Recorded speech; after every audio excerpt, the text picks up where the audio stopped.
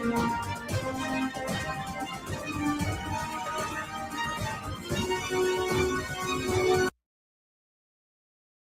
I'm Paulina, and this is how I win at work with Liberty Mutual. Today, one of my new hires I coach told me he has more than doubled his sales. I'm so proud of him. It was so rewarding to see how my leadership has made a difference. And that's how I win with Liberty.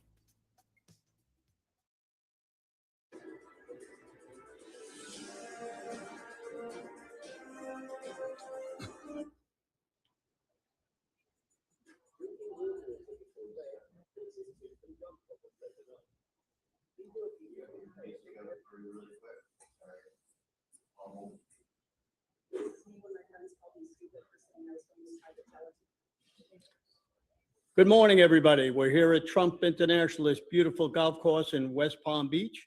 I'm here with my co-host, Linda Sinkowitz. We're going to show you a little bit what Trump International looks, then we'll get right into our election security call.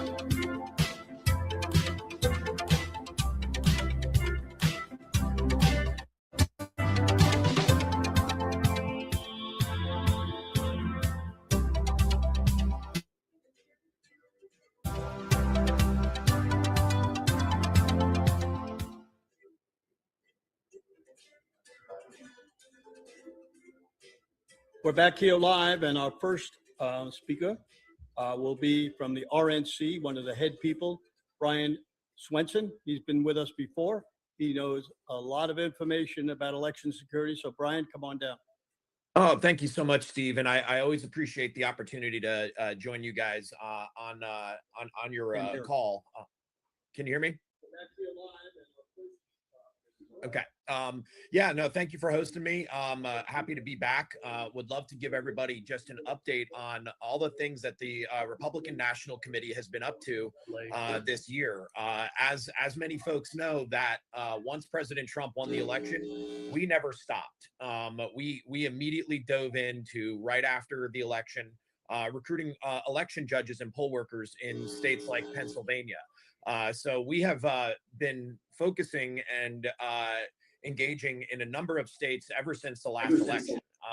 And we just completed doing Virginia and New Jersey, where we successfully recruited hundreds and hundreds of poll workers who ended up getting hired to work for the local municipalities to oversee those local elections. One of the core focuses or new core focuses of the RNC this coming election cycle is in poll worker recruitment. So we've launched a portal called republicanpollworkers.com, which helps to track the journey of folks as they're interested in applying to become poll workers. It's very important to us that we get more Republicans to become poll workers. The reason for that is because they're better able to watch and monitor the system and make sure that everything that should be done accurately and fairly is done. It gives you the best opportunity to actually having eyes and watching the process. For years, Democrats have been doing a really good job of recruiting poll workers. Well, that's something that Republican Party has now been putting a big emphasis on, which is making sure that poll workers actually get hired and placed. And one of the very fascinating things is there are some states, for example, Michigan has election parity laws in place that say that if you are applying to become a poll worker, they must hire, for every one Democrat, they must hire one Republican. And that is something that is in law, in statute, in the state of Michigan. So in examples like Detroit, where they don't hire our people, what we will do is we'll litigate and make sure that our people are in fact getting hired. And that is an example of something that happened last year in the election was we had a lot of folks that applied. They did not get hired. We litigated, they changed, and we ended up having a record 600 poll workers that got hired and placed in the city of Detroit. Where that compares from 4 years before that, I think we had something to the tune of about 20 total poll workers that were hired in the city of Detroit for the 2020 cycle. Fast forward 4 years later, we ended up having 600. And those 600 people were placed in every single precinct, every single absentee count board, and every single early voting site. So that is one of the core new programs that we've launched this cycle. Is election poll worker recruitment in a number of our targeted states.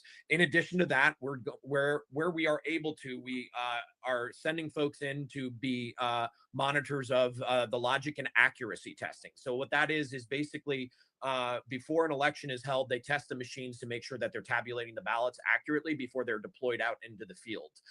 So that is another emphasis that we are doing this election cycle. And on top of that, we have launched a special monitor training where we have folks that are given even more specialized training to monitor and pay attention to elections. So we are in the middle of launching this year's program. As I said earlier, republicanpollworkers.com is a portal where people can sign up to become poll workers. But there's also protectthevote.com. That is another opportunity for folks to become poll watchers or poll workers in their targeted states. Our litigation team, very, very successful. We are now, I think, close to about 120 total lawsuits the RNC has participated in for just this election cycle alone. That is nearly double the amount that we have participated in from 2 years prior. So our litigation team and efforts have been very, very aggressive. Right now, we have sent letters out to 48 states asking what their list maintenance practices are. So what we're trying to do is make sure that every single state is actually cleaning and monitoring their voter rolls, and we're identifying what those practices are, so we can help help educate other states on what are the best practices, what are not the best practices. We know that there are some bad actors who we continually come after for not cleaning up their election results. Wisconsin has a notoriously terrible voter file.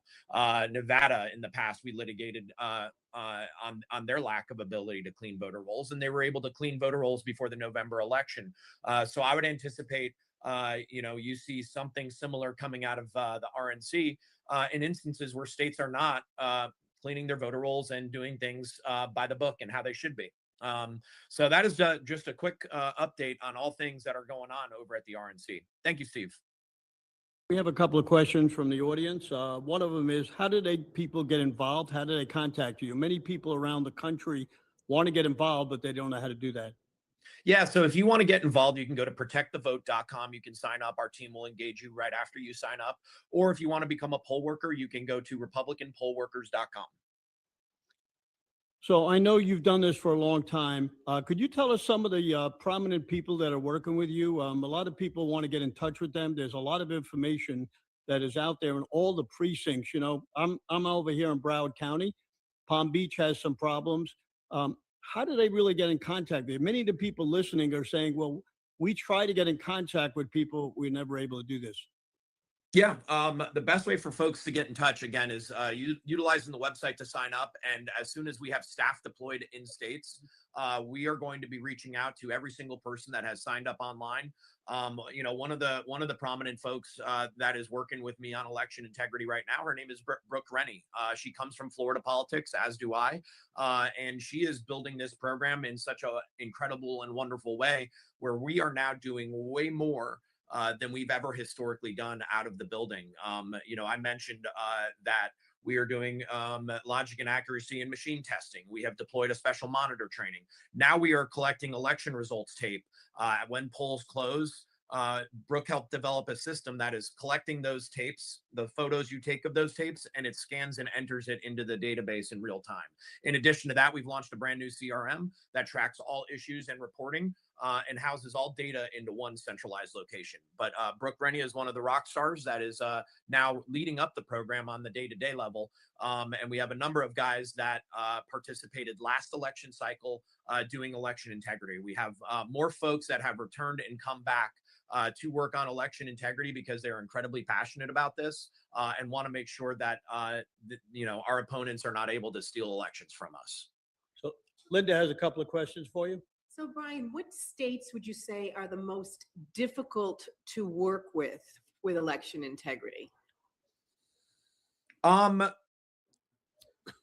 would say difficult in the sense of election officials. I would say absolutely Michigan.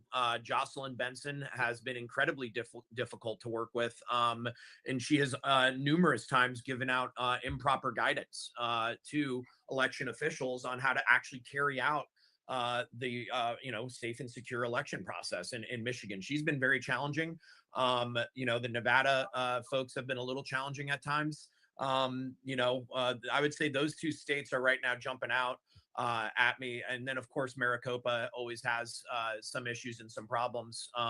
But those are, I would say, the ones that have been a little bit more challenging. Georgia as well. There's occasionally some problems in Georgia. Okay, do you ever go after some of the smaller states like Connecticut? That's where I'm from. Yeah, actually, what's funny is we have been expanding our footprint. This cycle, what we did was we started a program called the Non-Target State Program at the RNC. So what we are doing is we're standing up and training volunteer operations in all states that are not considered a target state by the RNC. But what we're doing is we're standing up trainings and helping to educate and empower them on some of the various resources and tools available to them. Great example over in Maryland, they are really focused on doing poll worker recruitment. Well, we have helped them to stand up a poll worker recruitment operation. They're utilizing our CRM. Connecticut, we've been involved in some of the voter file issues over in Connecticut. Hawaii is another good example. That's a state where we've now done a little bit of litigation in as well on their lack of list maintenance practices. So we are paying attention to every state, and the states where we find opportunity to litigate, we absolutely explore all of those options to make sure that everyone is conducting elections safely and securely. Excellent. Thank you. So Yeah, we just had a primary in Texas. Can you give us any input? What's going on there, and what do you see that could help you make changes in other states when they have their primaries? Yeah, one of the fascinating things in Texas right now is they've recently changed up their voter file system. And so what the RNC does is we are able to, and GOP Data Trust, we are able to every month get the voter file updated from all of the various states that we've signed up for. Well, Texas, when they changed their system recently, we've tried to engage with them, and we're going to continue to try to engage with them. But we've noticed that they're much more late on delivering their voter file data. And I think it's because the new system, you have staff and people that are now relearning how to utilize it. Allegedly, it's a better system, but it seems to me like there is a little bit of messiness with how they've been able to roll it out, which is why now you're starting to see a number of issues of weird duplicate voters. But what we've been able to track is there have been no duplicate voters that have voted twice. That's something that we have verified, but there are just some problems and issues within their voter file right now, which I know they're working to clean up. So again, how do people reach you or reach somebody at the RNC to get information? Because a lot of people want to sign up and they really don't know how to do it in their local areas. Now, I know you could become a poll watcher, poll worker, but other people want to go out and, talk to people about it. They want to go on TV. So they need information from the RNC. And we thank you so much for coming on today, because we have a lot of people listening, and the tape will be available at Stern American Rumble. We're live there. So if you could put something up where somebody could reach you, I know that's going to I know you get a lot of messages, but I think a lot of people in this country want to help with election integrity. We've been doing this for 4 years, and there's still not a lot of success, you would say. We have Peter Tickton working on it, who'll be here later talking about it. We have President Trump keeps saying no mail-in ballots, et cetera, et cetera. What do you see happening? Well, again, the best way is probably you can follow us on X. We put out a lot of content and commentary on X at Protect the Boat. You know, the RNC is very, very good. We just hired a new communications person that is starting to put even more content out there into the press. So you can follow us on election integrity at you know, over on X. You know, again, you can sign up on the website, and as soon as we have staff deployed in states, which is going to be very soon, all of the folks that have signed up will be engaged and brought into the mix. So, Brian, we thank got you, about a Steve. minute. If you have any last minute comments, I know you do a lot of work and you have more intelligence on election integrity than anybody else, and we're glad to have you. So we got about a minute. Just give us a little wrap up. Yeah, no, I think it's really important for folks to understand that the RNC, you know, we continue to build and build and build from cycle to cycle the election integrity program. For those of you that are not aware, we were operating under the consent decree up until about 2018-19, and 2020 was the first time that the RNC was actually ever able to legally participate in election day operations. So that is basically election integrity. The program has been getting built up over the years, and now it's very, very aggressive to the point where, you know, we are paying attention to every single piece of the election process, from when machines get tested and then deployed. We monitor the seal logs, and all the way up through election day, when results tapes are posted at the polling locations. So we are involving ourselves in every single step of the process through trying to recruit poll workers, getting you know, poll monitors and observers placed. We continue to be more and more aggressive. And as I just said earlier, with our litigation efforts, we're sitting at about 120 total different pieces of litigation or legal activity that the RNC has engaged in, which is almost twice as much as it was 2 years ago when President Trump was running for re-election again at this time. So we've been very, very aggressive. The RNC, I would expect to continue to see it taking a very aggressive posture on litigation. We're always big fans to find opportunities to go after those that don't want safe and secure elections. Thank you very much, Brian. We appreciate you taking time of the day to come in. We'll see you again in a couple of months. Take care. All right. Thank you, my friend. Next up, we have our famous co-host here, Linda Sinkowitz, fightvoterfraud.org. I'm going to leave her to. I'm going to go out for a few minutes and take a cup of coffee while she's doing that. Go ahead, Linda. Okay. So no questions, huh? All right. Well, thank you again for watching Steve Stern's podcast here. This is absolutely phenomenal. I got to tell you, Brian Sweeney, when he talked about Brooke Remy, she is absolutely a shining star. She is doing an absolutely fantastic job over at the RNC and with elections. So everybody's going to see a big difference with how the RNC is being run right now. So anyway, as Steve Stern said, I'm Linda Sinkowitz. I'm the founder and CEO of Fight Voter Fraud. What we launched this January is Operation Verify Voters 2026. Basically, we want to get everyone active. You don't even have to join a group. We want to be able to train you. It only takes about 15 minutes on what you can do in your own neighborhood, on your own street. You know who moved. You know who died. Those are the people that you really need to let your election officials know about. They need to take them off the list. We will walk you through and tell you what you actually need to do. And every state is different. If you don't want to end up challenging them after, you know, we've given us the information or you weren't able to get anywhere, you just let us know and we will hold your hand. But it's really important that everyone get involved. It doesn't take much time. First thing is to make sure that if you had your driver's license renewed, make sure that you are still listed under the party that you were originally listed under.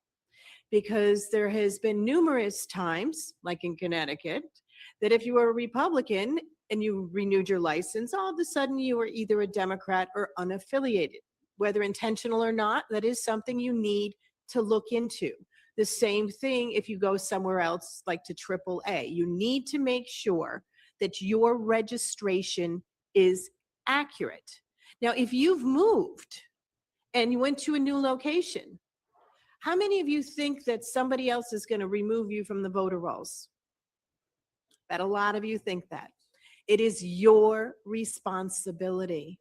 You need to make sure you contact the election official where you used to vote to let them know that you have moved. And then please absolutely register in your new location.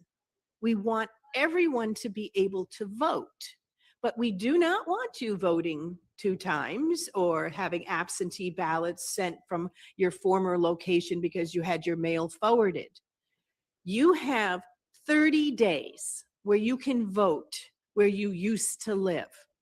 After that, you need to vote where your primary domicile is, which means wherever you live 6 months and 1 day, that is your primary. It's also what you file legally with the IRS as your primary location. Now, nobody else is going to know, what you send to the IRS. I'm just letting you know, whatever you put on the IRS is where you should be voting, which is where your physical body should actually be. It is so important. Now, some of the other things you need to make sure to do is that if you get married, make sure you change your registration. It's simple, it's easy. Unlike you hear the blue states out there, the Secretary of State's complaining, or a number of other organizations on the left saying, oh, it's too much trouble. They didn't have time to change their last name when they got married. It is your personal responsibility to do that. It's yours. It's on you. Our being able to vote is something that our forefathers fought for you to have a voice. We all need to have a voice. We all need to have one vote. And how do you think it feels to have your vote negated by illegals that are voting? People who have died, yes, they do vote. Unbelievably, they get resurrected and they come back and they keep voting. Obviously, we know it's not them, but there's a lot of nefarious people out there. So when you have a loved one that passes away, make sure you contact where they were voting for the election integrity officials and let them know that they need to be removed. Because again, some nefarious person is going to come along and use their vote. It's been done thousands, if not hundreds of thousands of times. So it does happen. So again, you want to be vigilant with that. So we want to be able to train as many people as possible on very, very simple things that you can actually do. It's free. You can go to our website, fightvoterfraud.org. You can choose different times that you're available to go through the training. My assistant, Tim, will be more than happy to schedule it for you and let you know. He's fantastic in training everyone. We want to have all 50 states involved. Right now, we're at 22 states that we have people that we've trained. We also are available to train groups. We can also set up special times. We can go in person. But the big thing we'd like you to do is get someone to help sponsor the training. Like I said, if you don't want to put $10 in, that's okay. See if you can get somebody else to sponsor the training.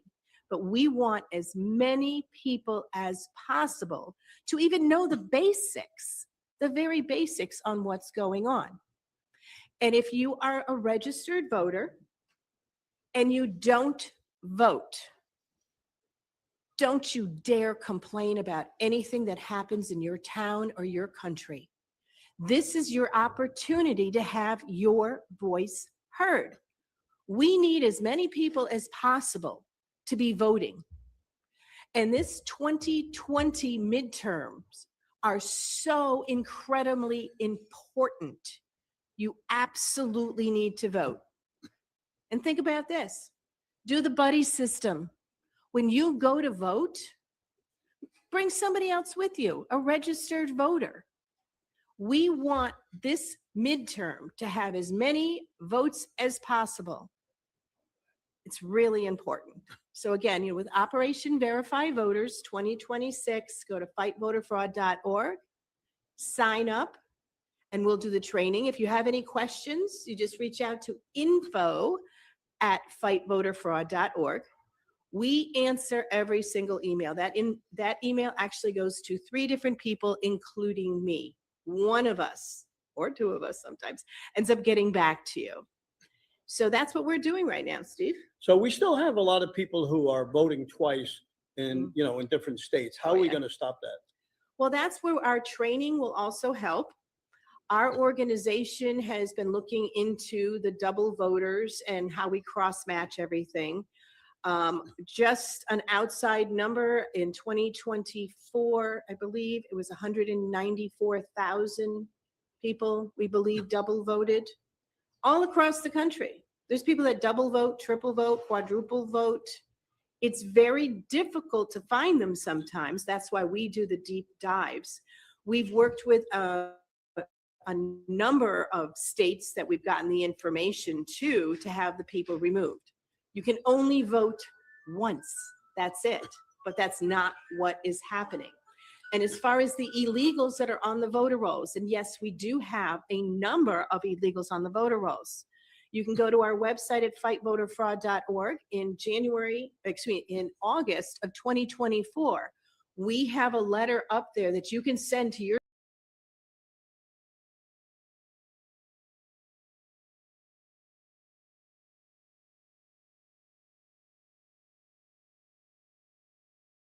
So, like I said, we have that information up there as well. So everybody can help.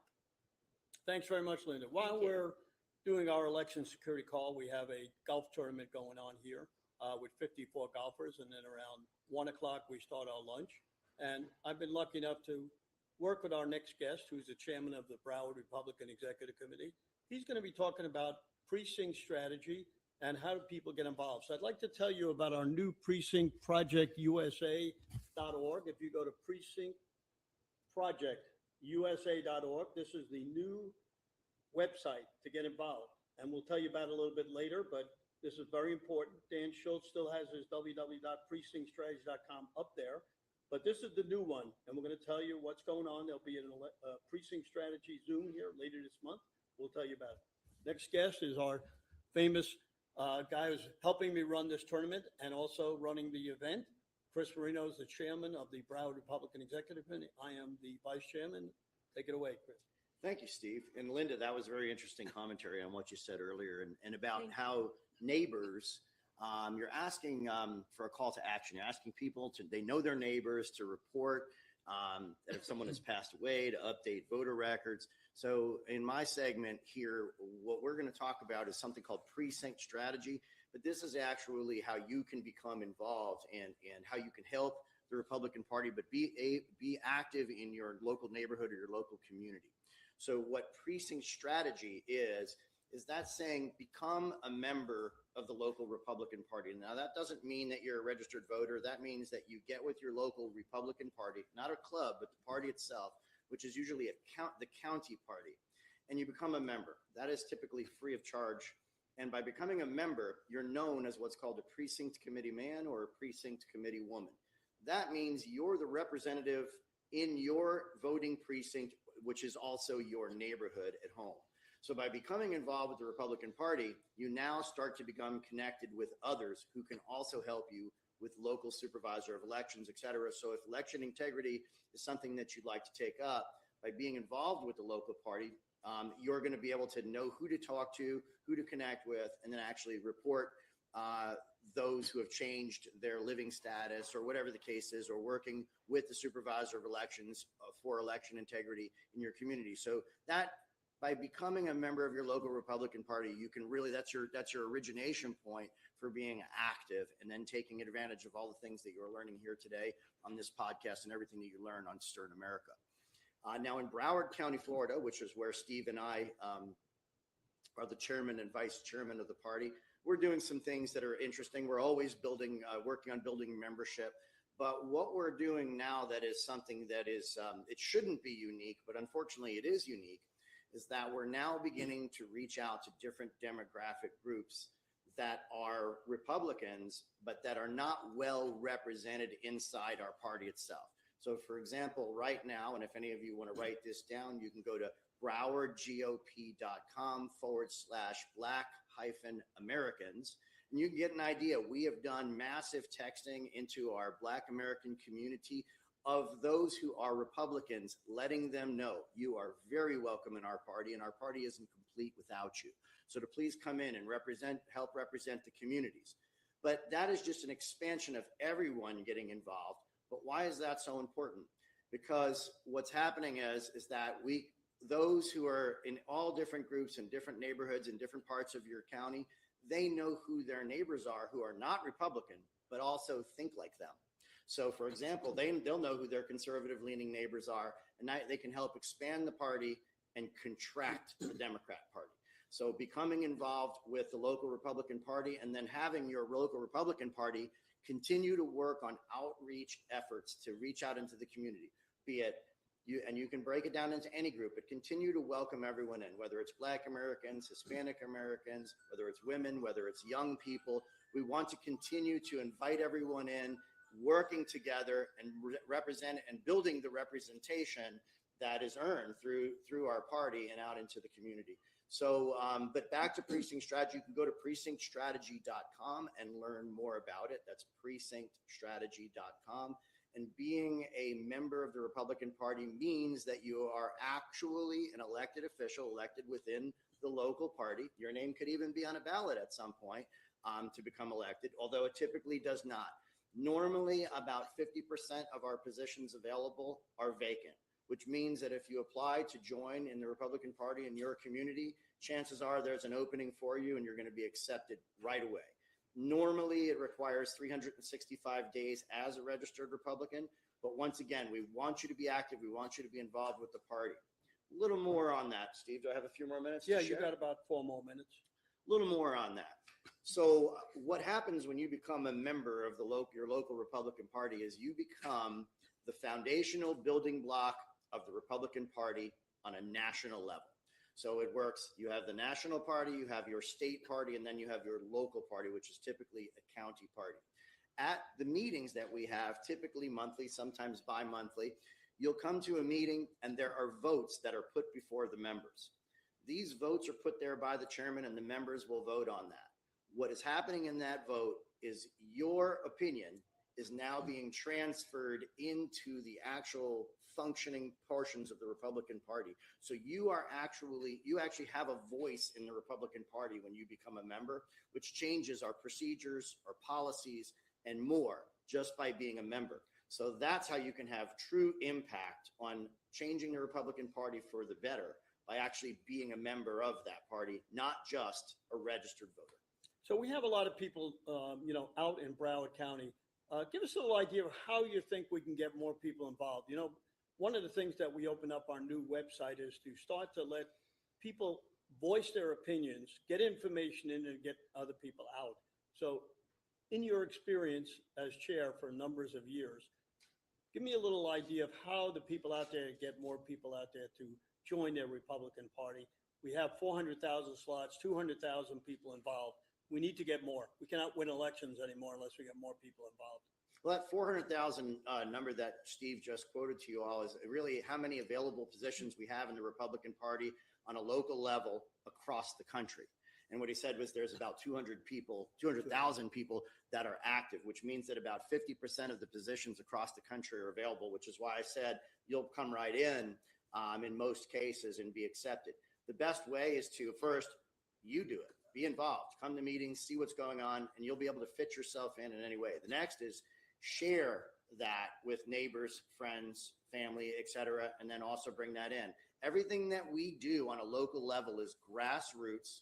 It's all person to person, something social media companies can't get in the middle of, slow us down, anything along that line. So we want you to share this, and by sharing what we're doing is the best way. Now, I will say this.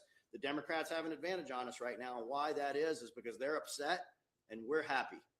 When we were upset a few years ago, our numbers were building and building and building and building. This is not the time to rest on our laurels. This is the time to be active. So this is where everyone needs to speak. We can't listen to the podcast, listen to this information, but take no action.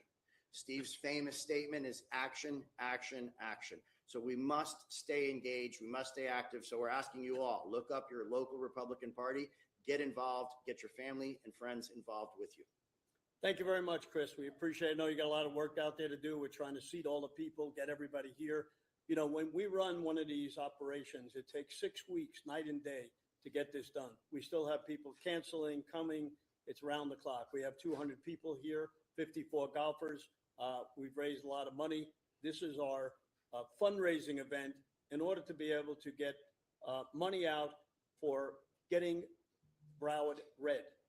Broward is one of the only counties, there's about 4, I think, am I right, in Florida that are still a little blue. We're moving it to the red side. So this is the way we get. If anybody would like to donate, of course, you can donate to the Broward Republican Executive Committee. You want to tell them how they could donate if they'd like to? Sure. If anybody would like to participate in this event, and believe me, every dollar you spend is one more Republican that we're able to get to the polls this November, and voter turnout is what it's all about. So if you go to browardgop.com and click events, you'll see today's event on there. Just click that event and you can donate any amount. Even $10 or $20 would be 10 or 20 more Republicans that we can communicate with and make sure that they vote in this November's election. Thank you very much, Chris. We appreciate it. I know you got a lot of work to do out there, so we're going to let you Thank go. you for And we're going to everything, bring in a famous guy who unfortunately, or fortunately, he came and he fell in the airport. He's on crutches, came from the hospital here. So Harry Hurry, who is going to pull in over here, Unite for Freedom. He's on Steve Bannon all the time. I usually follow him. I don't know why I'm following him, why he's not following me, but it's a lot of fun. So we're going to get him over here in a second. Unfortunately, he's got to go a little bit slow, and we thank him for getting out of the hospital, being in pain, and coming out here and tell you why we have to fight. I think it's usually best, Steve, if you're the second, because then you can refute everything I say. So anyway, thanks for having me. And you've just shocked all my Unite for Freedom people because I haven't told them I broke my leg last night. So anyway, basically, what we talk about all the time is the fact that our election system is totally broken. And, you know, we all have our kind of area of research, right? So some people focus on the, you know, registration rolls. Some people focus on voter ID.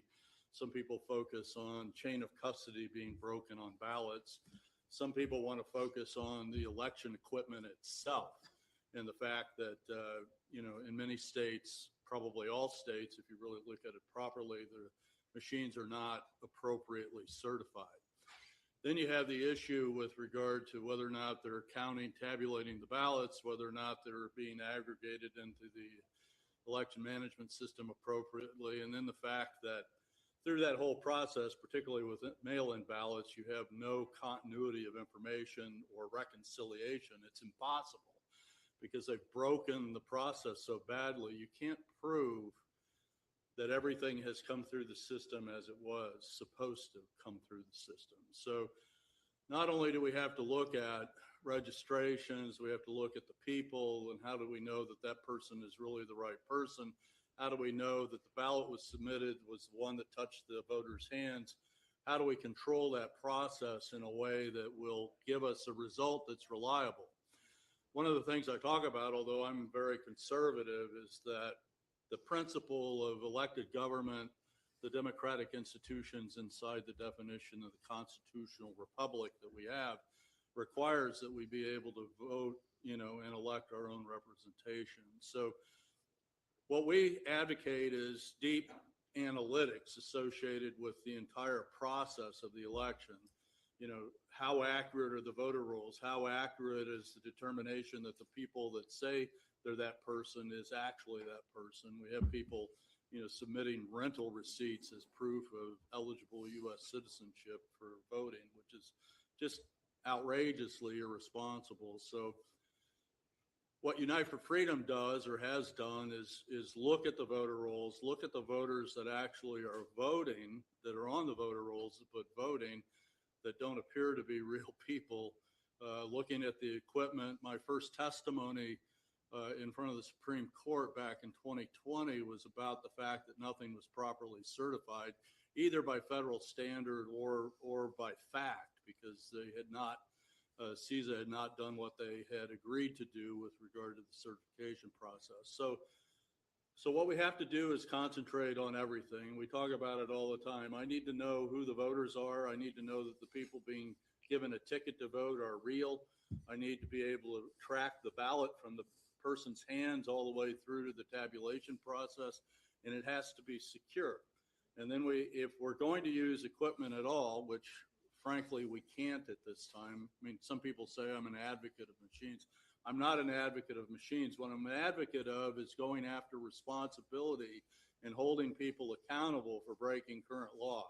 So when I talk about machines, I talk about it in a nuanced sense that we are using those machines illegally. Illegally.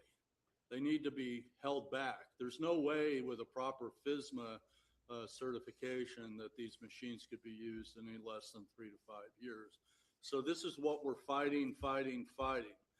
The latest thing we've done is we've looked at oscillations in real time. We just released a report yesterday with millions of changes of voter history. And everybody says that, you know, our vote's secure, but the fact of the matter is we see these changes that are totally illegal. A voter appears to have voted, then they appear not to have voted. Some of them go back and forth several times, and then they end up not on the voter history roll at the end. How does this happen? It's either a gross negligence on the part of the election officials, which I don't believe, or it's some sort of massive fraud. Then what we see after the election, after certification, are hundreds of thousands in some states, edits to the voter rolls. Why would people be editing 300,000 votes after the election? The reason is they're covering something up. What are they covering up? They're either covering up their illegal conduct or they're covering up intentional illegal conduct. It doesn't matter. They shouldn't be doing this. People need to be held accountable. We're advocating now emergency action. We don't have time. We don't have time to change the laws before 2026. Our only solution is to have in-person mail-in ballots eliminated, in-person paper ballots counted by hand, with an ironclad chain of custody from the beginning all the way to the end, knowing that they're securely stored. Most people don't even pay attention to this, but in 2020, millions of ballots lost their chain of custody completely. We even burned down a storage facility in Arizona. So whether that was intentional or not doesn't matter. We don't have any protection on these things. And then we find digital signatures that don't work. Last week I was on Bannon several times about this, this problem that we found both in Maricopa and in Georgia, where the digital signatures on the CVR they're not correct. Or even worse, images are missing, but we've somehow counted the ballot anyway. So we have to have a conduct of elections that's legal and honest and open and transparent. If we don't do this, we're going to be stuck in this rut forever. And the fact of the matter is, all you have to do is look at the dynamic. When an area is turned under the control of blue areas, they stay blue. Republicans don't give any money to make sure that blue areas are running fair elections. Often you don't have bipartisan judges even available. You're doing adjudication. We saw some pictures this morning of Texas adjudication process. No bipartisan judges in the process at all. And the fact of the matter is, what we have is a situation that's totally uncontrolled. We've got to get rid of that. We have to have a system that actually works. The fact of the matter is, under federal law, the word certification means something is accurate and compliant. We don't have accuracy and we don't have compliance, and it's got to stop. We can show you problems with the voter registration rules, problems with the voters that voted. We can show you that a lot of people aren't even who they say they are. We can show you that the machines are completely flawed from a technical certification perspective, most people know this, but I used to work with the NSA and the Information Assurance Directorate. Our job was to secure things. And I start laughing. I mean, David Clements and I talk all the time about machines and their lack of certification. I do change the nuance a little bit. I mean, a lot of people just want to throw the machines out. What I want to do is say, if you haven't met the letter of the law, you can't use them. I'm not saying that we can make them secure. I'm saying that it's their responsibility to make it secure, which, knowing this area of expertise very well, it's impossible that they're going to have secure election platforms in anything less than 5 to 10 years without spending billions of dollars. They're not going to spend the billions of dollars that it would take, and they're not going to put that kind of priority on it anyway. The U.S. military used to use devices like the Radiant Guards and the HAPI routers and these types of things.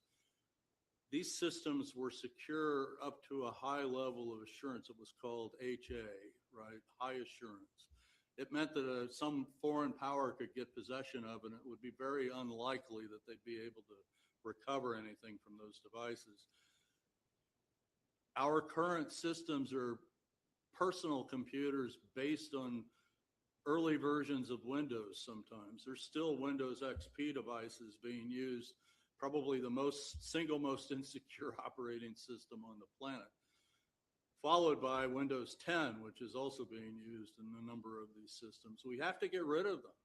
This is a monstrosity. We go into TCF Center, we go into Pittsburgh, Allegheny County in 2020, and the cages that are supposed to have the servers locked are unlocked, even though the contracts that purchased the material said no internet connections. We detect internet connections anywhere. This isn't conspiracy. They're breaking the law. We have to have legal, compliant, fair, open, and honest and accurate elections. That's all we're asking for. It should be, Democrat, Republican, Libertarian, Green Party, they all ought to be lining up, because no one has a guarantee that the voter is being heard. This country is owned and controlled by the voters, not by the politicians, not by the bureaucrats, but the voters, the U.S. citizens that the Constitution serves. What else would you like me to say, Steve? Well, let everybody know where to get you. We're running a little late today, so Sure. I appreciate it. And we'll get you back on here on the 18th or 19th when we have our next election. Thanks. Unite for Freedom. It's the number 4, uniteforfreedom.com.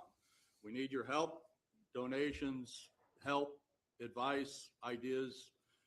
Call us and let us know what you think. Thank you. Thank you Thank very you, sir. much. We're going to have now on Greg Stenstrom, our guy who's always on, so you know him. I don't need an introduction. And Colonel Tim Schindler is going to come over here. They'll share the microphones and be on. So go ahead.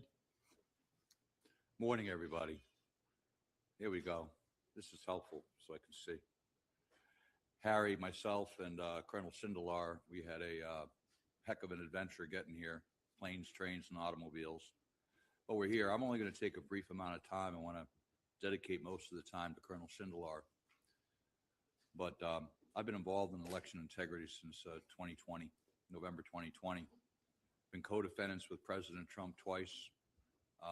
Leah Hoops, we've been co-defendants in defamation suits. And we prevailed in 3 different defamation hearings, 3 different defamation trials, using truth as the complete defense. And the truth is a complete defense. We demonstrated election fraud. But what I want to cover in about 2 minutes is there's 3 aspects to election fraud that we need to look at and the reasons why. So if you look at this in 3 things, they subvert elections, then they obstruct investigations, interagency collaborative effort to obstruct investigations, which is what Colonel Sindelar is going to talk about. And then they extract wealth. Why do they do it? I need to steal an election. I need to obstruct investigations. And then I need to steal. So what we've got is we've got the evidence and lawsuits pressing against the government and pressing against accountable people to ensure election integrity and stop them from subverting elections. Then Colonel Sindelar has primarily led the effort to show an interagency collaborative effort going up to the top levels of the FBI, the Inspector General, and the Attorney General's, the DOJ's office, to obstruct investigations. And sadly, I've been very supportive of Pam Bondi and Kash Patel over the past year. I can no longer give them that support. I think it is unconscionable that they are ignoring this. And at this point, it's not negligence, it's intentional. And President Trump needs to hold them accountable and remove them from office if necessary to ensure that these investigations go forward so that they can't keep extracting wealth. So in the 1 minute that I'm going to take remaining, Harry Howery and I from Unite for Freedom have been working together. What we've looked at, if everyone looks at the elections, everyone has been fighting a black box.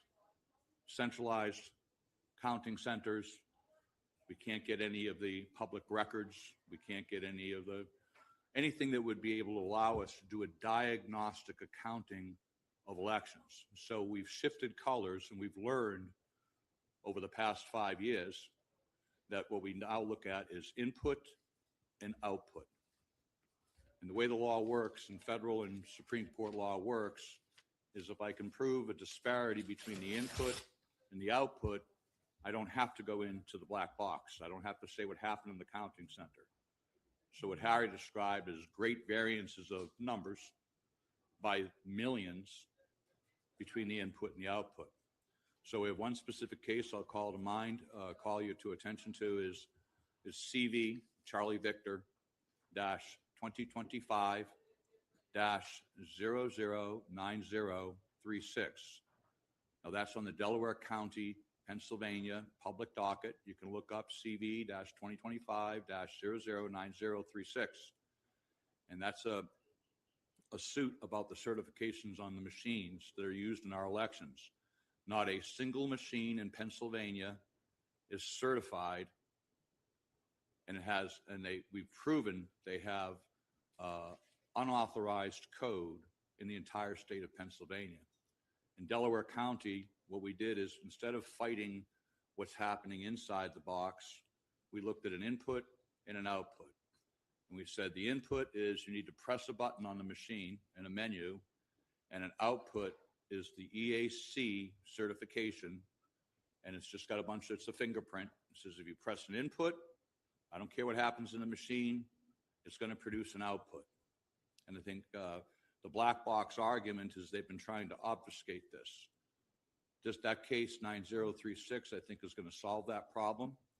And we are going to go forward in the state, and we're going to get at least secure machines. As Harry said, we're not going to ask them to get rid of the machines, but we're at least going to secure them. And this, if you follow us, if you follow me on patriot.online, and we put quite a bit of information. People here know my email. You can contact me. And I thank you for your time. I want to turn the rest over to Colonel Sindelar to talk about, I talked about subverting elections, obstructing investigations, and extracting wealth. Colonel Sindelar is an expert in the obstruction of the investigations and has been working for 10 years on this. Thank you very much, Greg, and we'll have you back on here on the 18th when we have our next election security call, which should be huge. We have a lot of people on today podcasting that normally don't come on because their shows are on the afternoon. So thank you very much for everybody coming on today. We're expecting about 6 to 8 million people here today. We'll let you know how many come on after that. Colonel Timlin, you're up. Hi, how are you? It's a pleasure to be here. As Greg said, I'm a strategic planner, and I'm a guy that takes a look at constructs and systems and then tells you how they're designed and what they're designed to do. Obviously, there's no question now that there's something wrong with the voters program. But I think what people are doing is they're still looking up and out, and they need to start looking down and in. Everything you're seeing is constructed, meaning that it was designed this way. It goes all the way back to the National Voter Registration Act, which was referred to as the Voter Motor Law. And the reason we had what was called the Voter Motor Law was because in 1993, President Clinton said that it would be a lot better if people could register their cars and register to vote all at the same time. That was 1993. That should sound very familiar to you now because people are making arguments along the lines of, well, I can't get registered to vote. I mean, I can get a car registered, I can get a driver's license, but I can't get registered to vote, and therefore this option, which has been there since 1993. Now, in 2002, they took another step. This is the big picture, guys, looking down. They started the Help America Vote Act, HAVA, and they did two things. One, they created the Election Assistance Commission. And the mission of the Election Assistance Commission was to ensure that all the hardware and all the software that was going to be used in 1,143 counties across the United States was certified, meaning that the federal government stepped in 2002 and said, we're going to take responsibility for assuring that the hardware and the software is indeed good. Now, obviously, that's a big problem. So the question is this: if we have a federal independent entity or an agency that does not report to the President of the United States, responsible for certification of all the hardware that is being used in 1,143 counties, I guess it's a question of how flat is the cat? I mean, we keep running over the cat time and time again, and everybody goes, my goodness, the cat is flat. And I'm like, absolutely. But it's time for people to start looking at the bigger picture. The bigger picture is that the Election Assistance Commission, which has the responsibility for ensuring the integrity, has failed. Now, one of the things that they did is they also implemented a commissar into the EAC, an individual who responds through an alternative command and control system, and it's called the Inspector General. So the Inspector General of the EAC works directly with the Inspectors General, the Council of the Inspectors General, on integrity and efficiency, along with every other Inspector General in every single bureau, board, agency, and commission in the whole federal construct. So they know exactly. Now, if you don't think this is a problem, I'll end with this. Right now, HR 22 is the very piece of legislation that is supposed to put criminal penalties against any federal official who registers an individual to vote that is not properly certified. First time, but there seems to be a problem. It's been sitting on the Senate leader's desk for over 9 months. It's still sitting there. So the reason it's still sitting there and it hasn't had any effective action is because they don't want to pass the certification, because once they do, it requires every state to clean the voter rolls. That's both Republican and Democrat led. So the most important thing that has to happen now is if you do not get the Safeguard America Voter Eligibility Act passed, it will not matter. They've already wasted almost 9 months of time. So somebody has to ask the question, what does it mean when you have a president who is a Republican, you have a Speaker of the House that is a Republican, and then you have a leader of the Senate that is a Republican? And if they are unable or unwilling to do this, you now know why the cat is flat. So you can run over it as many times as you like, you'll still have a flat cat. So it's the most important piece of legislation. And if there's any realistic desire to ensure that the 2026 midterm elections are held with any modicum of success, you're going to need to pass that and pass it soon so that you have enough time to direct all of the governors of all the states to clean the voter rolls. Thank you. So what do you think we should do as the public in order to get this passed? That's easy. Every single American, there are 4,032 members of the House right now because 3 members of the House are not there anymore.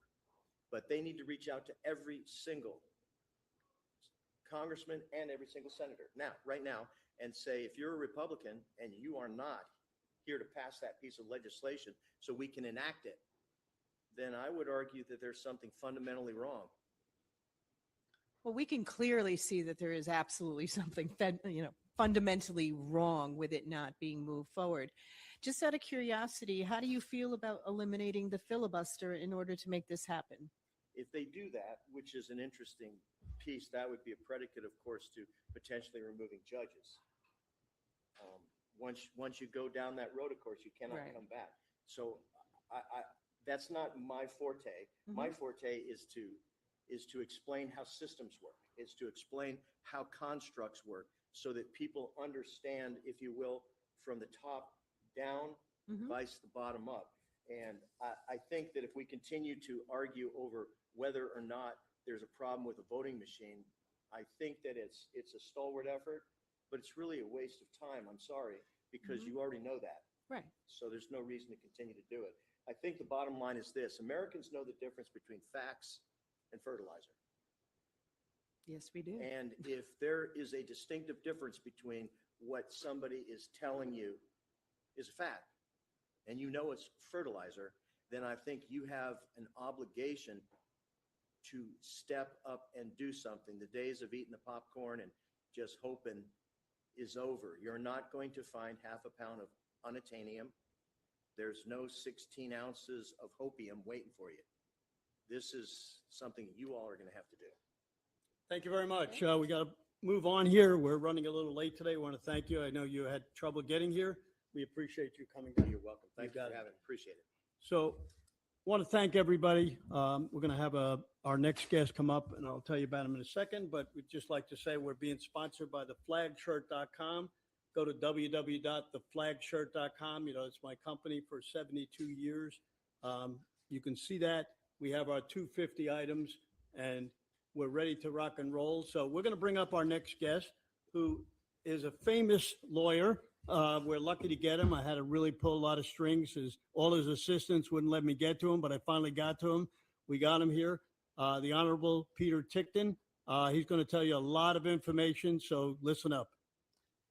Okay, I'm not even sure where to start because there's so many things happening. I know Start at the everybody beginning. Everybody wants to hear about Tina Peters.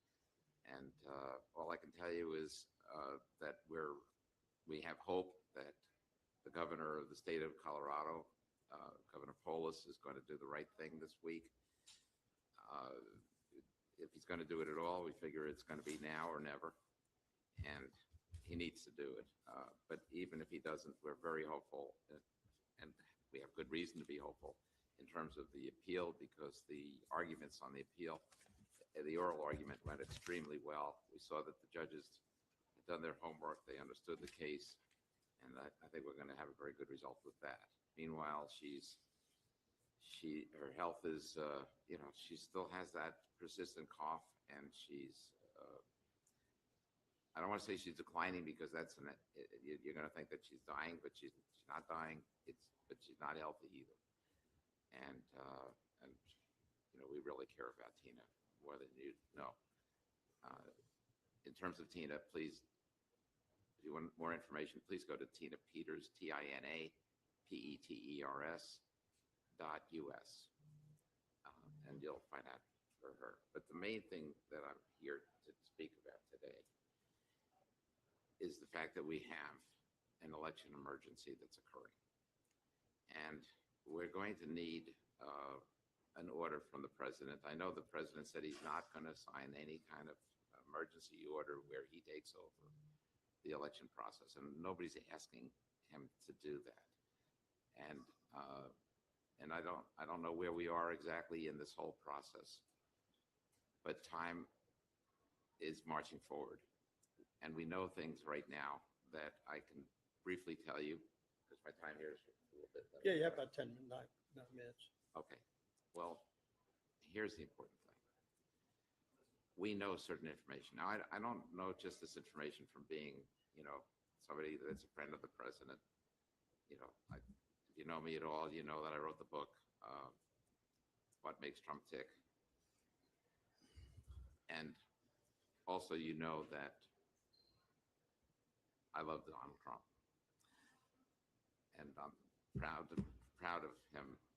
Something in high school, I always knew he was smart, okay? Because he and I, fought against each other for our position in the class and for marks and so on. We competed, but always with good feelings. And I always knew he was a bright guy. But looking at the way he's running this presidency, frankly, I didn't know he was that smart. But man, look at what he's doing. So I know him, I love him, I'm proud of him, but the main thing I'm here for is what I've been finding out from doing lawsuits. I represent a number of people that are in the election space, so to speak, not just Tina Peters, but others. There are lawyers that are being prosecuted, or I should say persecuted, in Michigan who are there because of what happened in Antrim County. Now, Antrim County, Michigan, is a very red county. And after the election,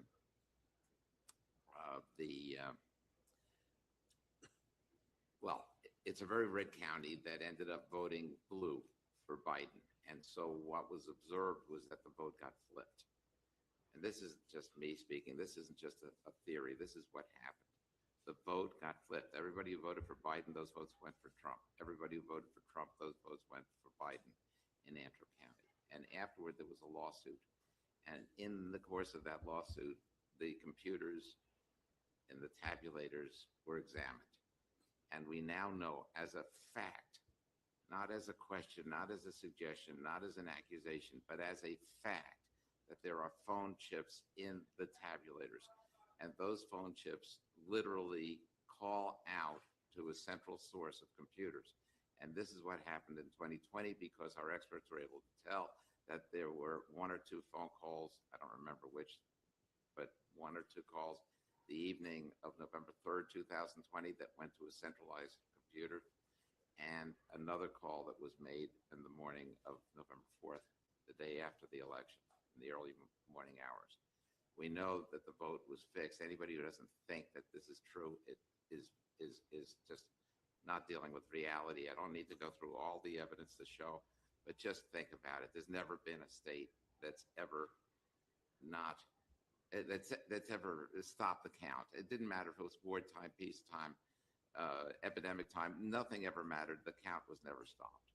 All of a sudden, 5 states at the same time on election night in 2020 stopped the count, and then we see this incredible increase of votes for Joe Biden that takes it away from Donald Trump, that gives it to Joe Biden.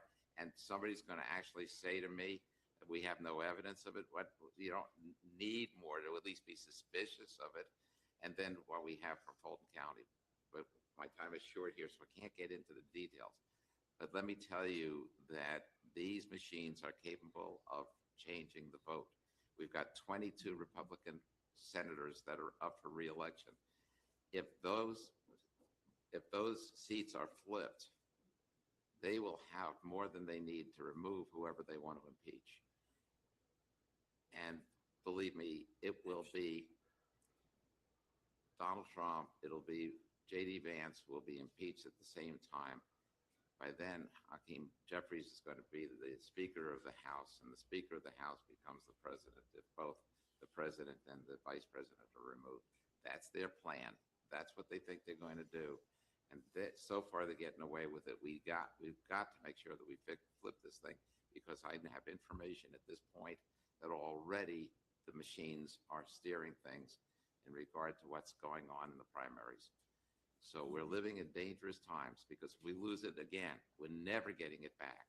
We will, the weaponization that we've seen in the past is going to be just a taste of what's coming in the future.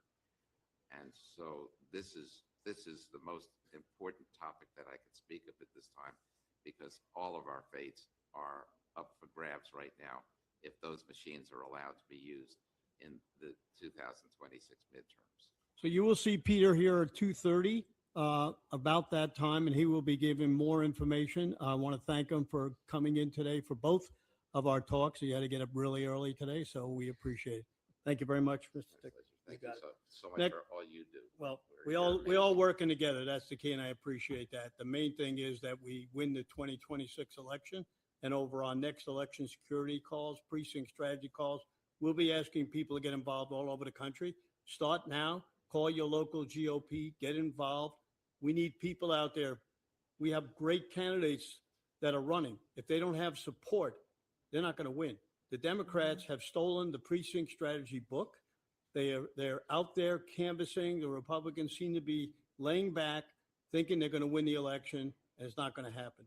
So we will listen to Peter a little bit later. We're going to bring on a good friend of mine, Joe DeBox, who just flew down, and he's going to come up next. Joe, you want to come on that down?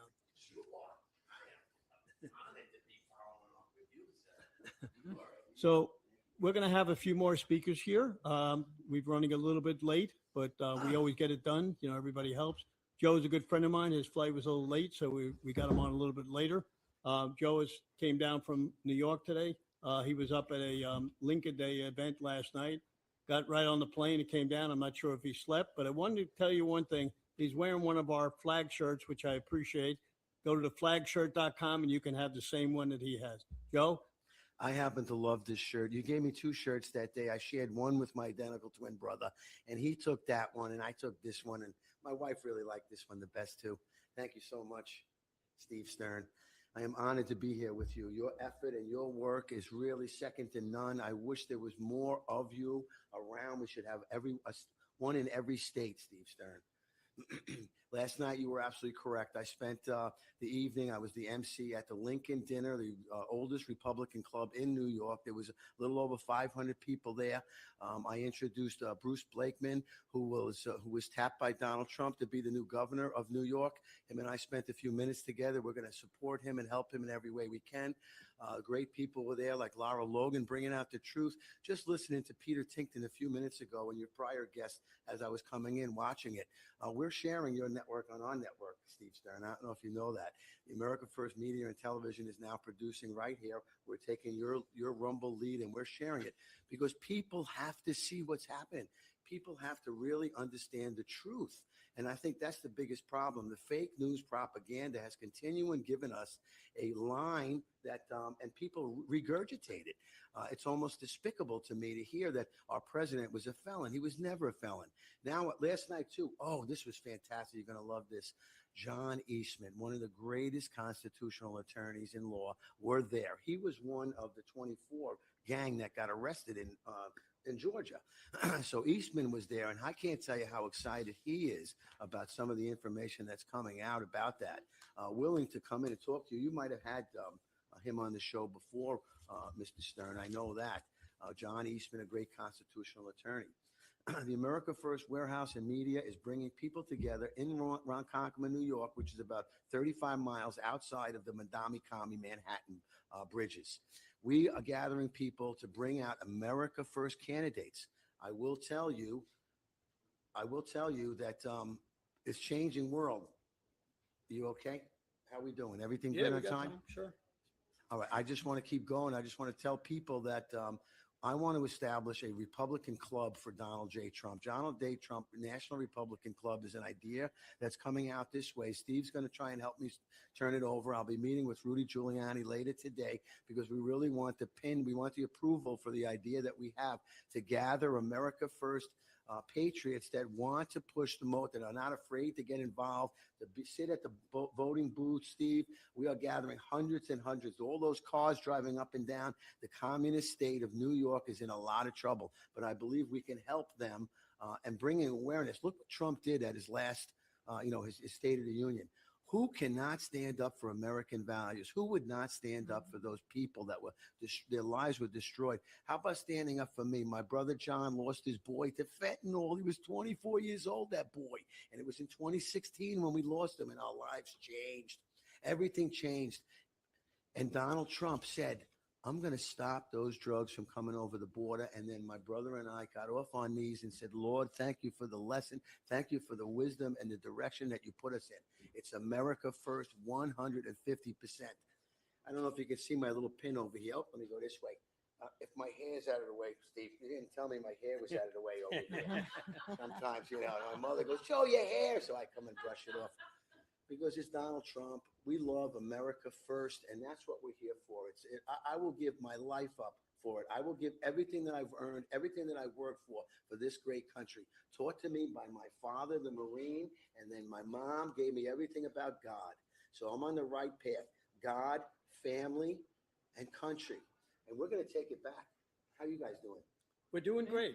Tell us a little about your warehouse. How did that get started? Because it's very important. You have a lot of events over there, and I think it's important that people know about it. We do. It was something that when President Trump, was doing his rallies, and he was doing back in 2016, running for office. We enjoyed him. We enjoyed The Last Man That Fell Off the Stage, or It Was Only Rosie O'Donnell. He had these great moments that I love because I'm a New Yorker and he gets right to the point.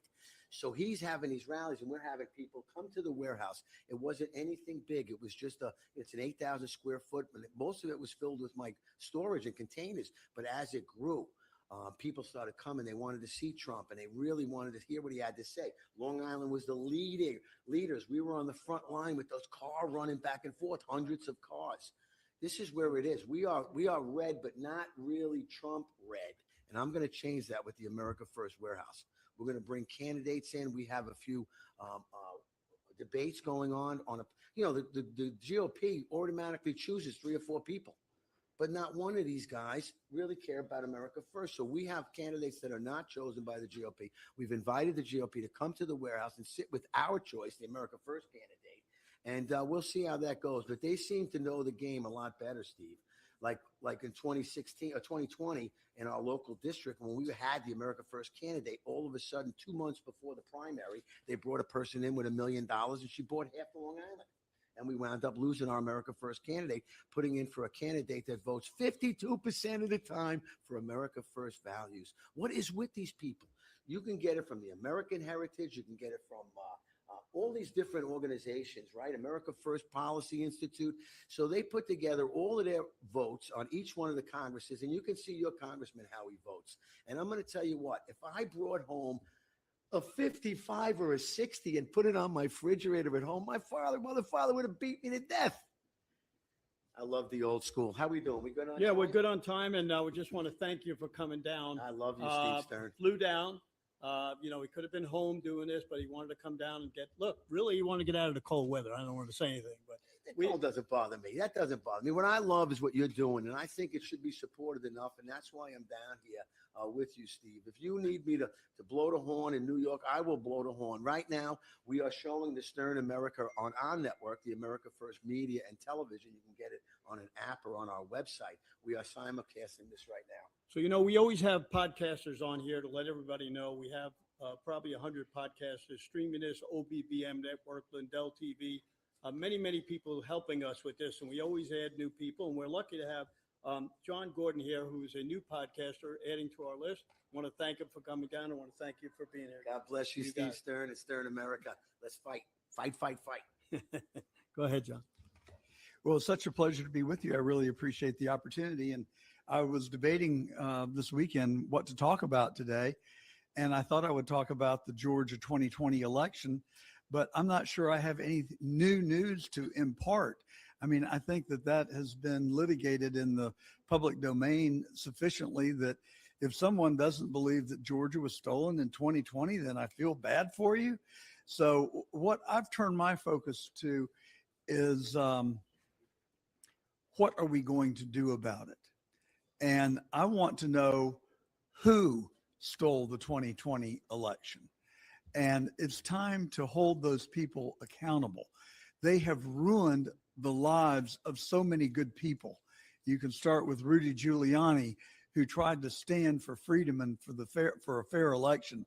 They took his bar license, they took his money, they took his reputation, and it frankly makes me mad as hell.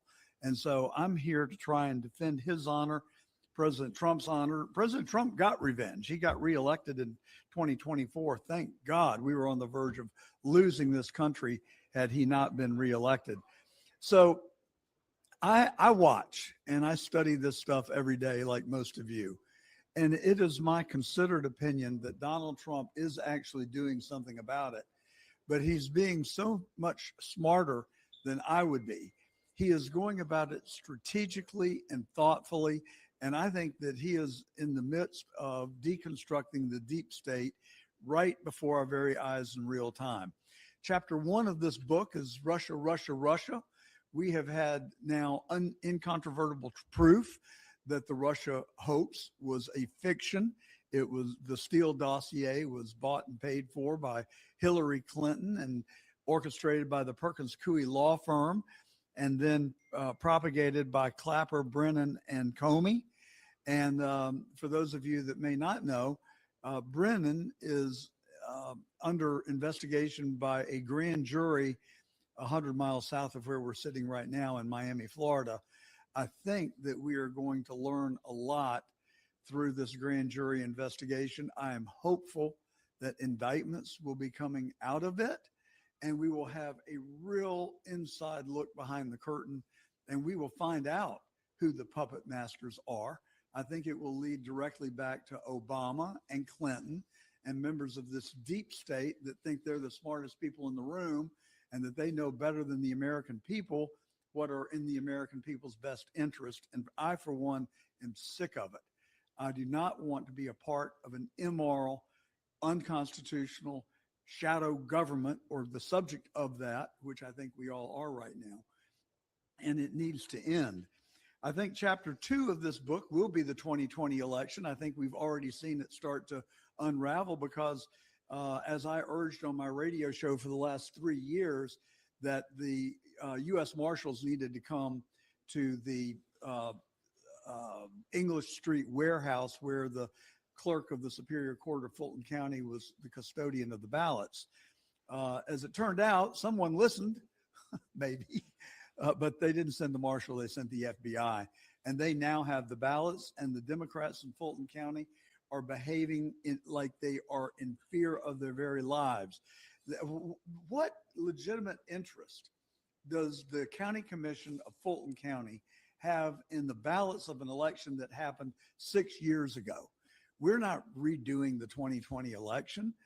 We're just uncovering who did engage in felonious work in conjunction with that election, who did send out the order to duplicate count 3,800 ballots that you can see with your own eyes on Brad Raffensperger's own website, who did harvest thousands upon thousands of ballots, who did encourage people to vote from homeless shelters, UPS stores, and abandoned apartment buildings.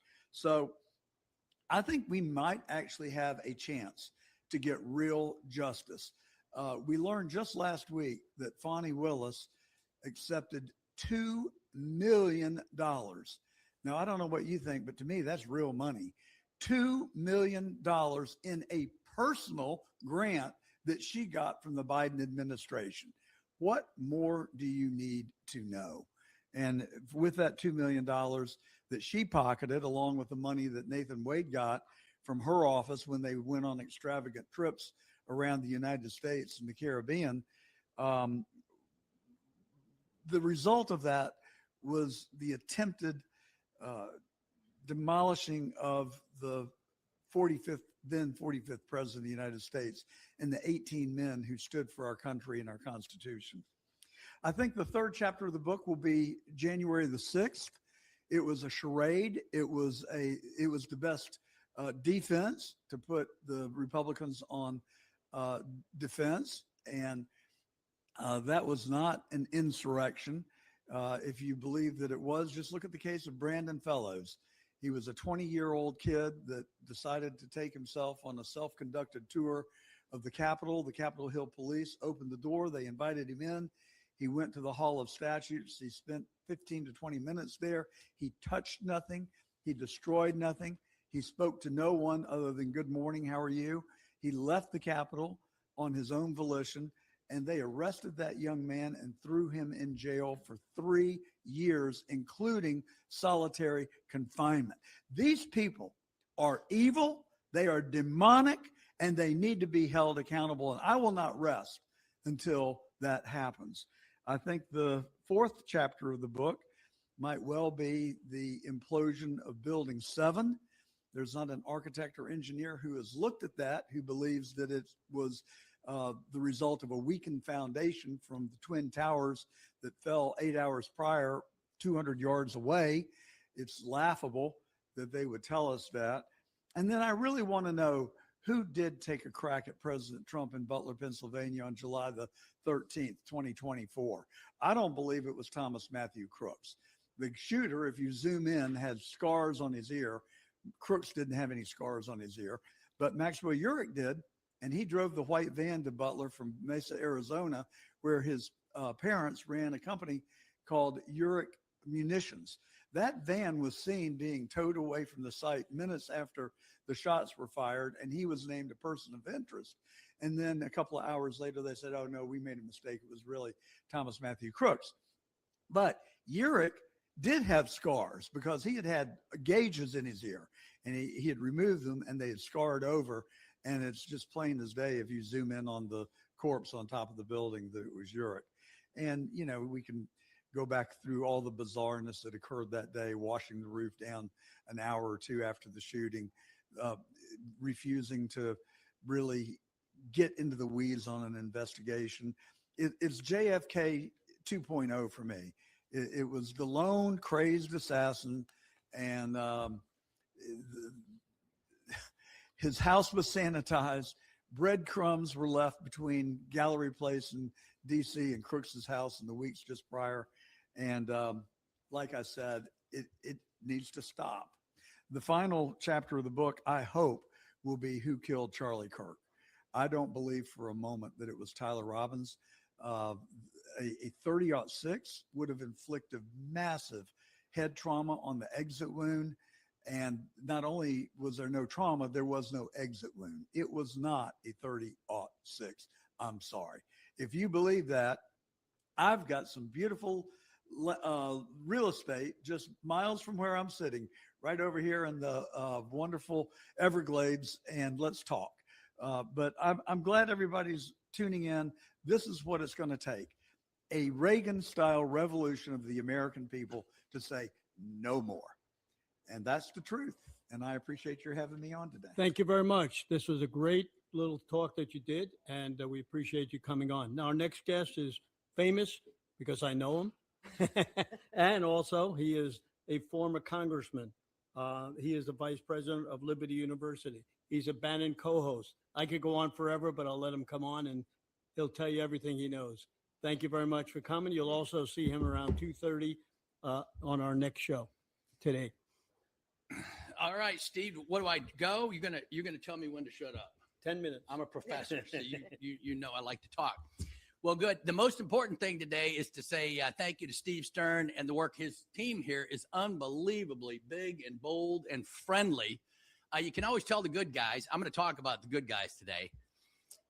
And his thing is called the Election Integrity Project. So everybody, I hope you all go out and donate. Just hit the buzzer, give $5 or $10 now, and keep it going and spread the word. Election integrity. I looked up Grok, right? I trust Grok more than the other guys, but it's not always perfect either. I'll get into that in a minute. But integrity is alignment between what you believe, what you say, and what you actually do, especially when it costs you something. And so when you think of integrity or someone with integrity, it means everything fits together. And that's why I'm proud to be a friend of Steve. I'm proud to be a fan of President Trump. I'm proud to be an American. I'm proud to be a conservative, because what conservatism really is about is conserving integrity, how all these ideas in the American way are built on a foundation that we all believe in. And that's the good news, right? And so if you don't have fair elections, how in the world can your country have integrity when the bulk of the people are getting really cynical right now, right? When you got stuff polling at 80%, the SAVE Act, and the Republicans won't vote on it. I was in Congress. You got 80%. Oh, my collar looks hideous. I better improve it. Steve, you better get on my case there. But back to serious matters. When the people, right? This is a constitutional republic of the people, for the people, by the people. And when the people's wills aren't being put into action in Congress, we got major problems. And boy, do we have major problems. And so that's the work of Steve, and this project is huge. And so it's just an honor for me to be here today. I'm going to ramble on for about 5 minutes. You got a former professor here. So I just want to tell you what's great about America, very briefly. Why is America great? Why are we making America great again? What made America great? Starts in the Hebrew Bible in the first chapter in Genesis 1. God made us, each one of us, male and female. He made them in his image. Everybody in this room, everybody out there, is made in the image of God. That is the spark that's at the root of the Western tradition. That idea that the image of God matters, and the likeness of God, you can think of it. And so think of that, right? And this is, it's kind of ironic. You're called to be in the image of God, and yet most Christians you meet and Jewish friends and et cetera are humble.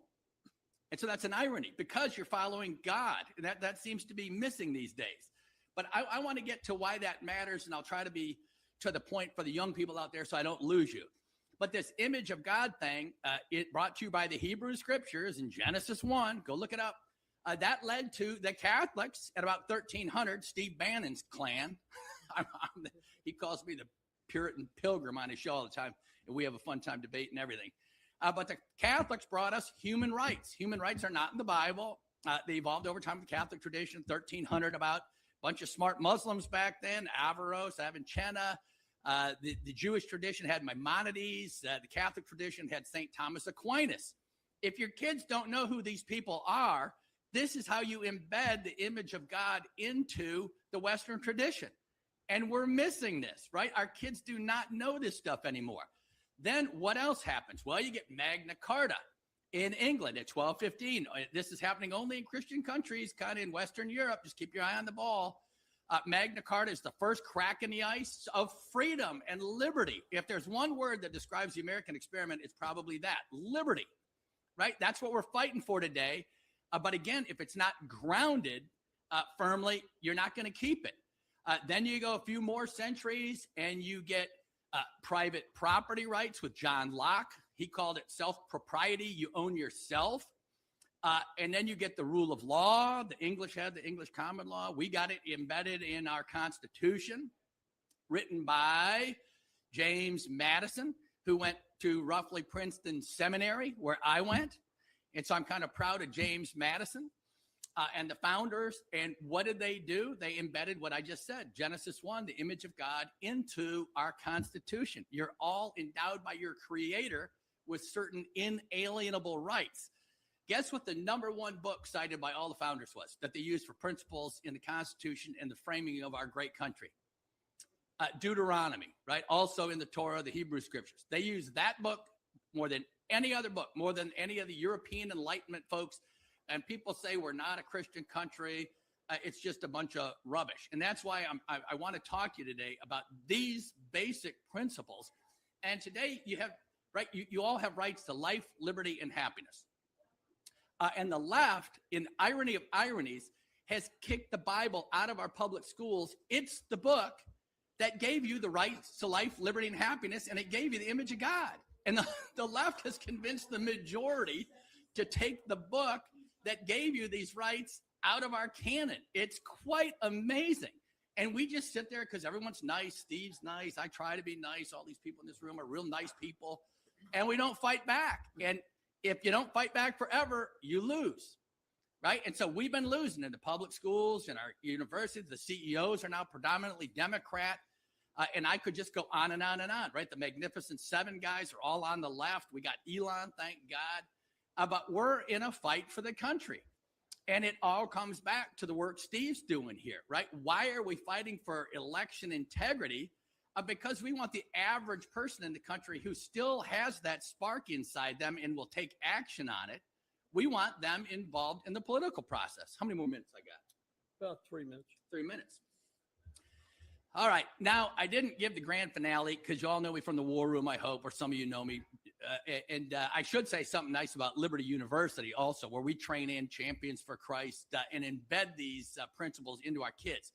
But when you get everything I just said, when you get private property rights and the rule of law and the Constitution, guess what else you get as a blessing, likely from God through a Presbyterian, quasi-Presbyterian named Adam Smith. You get the free market system and you get wealth that's incredible. All of human history made $1,000 a year for all of human history until 1776. Go look it up.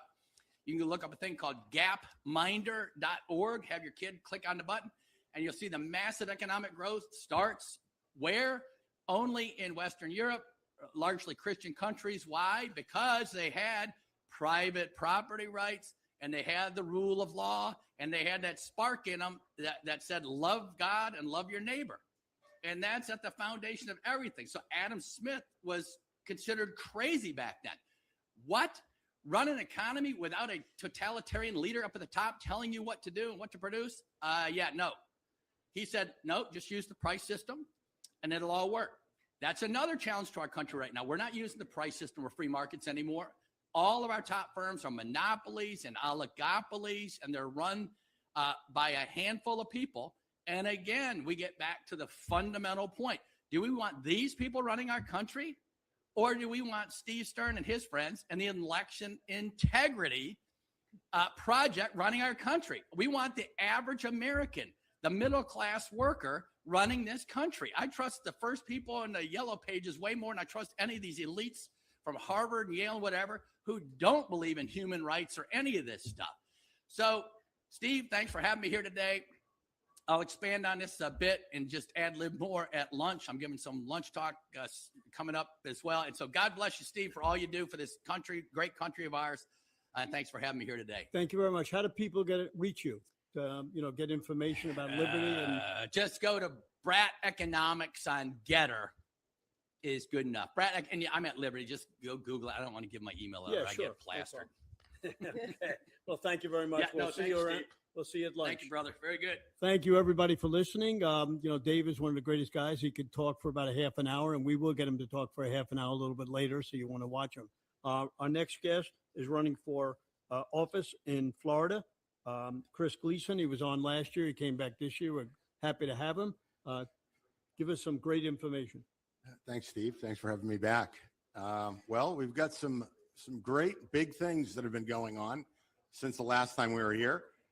We have fully mapped and tracked all of the Act Blue smurfing operations that have been going on for quite a while now.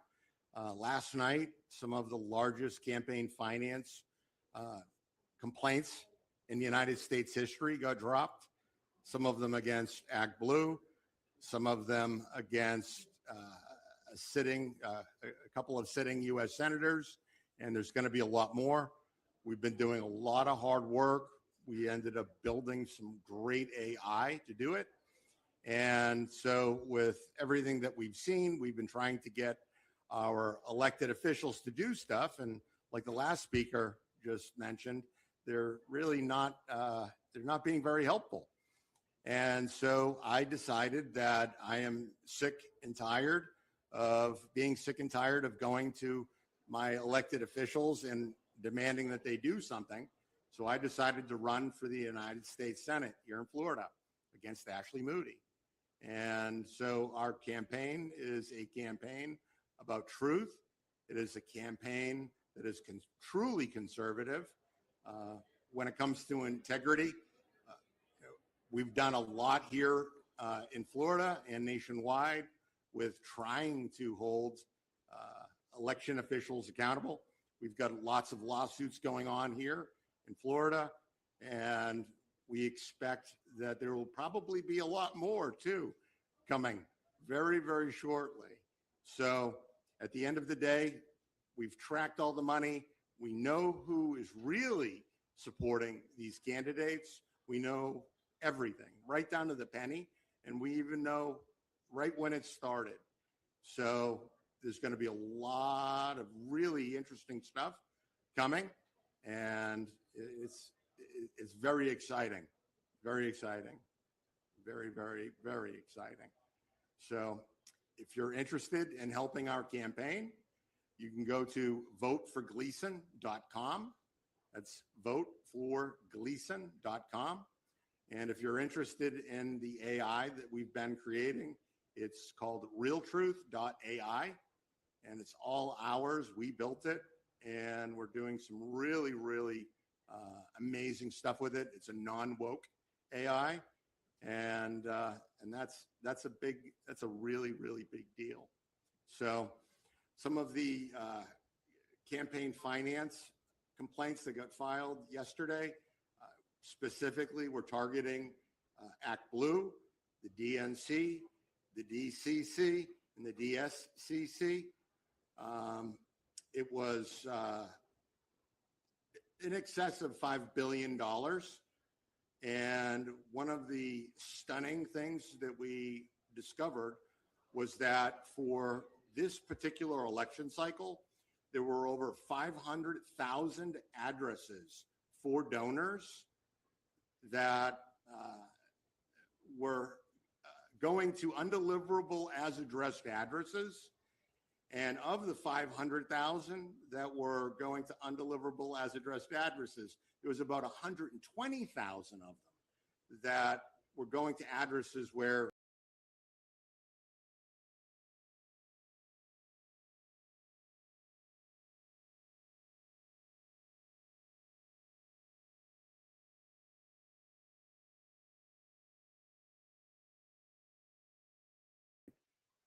share a common thread across 96.1% of the donations across hundreds of Democrat connected PACs, committees, candidates. And we've also found some really, really disturbing things with regards to Chinese-tied state-owned enterprises injecting money into Florida through local elections and into federal elections nationwide. And that complaint also got filed yesterday. So yesterday we had 4 massive campaign finance complaints that were filed, and you can expect to see a lot more before the end of this cycle because we have to stop the illicit. People that don't even exist. In some cases, yes. And people that actually did not make multiple donations, because we had someone in Connecticut, Dominic Rapini, who had looked into it. And there were people who had donated like 7,000 times, yet that person never donated and they lived in a mobile home. Yeah, so that's what Act Blue has been doing, all across the country. Oh, yeah. And they've been doing it for a while. So we tracked it back to its inception at the very beginning in the 2003, 2004 year. And there's going to be quite a bit more that's going to get exposed because Act Blue, now that they're caught, there are other means and methods that they're using to try to hide the money. One of the things that they're doing is they are structuring campaign finance contributions to stay below the $200 threshold. And that has grown to a rate where there isn't enough donors in the United States to facilitate the growth of these unitemized donations. It's incredible. I'm so glad that you've been looking into that as well, and the filings that you've done. Yeah, we're gonna with the FEC not having quorum right now. It should be very, very, very, very interesting because they're not going to be able to get away with this. They're not, and all of this is coming out now. One of the most important parts about this, though, is that because of the work of my counterpart Peter Bernagher and the exposés that James O'Keefe did, they're all on notice. And so these subsequent filings that we've made create significant liability for the treasurers and all of the people making money off of this. And, the funny thing about this is if a treasurer of a PAC or a committee is notified that they've made or that there's illegal money being injected into their campaigns, they have 10 days to either refund it or segregate it from their operating funds. And I think everybody's going to find out that they haven't done that. So how can people reach out and help you? Well, you can go to voteforgleason.com. And if you're in Florida, come out in the primary and vote for me. We need help because there's a lot of illicit money that is being injected into campaigns. So people like me who are doing things legitimately, it becomes a bit more difficult.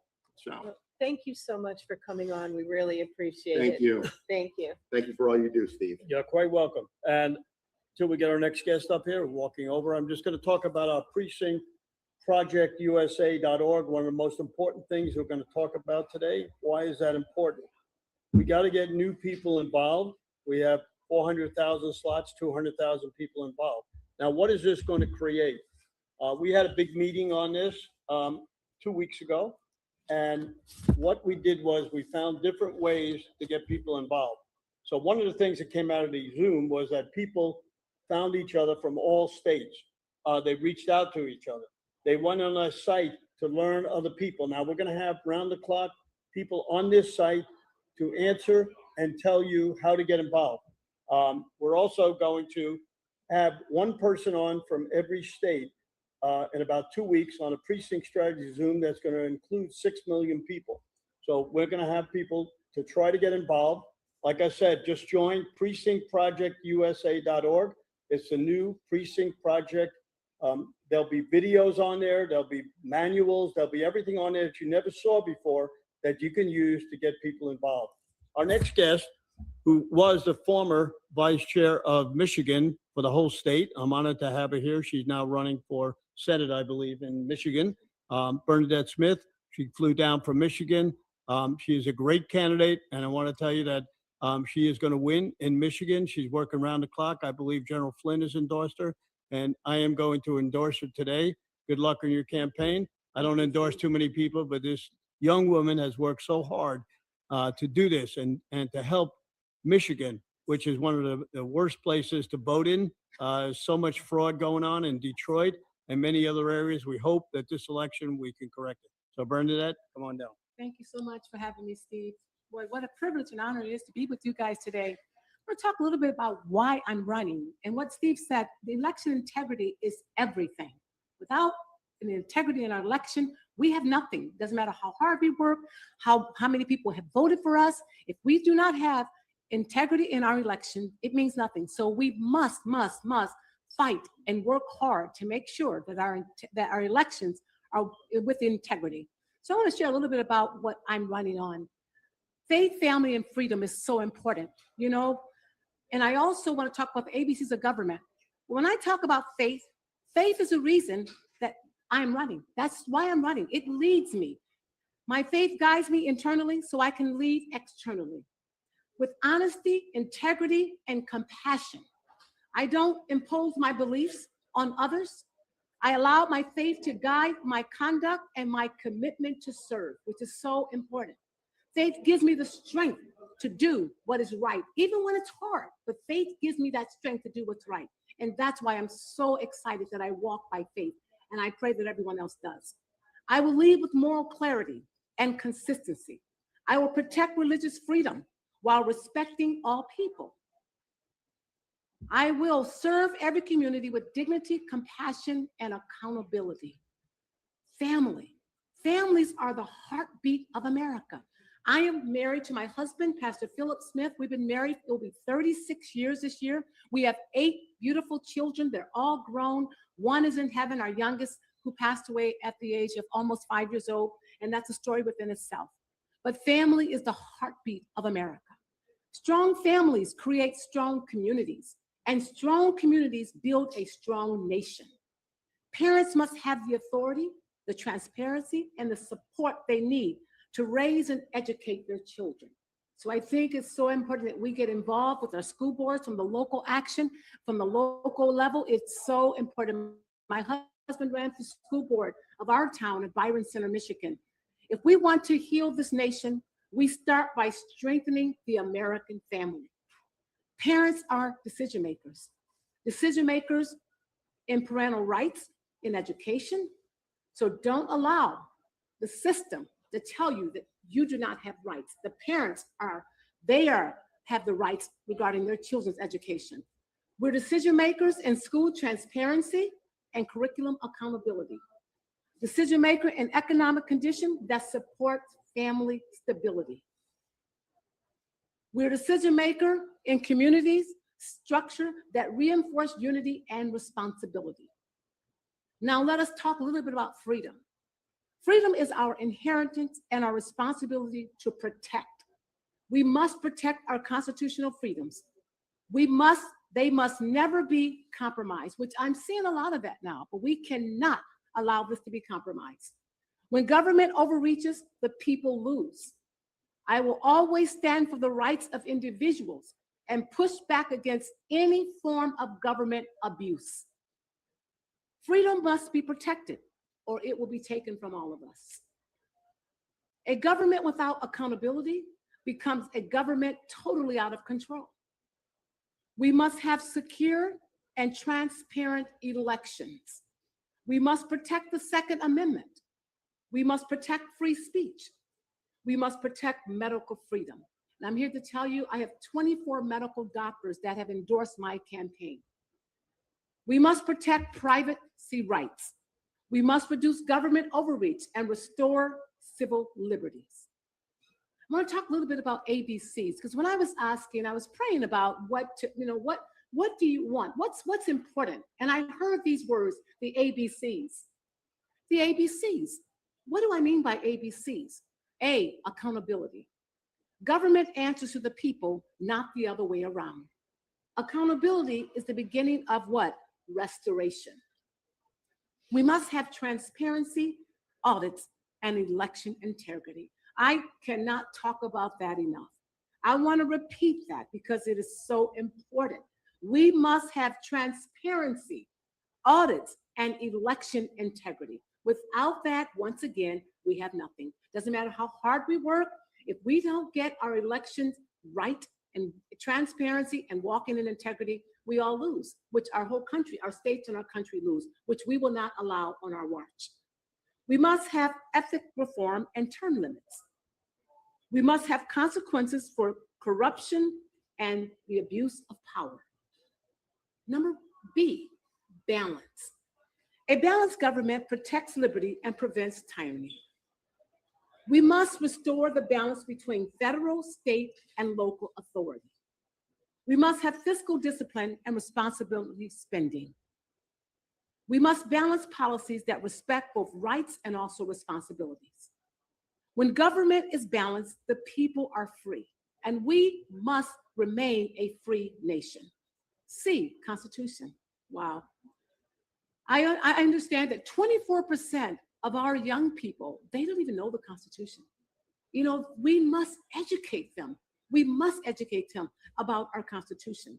The Constitution is our steady guide and the foundation of our freedom. The Constitution protects the rights of the people and keeps government in its proper place. When leaders draft from it, we move away from the very freedom that defines us all. It is vital that we return to the original intent of the founders. It is vital that we protect the Bill of Rights from erosion. So important. It is vital that we support constitutional judges and leaders. The Constitution protects the rights and dignity of all humanity, no matter our background. Faith keeps me grounded. Faith keeps me motivated. Freedom is why I fight, and I will fight for our freedom. With accountability, balance, and the Constitution as our guide, we will restore this nation, one community, one family, and one voter at a time. And I believe that we are not a lost nation. We just must fight to keep it. And I believe that that's one of the reasons why I am running to become Michigan's next United States Senate. It's so important. So you have a very difficult time in Michigan because you have Jocelyn Benson as the Secretary of State, and she's running for governor. I mean, someone who violated so many election laws. So you've got a great Republican Party out there that's absolutely fighting every single day for the transparency that she refuses to give. Yes. Including Michigan is one of the states the Department of Justice has sued because they refuse to turn over the voter rolls themselves. And just so people understand, the Department of Justice, all they're doing is taking a snapshot in time. They're not creating this database. That's right. They just want to be able to see if they violated HAVA, which is the Help America Vote Act, or the NVRA, the National Voter Registration Act, which we can tell you, from Fight Voter Fraud. Yes. We've done the analysis on a number of states, and absolutely. Yes. I mean, it is a mess. It is. But we want to make sure that as many people as possible get out and support you. So how can they do that? Yes, you can go to Bernadette Smith for USSenate.com. Also, I want to talk a little about Sheriff Darley. He's a very good friend of mine, and he's such a fighter in Michigan, and he's standing strong for election integrity. But if you go to my website, you'll find a lot about me and what I stand for. Like Steve said earlier, I was the co-chair for the Michigan Republican Party, and I stepped down to run for U.S. Senate. I also was the ethnic vice chair for the party, which I traveled the entire state of Michigan for years, bringing the message of unity, holding rallies up to 1,000 people at each of my rallies, sometimes 500, probably the less was 300. But just standing for what's right. And I want to say this, I'm from Detroit. I was raised in Detroit. My grandfather and my uncle had a church in Detroit. And I was meeting with some people in Detroit the other day, last Monday actually, and this is what they told me. They said, Bernadette, we are not Republicans. We're not. But we're going to vote for you because we know that you are a person of integrity and you'll do what's right in the Senate. And that's what we want. Is that not right? We're going to fight for what's right, and we're going to fight for election integrity. So I'm so excited. How do people donate to your campaign if they would like to donate? Yes, thank you so much. You can go to my website, Bernadette Smith for USSenate.com and .org. And I'm telling you, if just $5, $10 right now, I believe that I have the grassroots support. The grassroots all over the state of Michigan are backing me. And what they're banking on is we have to, in April, middle of April, is when we have to have all of our signatures in, which I'm going to get 30,000, although they're requesting 15,000. But with the corruption that's in our state right now, I'm going to get 30,000. So they will not say that I'm not allowed on the ballot. So my whole goal is to get on the ballot. Once I'm on the ballot, I truly believe that it will be a fight, but I will win this fight because I have what it takes. And not only that, I have the goods behind me, and I also have integrity, and I'll do what's right. So some last minute thoughts. We have about a minute left. Tell us, you are the co-chair, vice chair of Michigan. Tell us what you saw out there with people getting involved. And, I've spoken to a number of people in Michigan. They seem to be getting more involved. Tell me what you found out, because I wasn't up there, but you were right in the fight. Yes, they begin to get involved because they see the corruption. And Steve, I want to also say to our party, let's unite, because when we unite as a Republican Party, we're so much stronger to fight the left. But if we continue to have the inward fighting, then we all lose. But the grassroots, they are on fire. They're literally on fire. They're going across our state, our great state of Michigan, bringing this message of also election integrity. It is so important. I don't see how we can not. That should be number one, Steve, for all of Michiganders, and also for every state, is election integrity.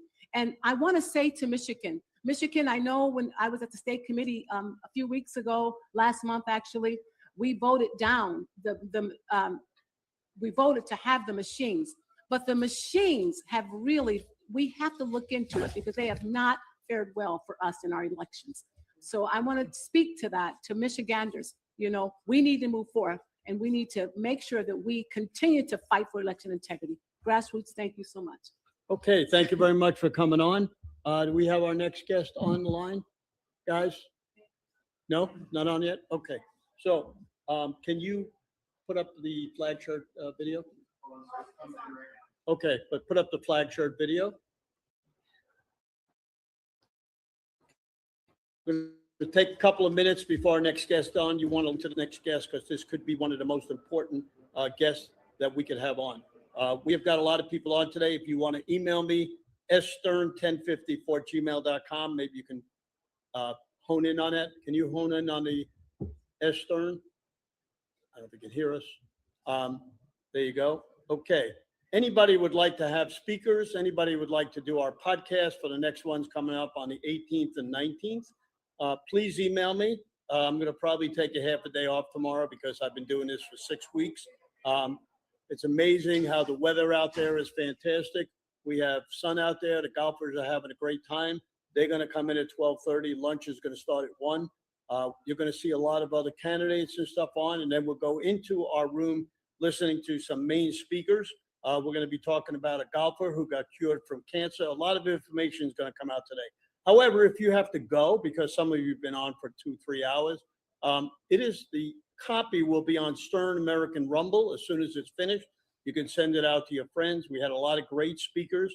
I think we did a terrific job with the speakers. You heard a lot of information. Is our next guest on? Our next guest is coming in from California. I flew out to see him. He is one of the most important people that we're going to hear. Dr. Robert Epstein is a gentleman who I saw and who is doing tremendous work stopping Google from swaying the next election. When I spoke to him before, I could not believe all the information he gave me. He and I were sitting having breakfast. We called up Steve Bannon. Steve Bannon said, I want him on tomorrow. He's been on every show imaginable, and he's got the voice out. However, this show today has more people than probably any show he's been on, so that's terrific. So we're going to bring Dr. Robert Epstein on from California. He couldn't make it out today, so he's doing this out from California in an area that he loves. And I love too. I go out there a lot. Doctor, come on down. Hi there, Steve. Here? Nice to see you Okay. again. You too. You're on. You're on live right now. Great. Okay, I'm here. Okay, let's hear from you. Tell us what you want to say. Can you hear me okay? We can hear you. Everything is good. Oh. Oh, well, there are things there. All right. So there are things happening right now that the public is unaware of, and these are very large scale manipulations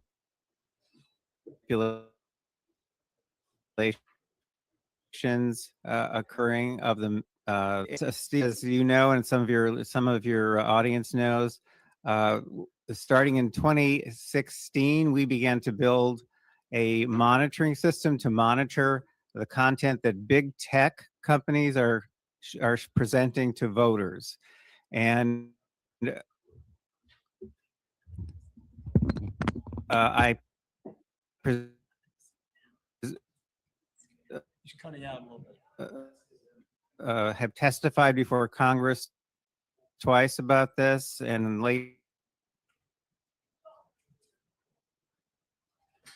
these are sending leaders of more than 17,000 registered voters in all 50 states. And so we're seeing the real content that they're sending. So forget their PR. We're seeing the real content that they're sending. And not only that, our group of people nationwide, whom we call field agents, these people are politically balanced, so we can see whether they're sending different content to Democrats and to Republicans. Just to give you a very quick example of how we helped to level the playing field in 2024, on October 3rd, before the 2024 presidential election, we found that on Google's homepage, which is seen 500 million times a day in the United States, that Google was sending 50% more go vote reminders to Democrats than to Republicans. Now, I lean, go Google. Thank you, Google. Good job, Google. Except that I was appalled by this, because that means that they're messing with our election.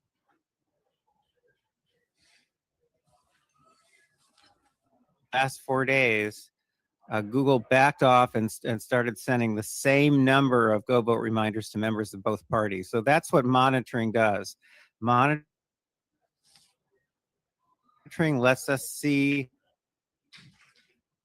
real content, real manipulations, and off. So guess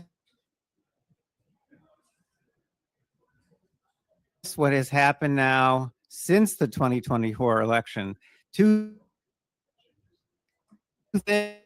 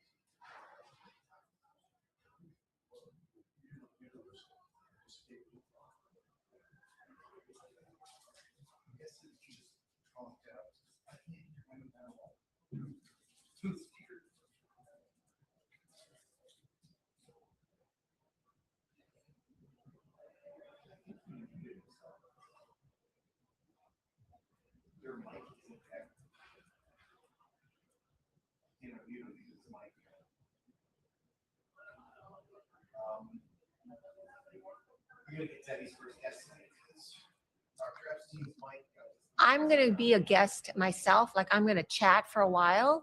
I can do that. Okay. Just gotta say, looks like Dr. Epstein's having some connection issues. Okay. All right. We'll get started that. Not yet. Not yet.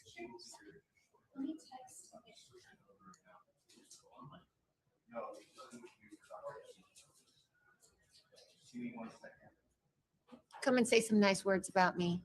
Come and say some nice words about me, and then I'll take over.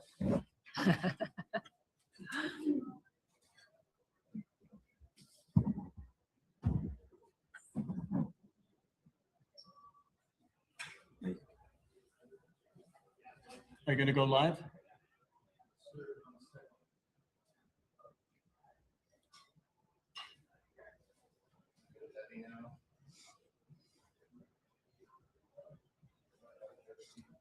We're back here live. We're sorry there was some technical difficulties, so we'll move on with the program. Let's go back and talk about getting people involved in precinctstrategy.org. So it's precinctprojectusa.org. You can sign up, very easy, just go right on there. You got the flag shirt commercial? So we're going to do a little, no? Okay. All right, we're going to move right into our next part of the program. We're going to have my co-host, Debbie Farris, coming on. She's worked very closely with me. She's fantastic. Does a lot of stuff all over the state. Every time I call her, she's in Tallahassee, one of the hardest working people that I know. She's going to talk about who she's working with. She's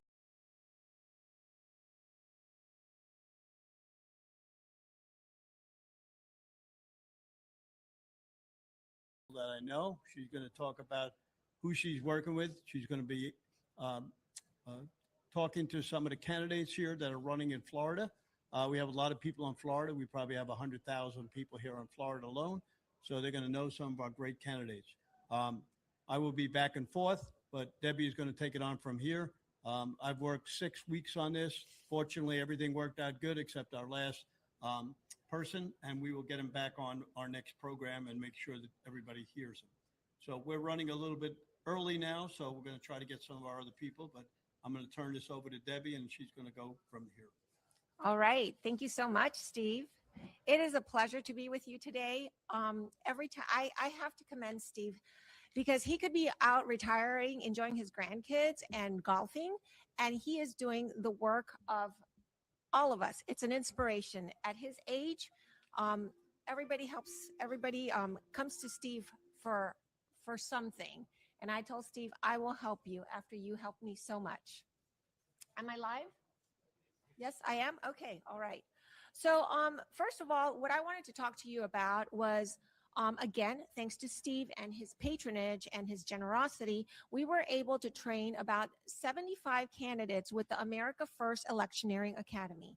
And what is that? My background is in marketing. I never thought I'd be doing politics, and neither are my other colleagues that we have been doing this type of instruction. And what we do is we bring marketing principles such as focus groups, such as the law of diffusion of innovation, such as targeting, and teach candidates. A lot of candidates, what I've found is that they have backgrounds that their backgrounds, such as, if you're a firefighter, if you're a nurse, you don't have necessarily, you never really had to market yourself. And so these basic marketing principles aren't something that are organic to the candidates. I tell all candidates, I'm a little bit confused. Is it going? Why am I hearing it here? I'm hearing, yes. Yeah, can you please turn it off? Because I'm hearing myself. Okay. Where was I? Law of diffusion of innovation. So there are some very fundamental marketing concepts that candidates, because of their just inherent background, are not familiar with. And so everybody thinks that a political campaign is like like the West Wing, like the movie, like the TV show. And it's not. I tell candidates, you are toothpaste. And as toothpaste, you need the voters or your consumers to understand why you are going to make their breath mintier, their smile whiter, and what you're going to bring to them. And few candidates grasp that at the beginning. And to me, the saddest thing is for those of us patriots that have run a political campaign, do not understand these fundamental concepts, actually lose or have a very traumatic experience and then never want to do it again. And to me, that is a wasted resource. So that's why I established the America First Electioneering Academy. And thanks to Steve and his generosity and his patronage, we were able to train about 75 people here in Florida. What is our track record? With Salvo, and I'm going to jump into the other platform that I'm working with is Salvo. Salvo is a voter contact platform that we developed for patriots, and it's been done by patriots. The genesis was actually the 2020 election steal, and we wanted to make sure that that wasn't happening in Florida, but we were working with very antiquated tools in terms of voter contact, and that's why Salvo was born. Since then, it has evolved to be, as I mentioned, a voter contact platform where we, when you're targeting voters, you're trying to reach them with the right message, the right voter at the right time. Who is that voter? How are you going to reach them? You reach them via door knocking, via texting, via email, via mailers. And so for me, that was a incredible experience. I, as you can imagine, did not have any experience in political campaigning, and I ran my first campaign 4 counties up north. And this platform, because of its user friendliness, allowed me to run a very productive campaign. What Salvo guarantees is not that you're going to win, but that you're going to be productive. And my numbers showed it. The campaign I managed, we spent $8.75 per vote, and our opponents on the low end spent about $400 per vote. So I'm very proud of that. Are we ready for our next guest or not yet? Yeah, come on down. All right. Introduce her. So it is my pleasure to introduce our next guest, and her name is Rachel Rodriguez. And Rachel is running for, well, let me just, what we're saying she's going to run for, Rachel, Florida is known for being the freest state of the country. And where Florida goes, so does the nation go. Now, a lot of the freedoms that we are experiencing in Florida are due to this lady's work. And she is the face or the person behind many of those lawsuits that ensured Florida's freedom. And in doing those lawsuits, Rachel learned, as I say, when I ran my political campaign, I learned how the sausage is made. I went into the factory. So did Rachel. And in understanding what is going on from a legal perspective, that opened your eyes to a lot that was going on. And so she felt that legally and in terms of her lawsuits and her lawfare, she was able to take all of this to a certain point. And then now you've decided we need to step this up. That's absolutely right. And thank All you right. for having me today. A very generous introduction. I think I want to say that there was so many people here in Florida that were fighting this fight. And I'm really thankful also to our administration, to Governor DeSantis for some of the work that was going on early on. As you mentioned, well, maybe the audience doesn't know this. Yes, let's. Here in Florida, it is still the case, and it was the case a few years ago, that you could enter a hospital for treatment and never come out, and you would not be allowed to leave against medical advice. This is also the case, and I think this is probably scarier for parents, that if anyone in hospital staff disagrees with your choice of treatment for your child, you're bringing your sick child to the hospital, to a clinic, and you're trying to do the best for your child. But if the staff disagrees with your rights as a parent to direct that, Such as perhaps not consent to a vaccine. Including that, that's correct. Or if there is medication with a black box warning, which means that it has lethal side effects in some cases, and you simply want a second opinion, your child could be taken from you by the state. CPS. Well, DCF here in Oh, DCF. Florida, but correct, Child Protective Services in many states. This is actually going on around the country. This is a really serious issue, but it's also happening here in the free state of Florida. And this is a really serious issue. And as you pointed out, then you get to the courts, and it could be years fighting for your children. So Mhm. these are things that really matter, I think, to all Floridians. They really matter to me as a mom of three. And I realized I've gone as far as I can. So let's go to politics. And this, I mean, as parents, we're concerned, but this could also have something to do with if you have elderly parents. That's correct. It flies all across the spectrum. That's So right. This is an issue that affects all Floridians, right? That's absolutely right. And this is a state, it's wonderful because we have so many people here. This is a state where you can raise your children, you can build something for yourself, your businesses, nonprofits, all these things that help the community. But it's also a state where we need to have protections for those who are now retired and they're wanting to leave things to their children, what they've built to their children, and they need to be protected also medically. You're right. So I'm glad so this is one of the issues that you feel That's right. you're running on. But tell us more about your run for governor. What does that look like? I believe you're the only Hispanic woman. I that is believe running? so. That's correct. Yes. So that would be historic in this state, and it would be my honor to serve the people of Florida as the next Florida governor. Where we are, we need your help. We need your support. This is, in fact, a grassroots campaign. I think it's fair to say that I'm not part of the political class yet. And so I would very much like the support of all Floridians. We're going to be working in local communities. I understand that government should only be in leadership by consent of the governed. That's a bedrock foundation of our nation's structure. And so I would love to see people that believe in what I'm offering, the 5 R's as I call them. You can see it on our website, www.rachelforgov.com. And if they believe in what I'm offering as a vision of servant leadership, then let us know, let the campaign know. And then you can organize in your local community, and I would be happy to come out there and work with you side by side on this campaign. There's only a few more months until the Yes. primary, so we need all the help that we can get for this campaign. And Rachel, tell me about the primaries. What do you feel are your greatest obstacles? You are running against Byron Donalds, which is a machine.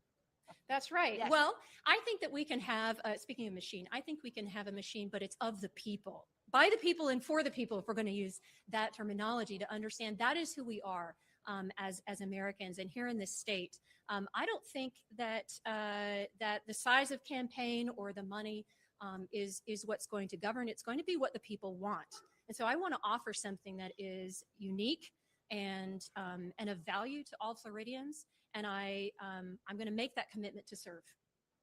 All right. So one of the things that I want to impart upon the audience, because our audience here is not only in Florida, it's all around the country. And so I just want to leave you with the thought that, again, wherever Florida is going is what the country is following. So these topics that you're touching Yes. on are very important. And it's so important for us to set that bar, that expectation. That's right. And so take heart, we're doing as free as Florida is, there are still issues. And that's why I'm so thankful that you're taking them on. So how can the audience help you, even if you're not in Florida? Absolutely. All of your support helps. Please get out the word of our campaign. You can share the website. Again, that's www.rachelforgov.com. You can also support the campaign financially. We are going to be grassroots supported. So even $5 today, and it doesn't matter if you're in Florida, you can support the campaign through the website. And also we have Rachel Rodriguez for governor at WinRed. So again, let me remind everybody, Rachel Rodriguez for governor at WinRed. And you know what? $5, whatever is easy for you, contribute to this campaign because her message is really important. And the fact that you're running for governor allows you a platform to deliver Absolutely. that message and at least have it enter the conversation. That's absolutely And right. that's so important. So thank you so much, Rachel. Thank you. It's been a pleasure. Okay, guys, we have our next guest, which I'm a little bit confused. Is it in order? Willie? I don't know. They threw me in here.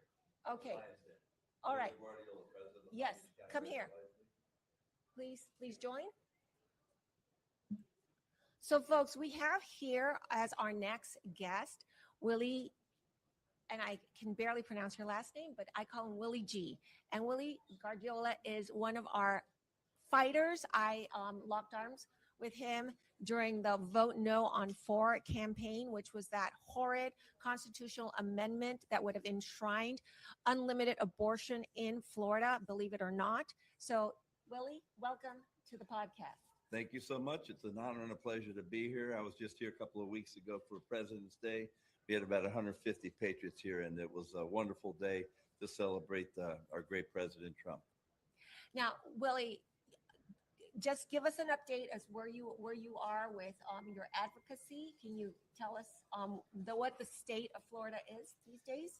Well, the biggest thing that has occurred in the past week is that we have a brand new bishop for the Diocese of Palm Beach. It's the first time that we've had a new bishop in 22 and a half years following Bishop Barbarita. So Bishop Manuel Rodriguez, who's coming in from Brooklyn, actually from AOC's district, is our new bishop here. So this is an upgrade for him. you could imagine. So I've already met him, and I'm going to be setting up a meeting with him in a couple of weeks. I was there at the installation mass this past just the last Tuesday, and we want to make sure. I want to make sure that we get him on the right track, because the article that the Palm Beach Post did was horrific. It was despicable. And it hijacked everything that was going on. And all of a sudden they crept in with the immigration issue, and they threw President Trump under the bus. So I put a stop to that. I called up the Palm Beach Post. I put out emails that just really blasted everybody. We want to make sure that we start off on the right foot and get our new bishop on track. And he is very pro-life. That I know, and we've already met and spoken about that. Well, I know that from my experience with the Vote No on 4 campaign, that we really relied on the Catholic Church and those that really care about this issue, because they were really the grassroots that underpinned the movement. Then we were able to get other churches involved, but they were really the bottom level soldiers of this. And had it not been for that, I don't know where that campaign would have. But let me just throw something in here. It was a 60% vote, and we needed to get 60%. But had it been a 50-50, a 51-49, I guarantee if it would have been 51-49, none of the 7 bishops in the state of Florida would have even addressed the abortion issue in Amendment 4. But since it was 60-40, they had a meeting. They said, hey, guys, I think we could win this. I put their feet under the fire the whole entire time. Since it was 60-40, I said, let's go ahead and do it. Heads or tails. Ended up, it was 57%. But just the sad thing about it is Palm Beach County, 67.5% of our people voted yes on Amendment 4. And 54% of Catholics in Palm Beach County voted yes for abortion on Amendment 4. And that's why the most important thing that I can do is sit here with our new Bishop Rodriguez and say, no, this is not going to happen. And we're going to win the 26 midterms coming up now, because if we don't win the midterms now in 26, we're going to have, it's going to be a disaster. It's going to be a peach across the board. And, to have the president's not going to be handcuffed. Yes. And I want you to explain to the audience why churches not only must get involved, but can get involved. It's real simple. I mean, if you go over to, say, the seminary in Boynton Beach, you have a formation director, you have a spiritual director. If you teach these seminarians when they're 21, 25, 28 years old, how important it is to preach the gospel and not to be afraid to speak about abortion from the pulpit, and you get that at a young age, guess what? When you become a priest 11 years later, you're not going to be afraid to go out and speak in front of 800 people of St. Ignatius. But that's got to be planted in them when they're young as seminarians. And that's where they're afraid. Really, 50% of Catholics are Republican, 50% are Democrats. If we talk about abortion, guess what? Half your congregation is going to get up and walk out. That's why we have ushers. We have huge doors. And if you don't want to hear about it, usher their butts out of here. And as simple as that. But we got to win the abortion issue here in the state of Florida. Just on a side note, Palm Beach County is the only county in the whole country that closed 3 Planned Parenthoods in a span of 12 months. 3 Planned Parenthoods in the span of 12 months. That's never been done in this entire country. And as the president of the Palm Beach County Right to Life League, it's all teamwork. And I think that's probably the most important thing that we've done.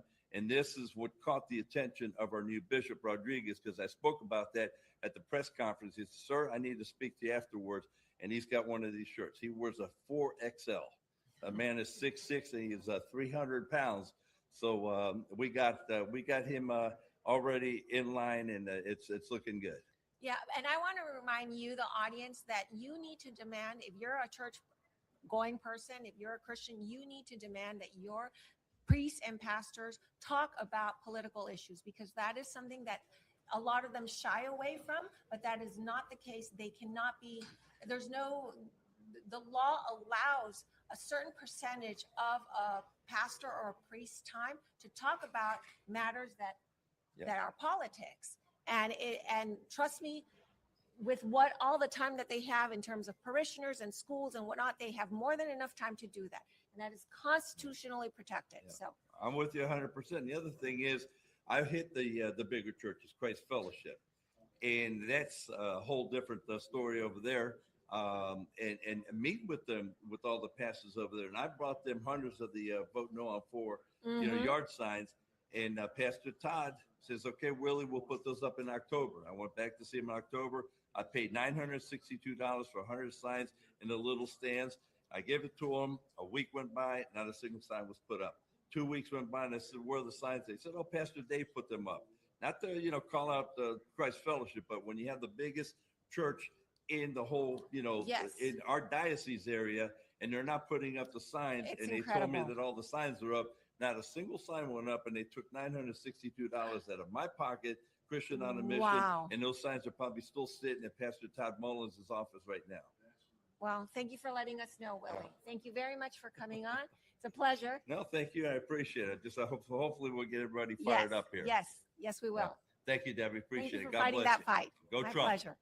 All right. And folks, now we have my next guest is Michael Carbonara. And Michael's race is incredibly important because Michael is running against Debbie Wasserman Schultz, who used to be, or I think she was, right? She's no longer, but she was the DNC's chair.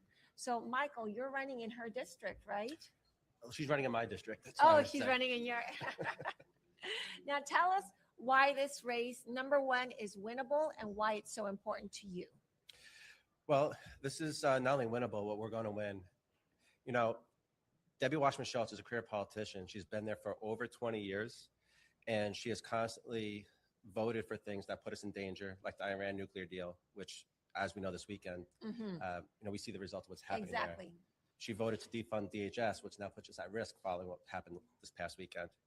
She's consistently voted for increased taxes, bigger government, and less freedom. Transnational trade agreement as That's right. well. Trade agreements that were so not in the interest of this country. as well. Everything she represents is really anti-American, and it goes against the fundamental values of what America stands for and the values of the people of our district. And I'm running because I want to restore those freedoms that we've been eroding because of the policies that she's been pushing, and not just our freedoms, but economic freedoms, our opportunity, our affordability. I mean, we have one of the biggest crises that really is not being talked about, but the millennials and the Gen Z generation, they're in so much debt. Their student loans, and they have degrees now that they're competing with H-1Bs and competing with AI, and they're left with these unaffordable student loans that they may never be able to pay back. So now they can't buy a home, they can't start a family, they can't start life. The idea of American dream has been slipping away. yes. And we have a whole generation where there's no more middle class available until we restore that American dream possibility. Mhm. Now, you yourself look like you could be a millennial. Tell me why, from a personal perspective, why you decided. I mean, you could be doing many other things. Why did you decide to run? Well, I felt like it's something I was compelled to do because I saw where our country was going. And while there's a lot of great stuff happening and there's a lot of hope here, there's still a lot of work that needs to be done because it's not a one-man show. It takes so many people. I mean, there's 435 members of Congress. Mm-hmm. We need everybody who loves America, who believes in America, to stand up and do something about it. And I felt like I was at a point in my life. I've built successful businesses.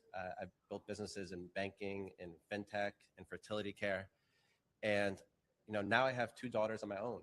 And I think about, what their What the future's going to future, look like. what does their And- future look And like? I'm sure that's what most people that have kids start thinking about those things. Of course. But it's just not my kids. It's all Americans. I mean, if Mhm. we all don't have a middle class, if we all don't have freedom, then none of us have freedom, and we need to fight for that. Absolutely, absolutely. And that's why we folks, we need to support candidates that honestly could be doing other things with their life, but have felt this call, this very important call to come and serve, not for your certainly enrichment, as many in the Congress exist Yeah. today, but because you're a very successful, Michael's is extremely successful businessman, but because you see what is there for the future of your children and for the rest of us.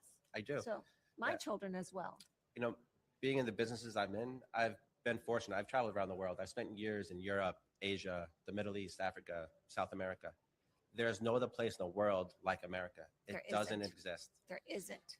And a few weeks back, I had interviewed a woman in Venezuela, and I wanted to talk to her and say, right after Maduro was captured, and I wanted to find out what the Venezuelans were thinking and what was happening in their country.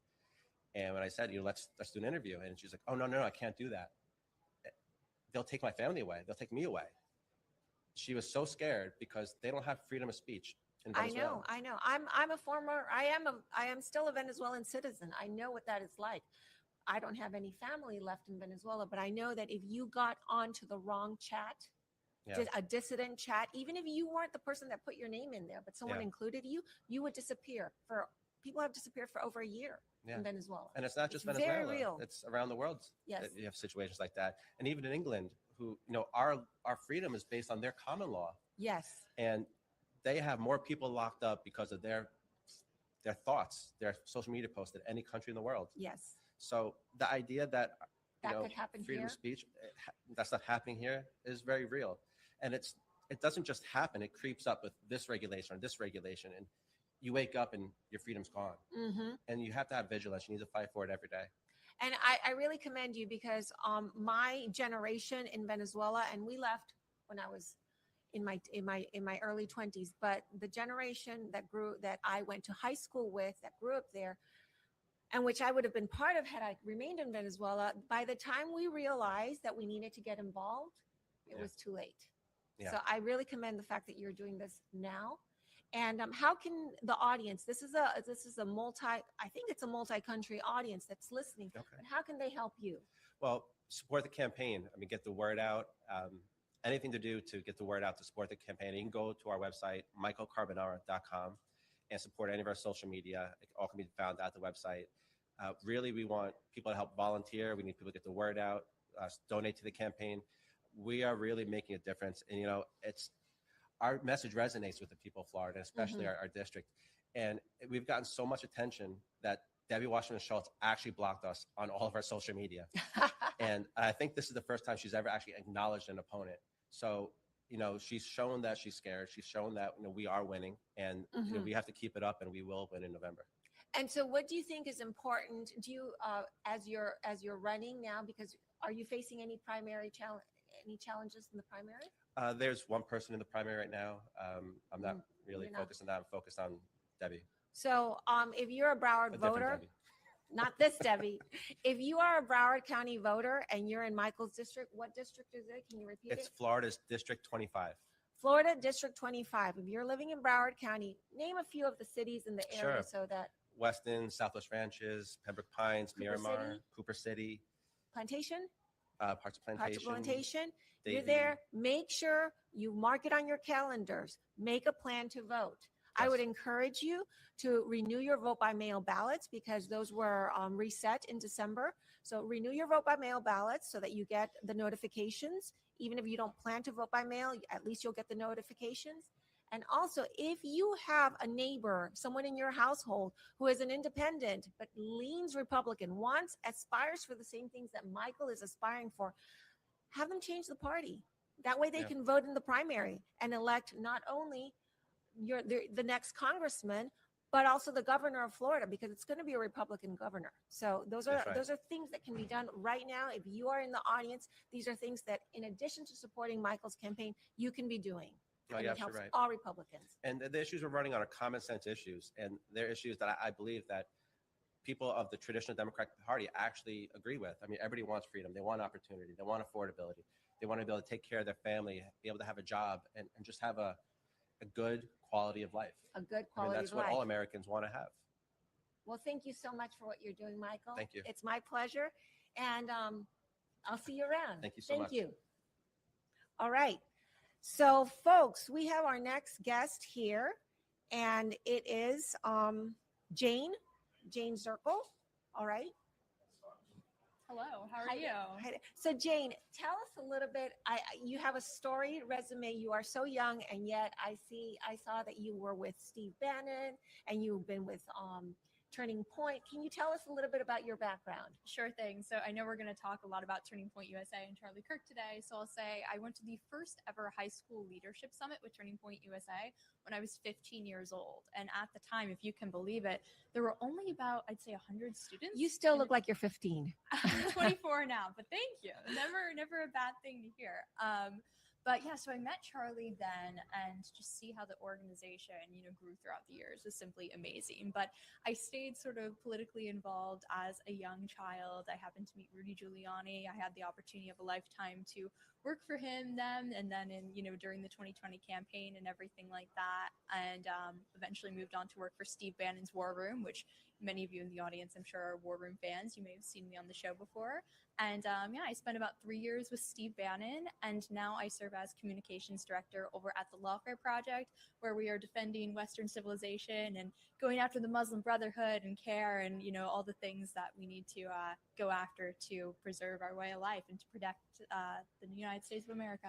Jane, you give me so much hope, because as I've traveled around Florida, sometimes I wonder, where are the young people? And we need your age. Your age is what's going to save this country, truly, and the values that you're espousing. So thank you for what you're doing. I hope that we're seeing more Janes in the future, but one Jane is great. So tell me, one of the things that I observe right now is that the same coalition, President Trump was able to pull together a historic victory because of the coalition that he formed. You had the Maha people, you had the youth, you had the young men, the Hispanics. But in the midterms, typically we see the interest wane. And from your perspective, what can be done to maintain that momentum and make sure that those young voters that perhaps were, fired up to vote for Trump remain fired up to come and vote in the midterms? Well, that's a really important point across the board, because, you typically have seen the pattern of we have this big blowout victory for President Trump, like we did in 2020, because we know what Yes, happened in we know 2020. what happened. But then during the midterms, it typically falls off. And I think it's because, President Trump is this amazing populist candidate who brought in so many new voters to the Republican Party. And a lot of the times these voters are people who maybe never voted Republican in their life, or maybe, never even voted in their life, but they were so inspired by President Trump and his message that he brought them out. And so I think the GOP has really had to play catch up in sort of getting on this populist MAGA movement. And we're doing better. I think we're definitely, rooting out the rhinos. You've seen President Trump take down so many political dynasties, including the Cheneys. So, no more Yes. Liz Cheney, which is a great move in the right direction for the Republican Party. But, when it comes to midterms, I think what the MAGA base really needs to understand is we need to fortify President Trump. We cannot have the MAGA agenda without his supporters in the Senate, without Congress. And really what we're at risk of in 2026 is potentially losing that and potentially returning to an era of sham impeachments and lawfare. And so I really urge everyone at home to get out and vote. You may think, oh, just one vote won't matter. But as you see in many of these counties and many of these states, these elections were decided by just a couple thousand votes. And that's a big deal. And so we have a lot at stake coming up in these midterms. So it's very critical that everybody gets out and votes, especially young people. They said it couldn't be done. President Trump won with young men. Yes. And, they always said Democrats, they have the youth vote, but we see that's not the case. And so we are completely changing the narrative of what a Republican voter is supposed to look like. And Jane, how would you, the young men have gravitated to President Trump's message, but throughout the entire, what happened in Minnesota and many other locations where we see protests, we see it's the young women that are not coalescing with that message. Can you talk to us about that? Yeah, I mean, you know, I think it's unfortunate the amount of indoctrination that young people are facing these days. And I don't really think it's as simple as people subscribing to this ideology. I think there's a lot more to it. I think it's involved with, you know, foreign funding of universities, DEI offices, things of that nature. When you sort of look into it and unravel situations, you see that there's more than meets the eye. But I would also say that when it comes to young women, it's just very important that, you know, anybody get an education and get to the source of the information. Think for yourself, ignore all the noise, and, you know, just have your own opinions and don't worry about what your peers or society may be pushing you towards. So what would your recommendation be for an audience that's listening to this, that knows a young woman in their life, that sees that she's veered off into progressive territory and blue hair, you know, land? What would your words of wisdom be? Don't go to college. If you're a parent who's concerned about your child being indoctrinated, do not pay for college. As Charlie Kirk, he said, college is a scam. It's 100% a scam. But it's unfortunate because we have seen, you know, as young as elementary school, kids are facing this indoctrination. So Yes. I'm a big, you know, supporter of homeschooling, private education, things of that nature. I mean, right now, Charlie Kirk is actually on a banner on the Department of Education, which is making people's heads explode all across the internet. But, you know, we have to take back our education system. We have to take back our schools. And I know Florida parents have done an excellent job of that. It's sort of the hub of the Moms for Liberty parental rights movement. And so it's really great to see, but I think we need to take that Florida model national. All right. Well, where can our audience follow you, listen to you? Do you write? Do you have a podcast? Sure, you can follow me at Jane Zirkle on X, on Facebook, and on Instagram. And that is Zirkle with a Z, Zirkle.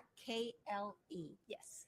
Well, it has been an absolute pleasure, and I look forward to another conversation. Thank you so much. You too. All right. So, folks, as you can see, this is a very varied podcast. We have so many different topics. And one of the things that I feel is so important as we prepare for the midterms is that, you know, fifth generation warfare is being foisted upon us, and that is an information warfare. So it is so important that we get several perspectives before we would make up our mind. One of those perspectives that I would love to bring here on the program is Dr. Lynn Lafferty. She is a personal friend, and she's, I would say, an eminence when it comes to our health. So, Dr. Lynn is a professor at the Nova University. She teaches medical students about, you can tell them exactly, but I have leaned on Dr. Lynn for personal matters and for political matters and health opinions. So, Dr. Lynn, welcome to Steve Stern's Stern American. Thank you so much. It's great to be here. I don't see myself, but well, oh, there you are. Oh, I think okay. you're coming. Okay, you'll be there. You'll be Oh, there. All right. okay. So, tell us a little bit about yourself. I know you're a professor. Your background is pharmacy. You're a PhD in pharmacy. But how did you end up at the medical school? Well, I also am a naturopathic doctor, and I have a diplomate in clinical nutrition. And also, I'm probably the biggest thing is I'm older. I'm well over 65. And so the chancellor at the medical school really wanted me to teach the older things that we used to do in medicine because I have what they call a PDR, a physician desk reference. My students today don't even know what that is. And it used to be required that you had that in your pharmacy or in your office. And half of the things were natural back then. A matter of fact, there were 12 pharmaceutical companies that made digestive enzymes. We didn't have proton pump inhibitors or anything because most people, as they age, they lose their digestive enzymes. So we replaced those.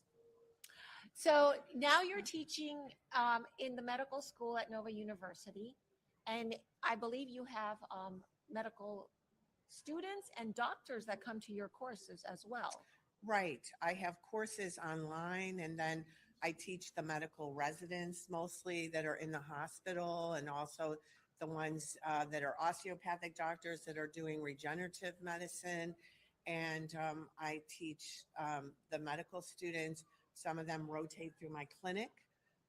We have a practice of deprescribing medication, which is actually in the medical literature now. I think, unfortunately, physicians used to have a year of pharmacology, and it's been taken down to 6 weeks.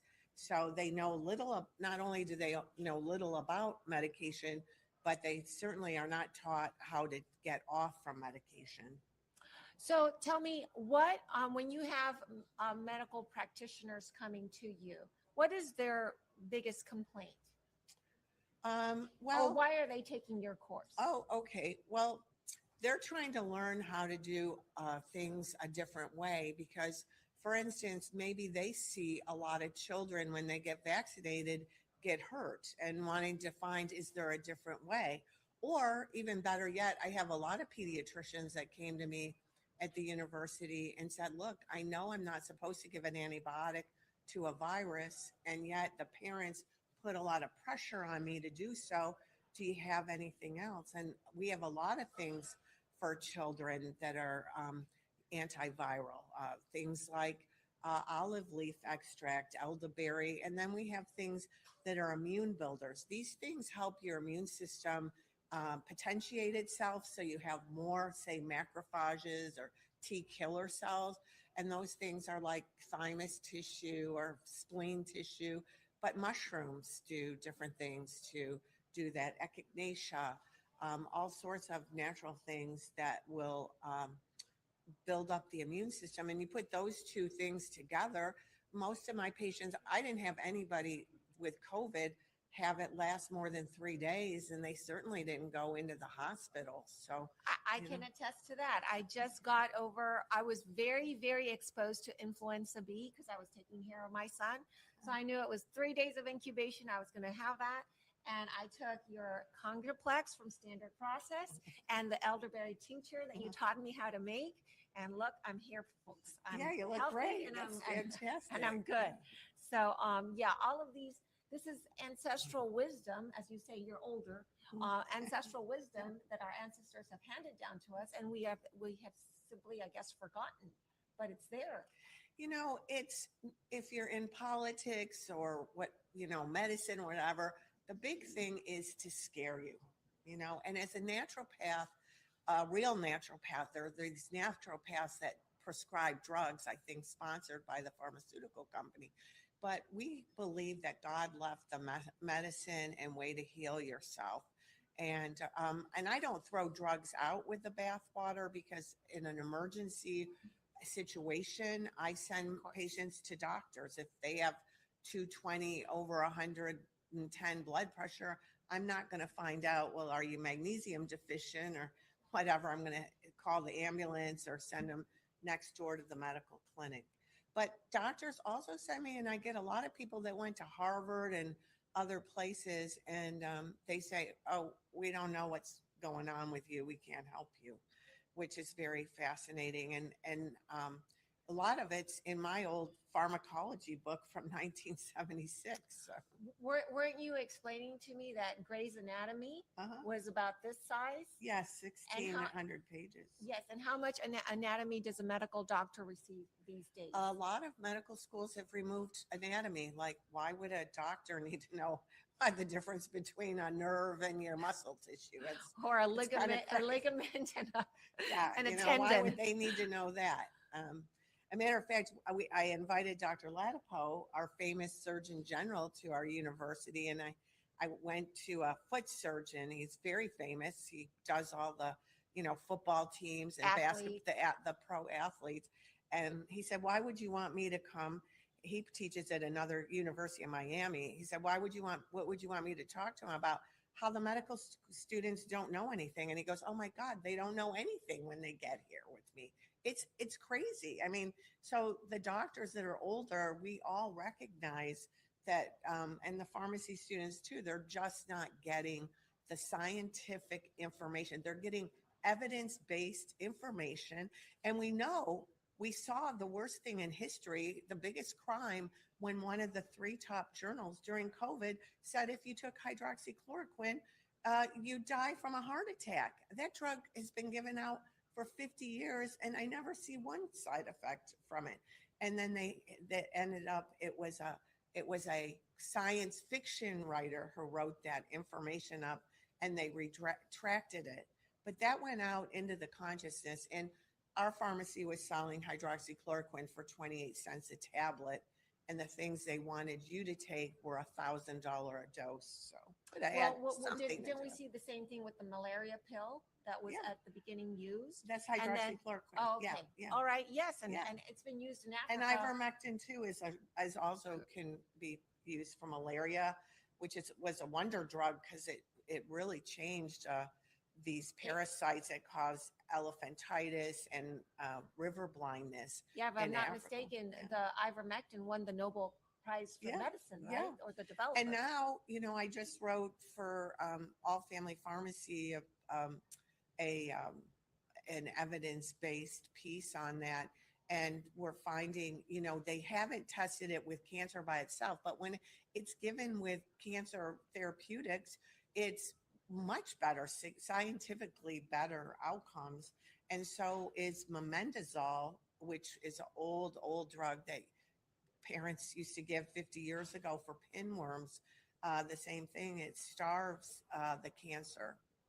Yes, and I suspect that the reason why these older drugs are off the market is because their patent expired and there's no more profits to be made from them. Right. What they did was they bought up the old companies and then they took them offline. We used, and I still do with my patients, if your cholesterol is too high, we use bile salts, and it's amazing how it lowers cholesterol and LDL cholesterol. Now they have a new drug. It's an injection. I think it costs $500 for your LDL cholesterol because the statins don't handle that. So, and we sell, I think, 90 at the pharmacy of the bile salts for $15. So. Well, as you can tell, folks, I love this lady. I love the information and the knowledge that she imparts. I know that a lot of you want to learn more about this. Maybe you're a mom that wants to expand your knowledge on these topics. Do you have a course or something, Dr. Yeah, Lynn? when I saw how many things cured COVID in the kitchen, I got upset and I started drlynnlafferty.com, drlynnlafferty.com. And there's free pieces on there. And also on my YouTube, you'll see me making like mustard plasters, all the things my grandmother lived to 94, had a 150-acre farm, never took a drug in her life. And, all the things she used to do to heal people. And also I have a course.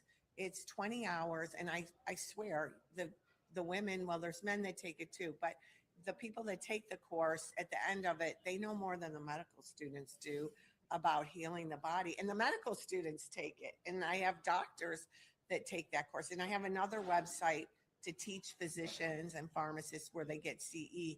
But I have a lot of doctors that take that. And then they'll ask me questions, or pediatrician, well, what can I do for this case? So, yeah. And also, we answer questions about your own health.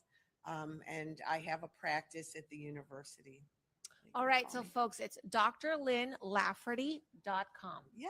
All right. Thank you. Come Dr. join Lynn. the movement. Take care of yourself. That way, Big Pharma doesn't take your money away from you, and you're healing you and your family's body better. Thank you so much for having me. My pleasure. I love you. Take care. All right. Bye-bye. Okay, so as you see, we cover a variety of topics. And if you want to, I'm going to plug myself. If you want to follow me when I cover, again, a variety of topics that have to do with our freedoms, you can find me on prayingmantis.substack.com. I am a Substack author, and you can find me under Praying Mantis. Folks, next up, we have my friend, Scott Singer, and also my mayor. Scott, welcome. Thank you, What a Debbie. Great to pleasure see you. find Yes. here.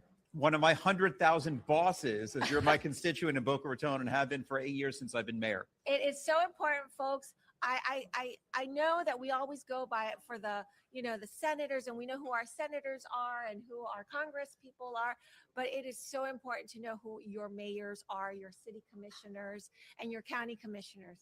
So Scott, tell me a little bit about your 8 years. No, it's been longer as my mayor, right? 8 years as mayor, 4 years as a city councilman before that. And now I'm running for U.S. Congress to serve you in Congress and 800,000 people in the District Florida 23 that runs from Boca Raton to Fort Lauderdale, where I grew up and where I've been serving. All right. So tell us who would be your major opponent on the D side? Right. The seat's currently held by Jared Moskowitz, a second-term Democrat. But this will be the first time he's had a really credible challenger on the Republican side. And looking forward to flipping this district. It's the most winnable seat in Florida for a Republican pickup.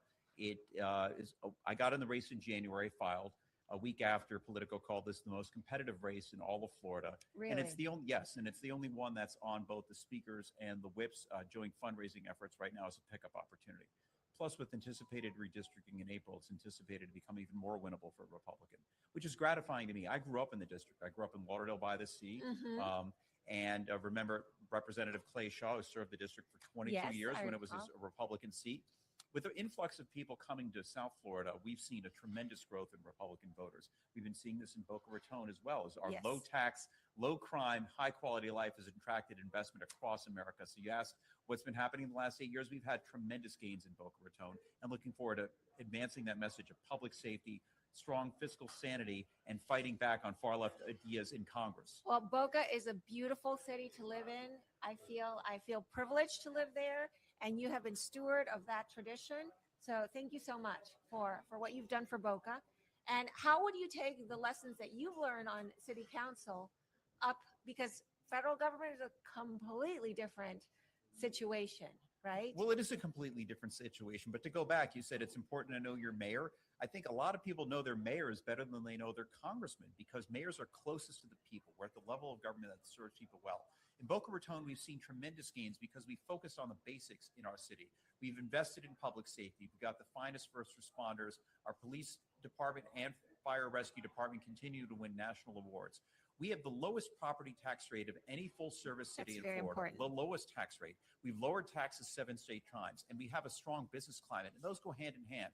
While mayors like Mamdani or mayors like Jacob Fry or in Seattle are scaring away businesses, scaring away residents, we're attracting investment because we focus on the basics. We don't have DEI, ESG, we don't have fluff in our budget. And by providing these basic services efficiently, effectively, we're attracting investment, attracting younger people here, and balancing the character of our city. We need that in Congress. I'm so proud of what has been accomplished under the first year of the Trump administration. President Trump opened up many people's eyes to the incredible waste and fraud we had. Did we have any idea before these DOGE efforts that billions of dollars are being sent overseas every year on ridiculous proposals that do not advance American interests?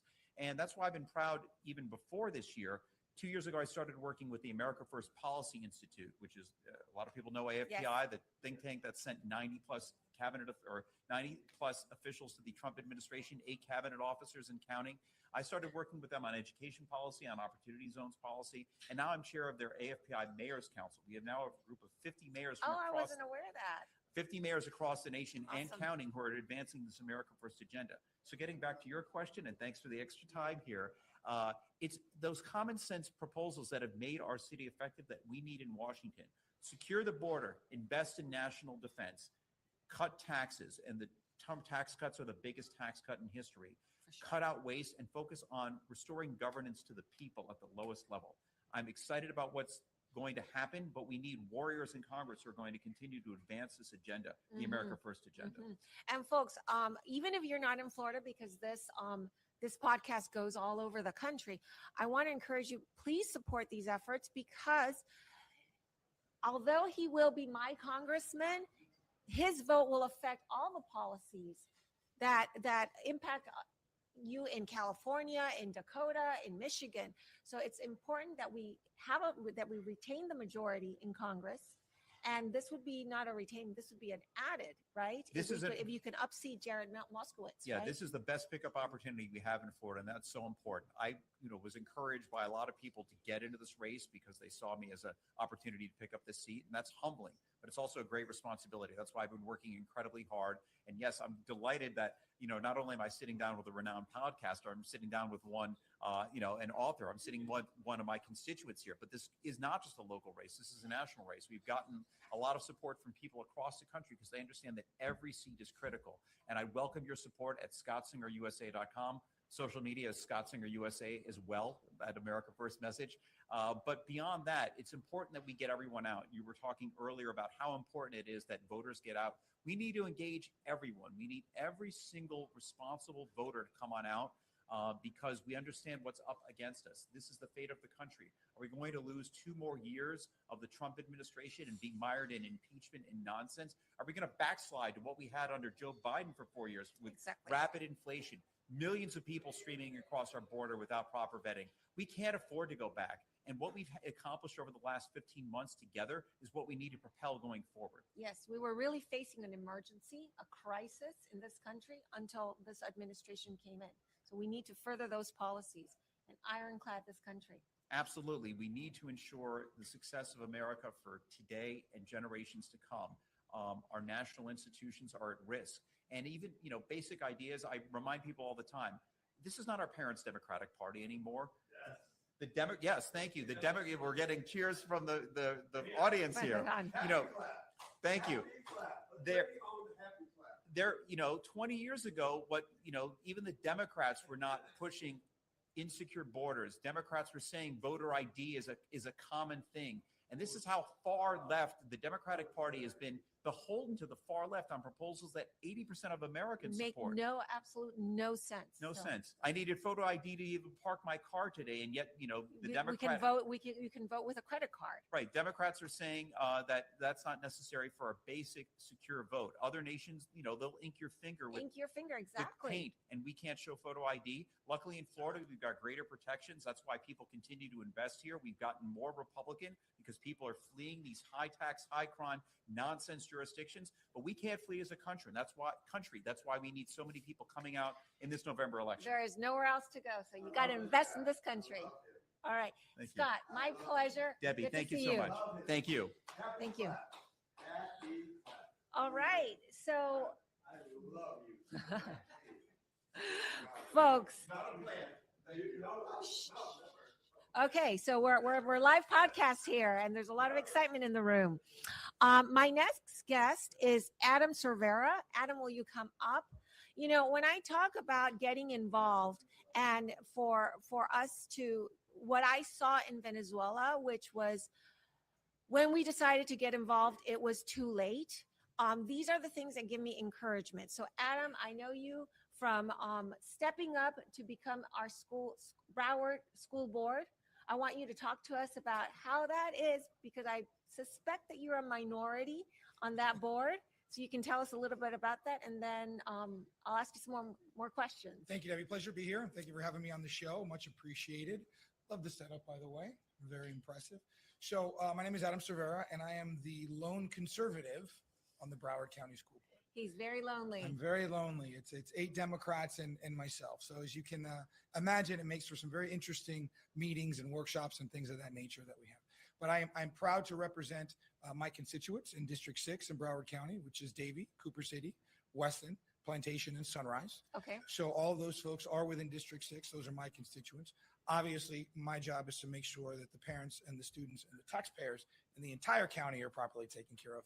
But we do have district breakdowns for our school board members, and I'm very honored and privileged to be serving on District 6. I was put there in May of last year by Governor DeSantis. Very, very proud of that appointment, and very fortunate to be able to step into that seat and take over for my predecessor and try to do right by all these kids and their parents, for sure. And you're a recent dad. I know you had a recent baby, right? We have a recent addition. I am blessed to be the father of 3. Okay. 10, 8, and my youngest just turned 1. A baby. So we've got a very, very packed house. with kids running around and doing their thing. Well, But that gives you a perspective of the different ages and the different absolutely, needs. Yes. absolutely, and there is no greater privilege in life than being a father and a husband for that matter. So I'm very fortunate and very blessed to be able to check both those boxes. So tell us, you're running now. It is a nonpartisan race, but you are the lone conservative in the district. Correct. I have 3 opponents right now. Mhm. All of them are Democrats, and I am the sole Republican. Obviously, it's a nonpartisan race, but people know whose political affiliations are what. And for me, putting aside the partnerships and the R's and the D's, for me, what really makes sense from a school board perspective Mhm. is a couple things. Number one, we have to remember who we serve, right? Our job is to give our kids the best possible education they can. And whatever form that takes, whether it's in a traditional public school, or whether it's a charter school, or whether under some of the governor's great programs in Mhm. private and religious schools, whatever your preference as a parent, Mhm. that's your right to send your kid to that school. Mhm. I will support you. Should we be fortunate enough to have one of your children attend one of our Broward County traditional public schools, Mhm. I want to make sure that they're getting a quality education. I want to make sure when you send those kids to school, they're learning about what they need to learn about in life to excel and be productive members of society. If they want to learn a trade, fantastic. If they want to go to college, fantastic. If they want to go to grade school, whatever that child and their family wants to do, I want to give them the best opportunities to do so. And when they go to school, I want to make sure that they're getting an education, not an indoctrination. Very well said. How do you feel now that the Department of Education on a federal level it seems that the idea is to dismantle, which means that all of those funds are going to be coming back to the state. How would the school boards be tied into that redistributing of the funding, right? So remember, we essentially have 2 departments of education, right? We have the Florida Department of Education, which is represented by Commissioner Kamutsis, who's been doing a great job as our commissioner in Florida. So they obviously handle this from a state level. Okay. And we get funding through our legislative, whether it's budgets, FTE money. There's a substantial amount of funds that come in through the state level, as well as obviously our property taxes and things like that. On the federal level, it's my understanding that the Trump administration is looking to, with Linda McMahon, of course, yes, close up the Department of Education from the federal level and return all of those powers, if you will, to the state. States. Which, if that is done, whether it's this year or next year, whenever it is done, obviously we welcome the ability to get more funding. Of course. Right, especially in Broward County, where unfortunately our district does not do a good job of balancing budgets. We're in a $100 million deficit right now. Our budget, believe it or not, is $5.4 billion. What? With a B, a budget that I proudly voted against because there was too much pork, too much bloat, and not enough money for our teachers incidentally. But despite that huge budget that we have, we are still operating at a $100 million deficit. So one of my major platforms is transparency and fiscal conservatism on the board. So whenever I see deals, whenever I see contracts, whenever I see any inner workings that we have that involve any kind of money, I'm always the most vocal person to make sure that we are spending our tax dollars responsibly. You know, folks, as I've said, as I've preached so much before, it's incumbent upon us to monitor and to elect and then to be involved in our local races, because these are the ones that really affect us. You know, a city commissioner or a county commissioner can close down the county. School boards vote on the education, the material, the funding that our kids are receiving. So this is incredibly important. Adam, thank you so much for what you're doing. Thank you for How having can me. people support your campaign, get involved? Absolutely. Thank you for that. So my website, adamcervera.com. I'm on all major social media platforms at Adam Cervera, with the exception of Instagram. On Instagram, we are School Board Cervera. So please reach out to me on social media. Please visit my website, adamcervera.com.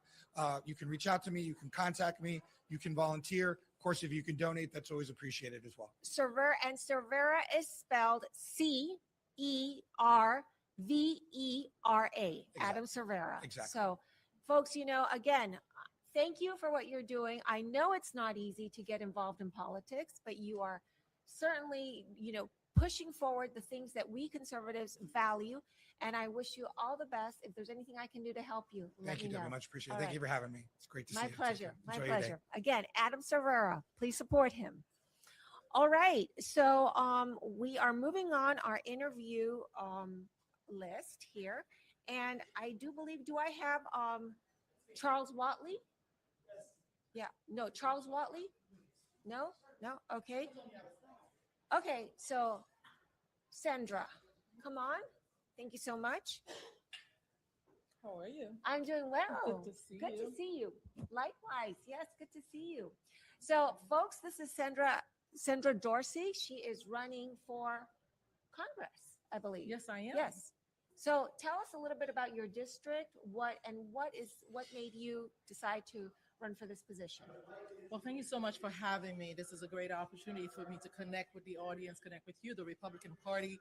I am a proud, honored candidate to represent the Republican Party and District 20. So, as And, this and District 20, can you tell us a few landmarks in that district so yes, people absolutely. So, can District 20 encompasses the agricultural, the farmland area, which is Belglade. Okay. And it reaches all the way down to Broward County, which Okay. is Plantation, Lauderhill, Margate, and Oakland Park. But also within Palm Beach, we have parts of West Palm Beach, and we also have parts of Wellington and Royal Palm. Okay. And of course, you have to be very careful when you check to see where you are, who your representative is, because that district is it's very amorphous, right? Yeah, I call it the octopus because it looks like it has arms reaching over over cities. Yes. But what it is it's a district in need. It needs strong leadership. It needs people who can articulate the needs of the people, the constituency. You know, articulation is interesting because you can hear something yet not be able to translate it. I'm someone who has built my career on listening as a media. I'm a Florida Supreme Court certified mediator. I've built my career as a listener of people's needs to make sure that those needs are met. I am not just someone who's, first of all, I'm an outsider. I've never run for office before. I think that, you know, how can I say, it says something about someone who keeps running as a career, you know, candidate. But I'm the first time candidate who actually saw a void of leadership in that district. And I believe the Republican Party has finally found someone who can represent them well in that area, which is farmland. So we have multi-billion-dollar industries operating. We have tourism, we have, you know, landscaping businesses, you know, so let's, you know, just small business in general. But the farming industry is just phenomenal. We are feeding the nation. And so the people who work in that industry, it's important that these people have a voice that can articulate well in Congress on their behalf. So I think I'm pretty good at, I'm pretty eloquent, and that's what I've been told that I inherited. And so I want to put those articulation skills and eloquence skills to good use in Congress for That's the American wonderful. people. Well, you know, folks, I know it's really hard to run a political campaign. Tell me, what are the hardest parts of this experience that you've had? Well, being an outsider. I mean, what did we say in the Republican Party when we elected Donald Trump? We said we want to disrupt the system. We want no more business as usual, people that come in to just grift off the hard-earned money of the American people, those people that see an opportunity and actually go in it for themselves. I see the hardest thing for me has been to vet people who are just not just political consultants who want to make a buck. We're talking about people who believe in building a movement. And I know Donald Trump had to go through it too. because everybody sounds good in the beginning until you ask them to deliver and they can't. Because not everybody has the purity of conservatism in their heart. I coined this term trans politics, where people just jump ship just to come over and just because the winning team is now in office and they just say, okay, I'm in now. But 2 days ago, they were different, right? So it's called trans politics. You can quote me on that. And so that's the hardest thing, to find pure American who actually love this country. Tell me a little bit about your background and how people can reach you. Well, my background is, I've said already, I'm a Florida Supreme Court certified circuit civil mediator. Also, I have an MBA in finance, and I have a master's in conflict analysis and resolution and international peacekeeping. I think American people deserves to have peace. We need to have more conversations about peace, and we need to feel more secure. And that is why I'm the candidate who can have those conversations.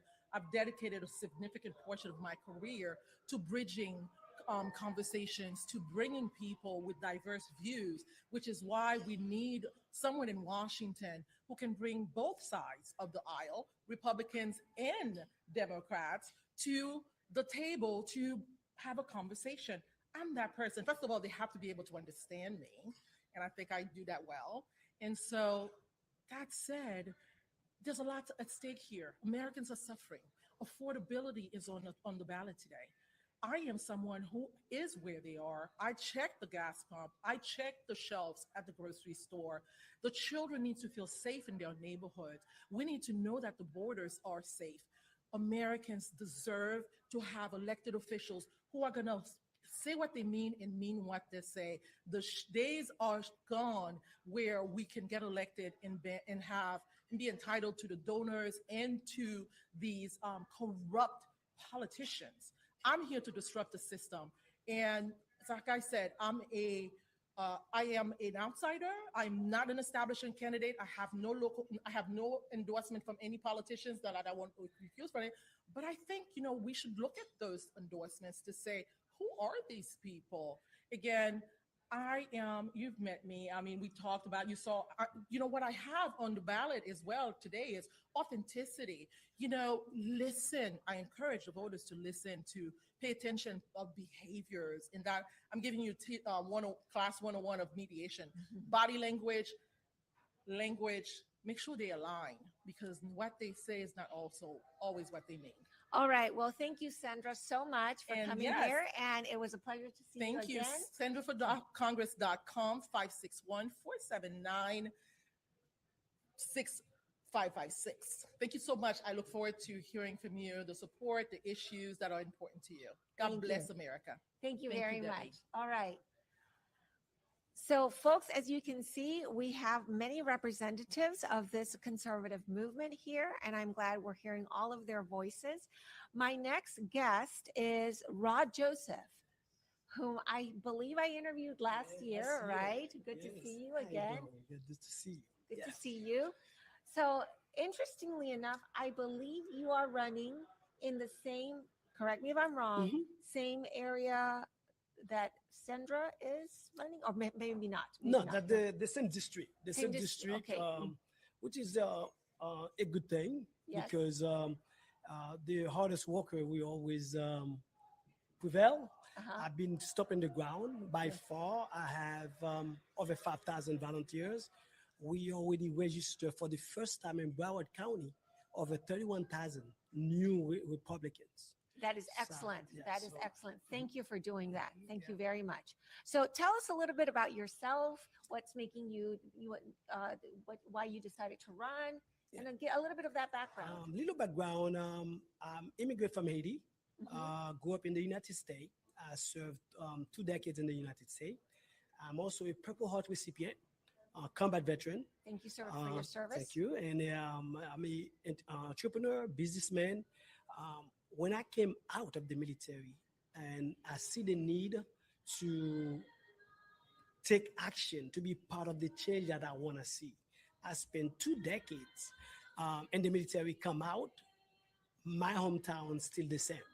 And that's the urge for me to go Mhm. and to be part of that. What I want to see. I have a master's in history, military history. I have a master's in diplomacy and international relations. I have a PhD in international relations and diplomacy. So I'm well versed in with a background in legal. I've been a paralegal for 20 plus years. So being get all of this, I know Washington D.C. I'm already endorsed by Senator Rick Scott. I also State Representative Sarah Plakin. I've been endorsed by a few and support by the base.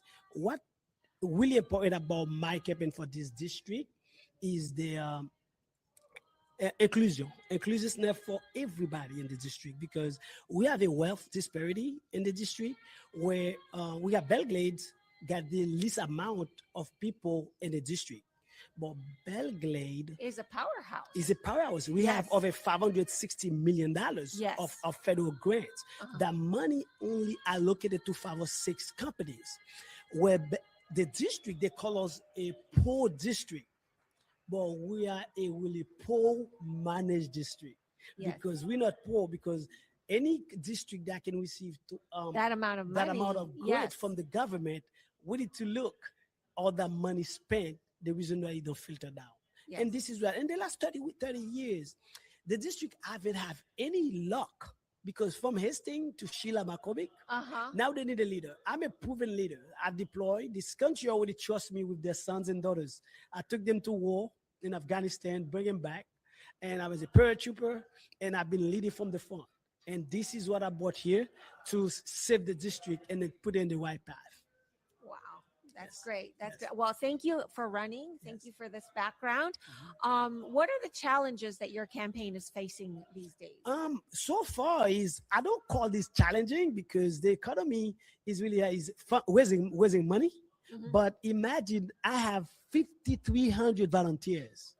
5,300 volunteers. This is the first time Broward saw a group of Republicans knocking doors. I had over 300 people the other day knocking. We knocked $5,000 in 3 days. Wow. Broward never see that before. No. Never. So we have the message is clear. This is a movement. We got almost 27,000 veterans in the district. I'm here for them because I know what they want. I know what their family needs. Elderly, we have a great amount of elderly in our community. Yes. First responders. Yes. And all of that, when you get all the myriad of the community, I'm in the best fit for this to lead that district, and that's what I've been putting the work for. And who are your opponents on the Democrat side? The Democrats got 11 candidates filing. Oh, So wow. it's okay, but that's 11, but it's fine. I've been doing the work, and I'm a big believer. If you study, you cannot worry about exam when the day of the exam, because I do my homework, I Yes. study, I'm ready to pass the test. Okay. And tell me, how did you coalesce that? It's an impressive number of volunteers. How did you coalesce that? I'm present in the community. I'm foot on the ground. I'm grassroots. I am present in my community. I'm everywhere, and I'm always been present. Prior politics, I'm always been a vocal. I'm always been present in the community. So this is the reason why they drawn to me for the sheer amount. I have a group right now that have 1,200 pastors in the district. At my table, I have 10 people outside. I have 5 pastors. So what I'm doing, I'm changing the mindset of those people to see conservative within themselves. Most of Caribbean people, we are Democrats by default. But when you realize we have a conversation, they all conservative. And this is the message I'm bringing. And I want the party to reach out to those communities, because most of those communities never see Republicans reach out to them. I think I'm calling, don't make that mistake for the midterm, reach out to every communities, because we need every single vote to turn, to keep the house, because if we don't, President Trump gonna be impeached. Absolutely. Absolutely. What messages or what talking points do you feel are more transformative when you're having this conversation with, let's just call it ancestral Democrats? No, the good thing when is the differential different. Most of the thing everything we against, they against too. They without realize it. My community, they don't support abortion. They all Democrats. They don't support LGBTQ. They all Democrats. They don't support two men married. And then when you look at them, say, this is what your party stands for. And then they're like, really? And then I tell them, this is not human rights. A choice of your sexual preference cannot be a human right. They try to convince you that somebody's rights has been infringing while they chopping you from your First Amendment And right. when you are having these conversations, you mentioned that you had registered new Republicans. Can you repeat that number again? About That's- 31,000. This is the first time Broward registered so many Republicans. And then we have 5 days a week, Monday to Friday. If it's Saturday, Sunday, we just go straight to 2, 3, 4 churches. We divide a group of almost 50 pastors that goes to different churches and then just tell them, well, I have a group of 1,200 pastors right now. You know, that's what folks, I want to point out. And as you see, I've mentioned it during this podcast. Number one, how important it is for the church and their leaders to get involved, because politics affects people and affects policies. So this is super important. I'm glad to see you're doing that. And more importantly, Broward is the largest blue county in Florida. It is pivotal. So the work that you're doing is completely necessary and very welcome. Thank you so much. Thank you. My goal is to turn Broward red. And Broward is not really blue. It's a purple district. Yes. It's a purple county. Many people don't realize they are Republicans until you talk to them. So this is what I'm calling on everybody. If you're in Broward, you know, your mom, your dad, you go to vote this election. You're not voting, you're voting for your principles, because what you're voting this year, your children, your future is depend on it. Thank you very much. Thank you. How can people reach you? How can they join this movement? They can call 754-303-3625, 754-303-3625, or go to voteWardJosephForCongress.com, and then you can register. We have a team that will be happy to have you. And then we knock out. We don't just only work in a district. We go out sister district to assist with other candidate Republicans. That is wonderful. So that's what we do. Again, Rod Joseph, my pleasure. Yeah. Thank you so much for Once coming. again, thank you. Okay. All right. You know, it is so encouraging, folks, when you see people stepping up to the challenge that we face. It is incumbent upon all of us. And, you know, one of the things that I find is that that's why I did the America First Electioneering Academy, because I want great candidates to have the opportunity to learn the fundamentals of electioneering. So if you may not be in Florida, but if you know of someone that is planning to run, that needs to have some marketing 101, please reach out to me. It's so easy. Look for me. Email is Debbie@salvo.today. That's Debbie, DEBBIE, at salvo, SALVO.today. All right. So my next guest is Charles Whatley, running for sheriff. Come on here. In Broward County. Again, one of our local candidates. Charles, Hey, how you doing? I think we met Pleasure, at yeah. the REC a few weeks, days ago, maybe? Yes, we did. Yeah, you were there? Okay, good. So you are running for sheriff, For Broward County Sheriff. for Broward County Sheriff, Yes. which I think is long due, right? Yes, it is. Yes. Who do we have right now? And why do you feel that you're going to make the difference? Right now, you only have the Broward County Sheriff that's there is Gregory Tony, the Democratic Sheriff. Yes. And he's been there for 7 years. Yes. And what the people, He was replaced after the Marjorie. Stoneman Douglas tragedy. Yes. Yes. He came in right after He that. came right? in right after that. Got it. And then switched to Democrat a week after he was appointed, which a lot of people don't know. Okay. Yeah. And since he's been in, it's been a disaster. In 25 years, we've had 3 Democratic sheriffs, and every one of them has been a disaster. Mhm. Even with the current sheriff there, of course, everybody in South Florida knows about the lies and scandals that he was found to have Yes. falsified documents. Yes. And he was on the Brady list, which means he cannot give court testimony. And So, this is the sheriff of Broward this County, is the one of the current sheriff of largest Broward County. counties in Florida. Cities are, fighting to pull away from their contracts because they no longer want the services of the Broward Sheriff's Office. So it has been a complete disaster. And I take it personally because I was raised in Broward County. So it's my home. He was never raised in Broward County. He's from Pennsylvania. So it's my home. I was raised by that single parent with 5 siblings, very poor childhood, raised in the minority neighborhoods. And at age 10, I became a grown-up, having to work to provide for my brothers and sisters. And I served on our United States Marine Corps with honor and 28 years of law enforcement. So this isn't about me.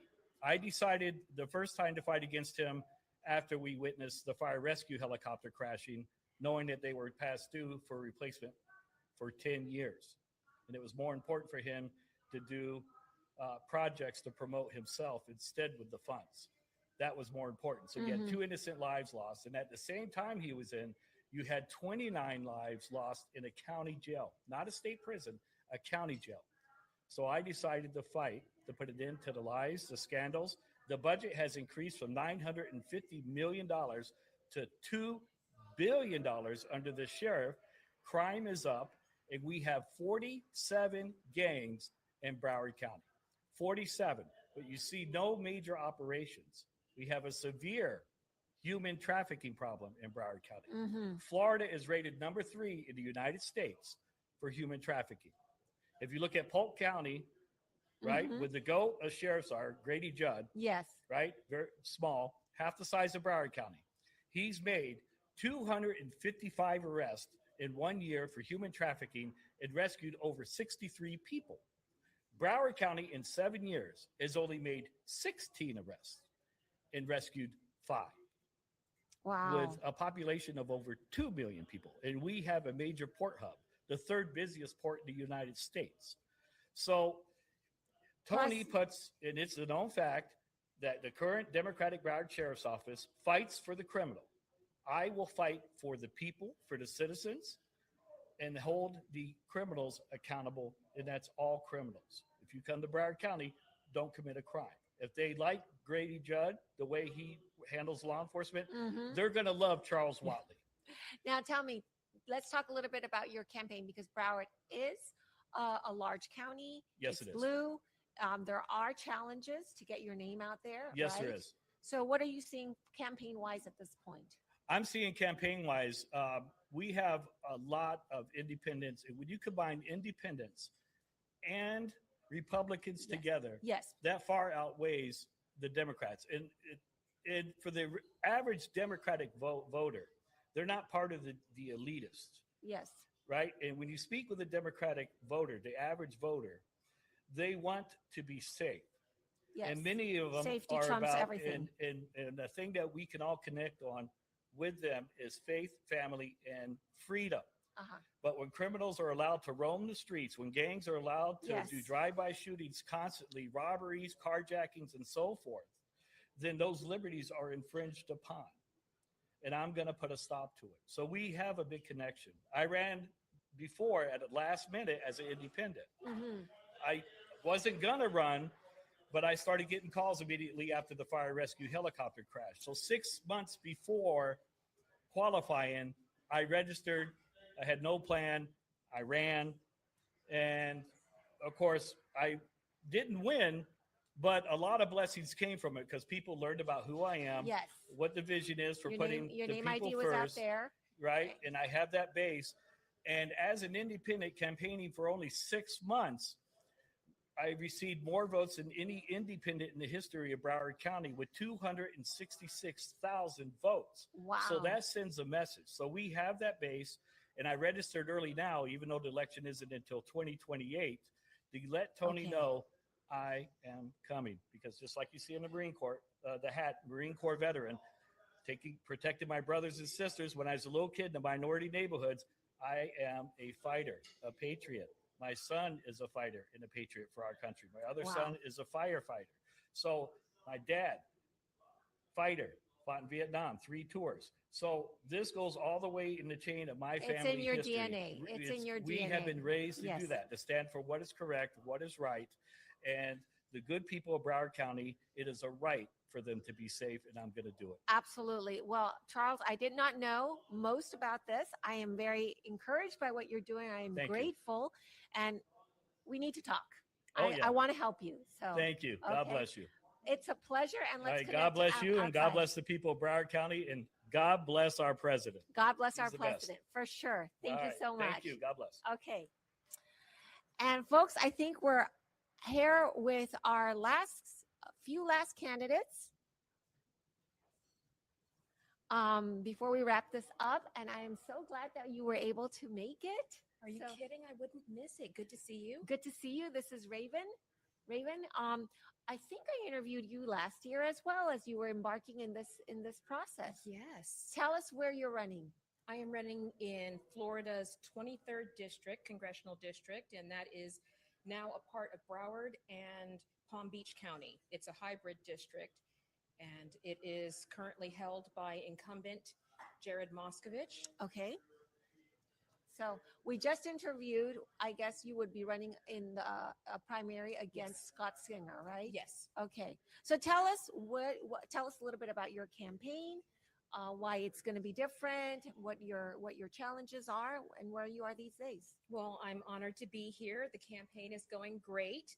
Again, my name is Raven Harrison, and I am, for those who don't know, I am the daughter of 2 retired Air Force Lieutenant Colonels. I'm the wife of a retired C-17 pilot.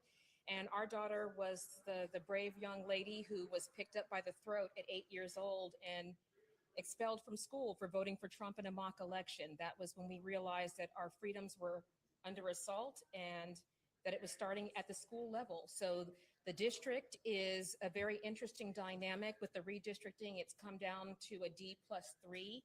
It used to be a D+7 at one time. And Broward represents one of 2 solidly blue districts in Florida, and it is a must win. And the advantage we have great support. We are endorsed by Mike Lindell, General Flynn, Kevin Sorbo, Ann Vandersteel, Laverne Spicer, a lot of the known names in the industry. We have fundraisers coming up. We're knocking the doors, and Broward has really received us well. If you want to change the message, you have to change the messenger. And that's what we are attempting to do. We're giving them a discussion. Let's focus on what we can agree about, which is communism is not going to work in America. Having our freedoms under assault is not going to work. Hate and propaganda and division is not going to work. So in addition to having passion, you have to have a candidate who can win, who has a strategy to win, and we do. And we are leading in money, we are leading in endorsements, and we are really excited because we're going to give 23 the representation they want. It's so encouraging to see such candidates of such great capability running in that area. So I'm very encouraged about that. What I know they're telling me that we have to wrap this up. Unfortunately, I could spend here a lot of time talking to you, but how can people reach you, get connected with you and your campaign? They can reach me at ravenharrisonforcongress.com. That is a website we are monitoring constantly. We have events coming up. For those of you who know, Ed the Trucker is coming down for an event with us, and Superstar in the conservative movement, and one with General Flynn. So we are going to be giving them something exciting. So what I would leave them with is people don't remember what you said. They remember how you made them feel. So for me, they're going to get a fighter. They're going to get real representation, and they'll be able to see the difference. Folks, I know Raven has fought this fight as a mom and as an American. So please support her. Thank you so Thank you. much. Thank you, Debbie. Pleasure to have you here. All right. And we have our last minute, very quick wrap up, right? Okay. So I have here Mary Lopez Palma running for State House. Yes. And folks, you know, we've talked about candidates for Congress, for Senate, governor, but truly the ones that are making the laws for us are our House and Senate legislators. So Mary, tell me a little bit about your campaign and why you're doing this. Well, most importantly, it's important to note that every 2 years we let the Democrats have the seats over and over again. The only Republican state House representative we've had over the last span of 15 years, and Chip LaMarca, and now he's termed out. Yes. So nobody thought another state House race could be had. So when I analyzed District 102, I said, okay, this is a seat we can flip. It has not been flipped in almost 20 years. It has been very blue. But I must tell you, I ran last term and I got 43,000 votes, and barely 28,000 Republicans are in the district. So that tells you that change is on the horizon. Yes. Our NPAs and our Democrats are very interested in seeing change. And I do have a primary in August, and then from August, the general election. But we're out there door knocking. We've raised over 50,000 every quarter so far. The fundraising is very strong. One thing I'd like to note is what you said earlier. Legislation is written by us. So as a real estate attorney, I've been practicing for over 25 years in Florida. My passion is the law.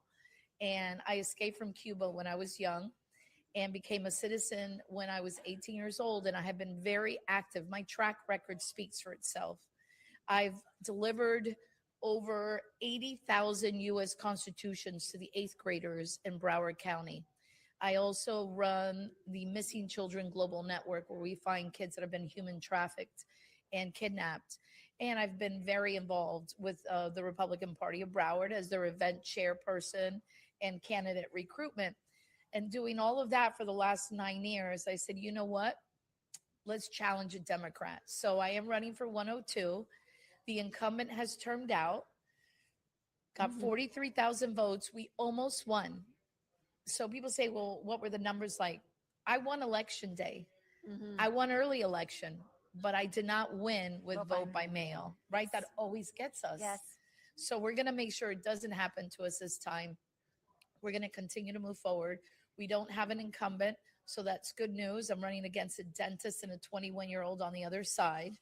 So again, I always go back to look at my track record, look at the years I've devoted to the Republican Party.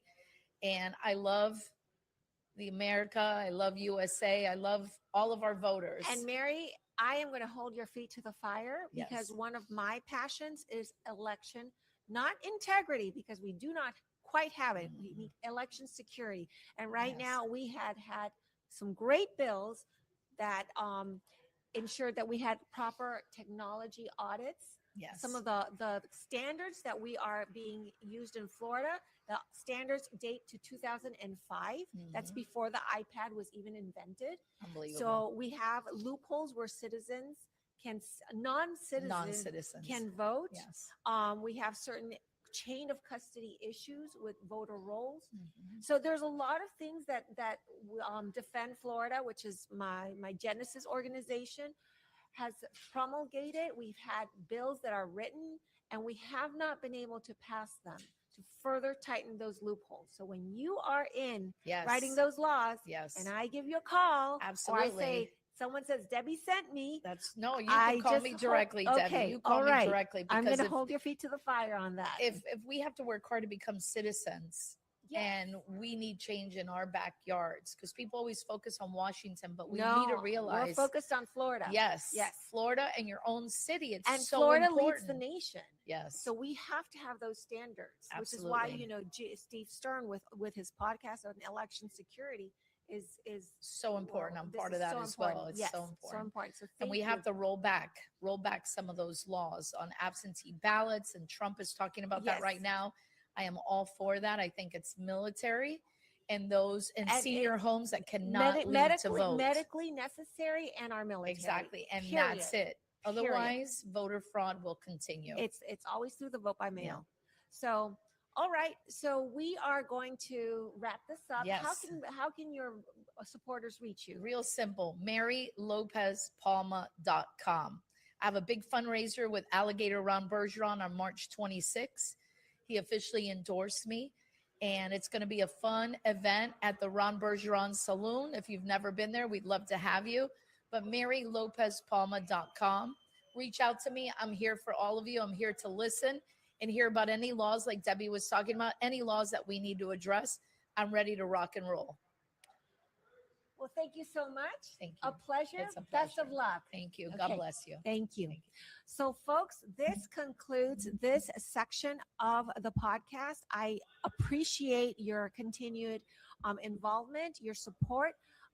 Again, a plea from me. This is a personal plug, if you have any great candidates running, if you have someone that represents the values that we just saw here in this podcast, and they have a fair chance and they're serious candidates, look for me, Debbie at salvo.today. We will not only train them with some fundamentals of electioneering, but we have the most productive, user-friendly voter contact platform that was modernized. It's modern. It's not legacy like so many of these systems, Numenar and i360. When I was doing the campaign for Vote No on 4, I was using, I believe, i360, and I had 10 hours of training, almost a PhD, and could not operate the thing. So want to make it easy? Look for me, Debbie at salvo.today.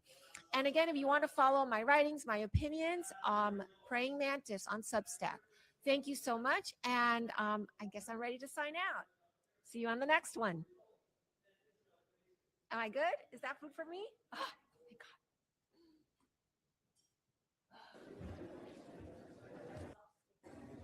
God. Thank you, Richard. Okay, so we will have 4 awards today for first place gross score. Then we have third place net, second place net, and first place net. Interesting, we had a very interesting game today as 2 teams, our second and third place net were a tie, but there was a shootout on the 18th hole, and that's what decided the difference between those 2 teams. So we're about to announce those winners, and when we call your names, please come to the front of the room.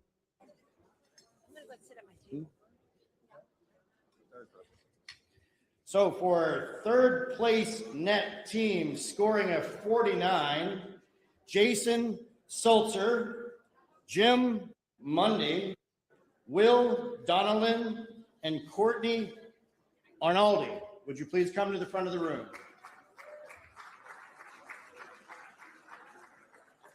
The whole team didn't come to the front of the room for their award. Jason Sulzer, Jim Mundy, Will Donnellan, and Courtney Arnaldi have an award waiting for them. Is any members of that team here in the house?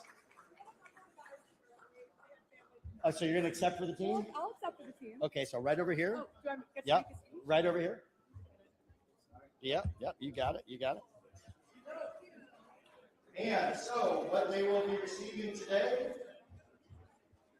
is, of course, a plaque for third place net winners. They are also receiving $75 gift certificates for the Golf Pro Shop and Trump.com. And they are also receiving Republican Red Fine Wines, Republican Red Chardonnay. And we'd like to give them a round of applause for their big win.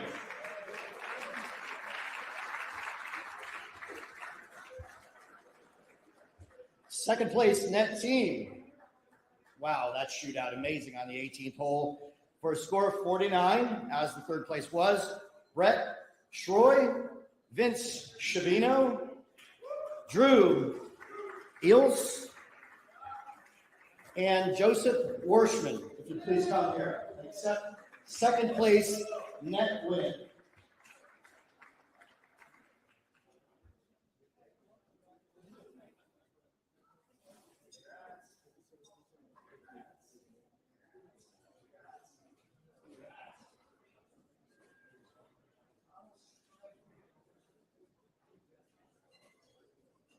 And a big round of applause for our second place net.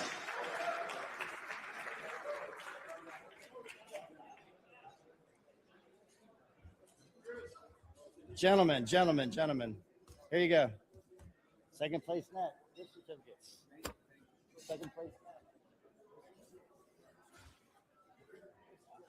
net. Hey.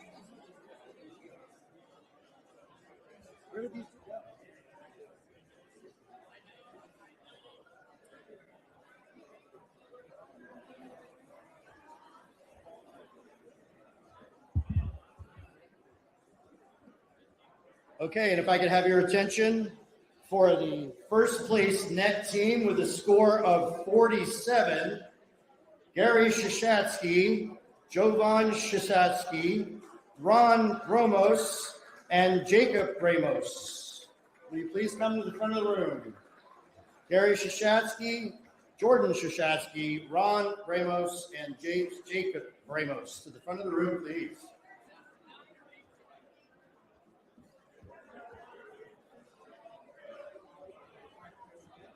And gentlemen, here you go. Here's your first place net gift certificates.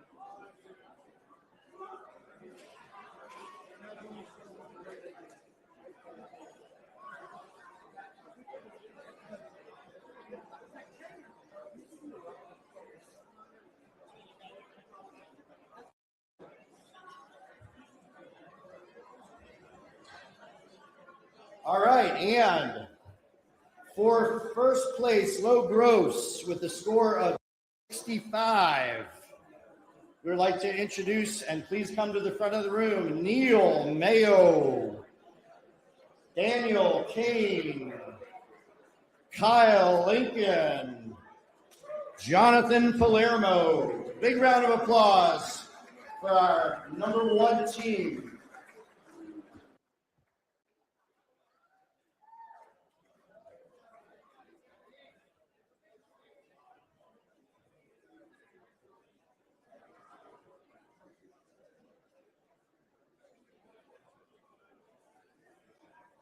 They are receiving a Republican Red fine wine, sparkling wine, which would be the domestic version of champagne from Republican Red Winery. Of course, a beautiful commemorative plaque. And for the team,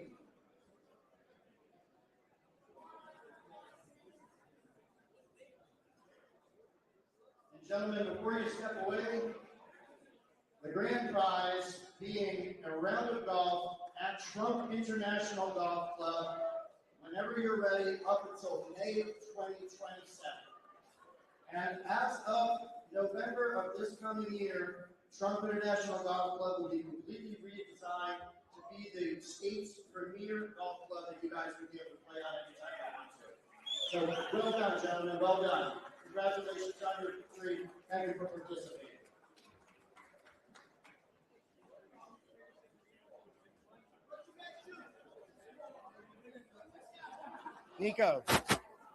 Nico, can you give me that little bag on the table? And for the Beat the Pro, need to put them all, want to put them in the hat?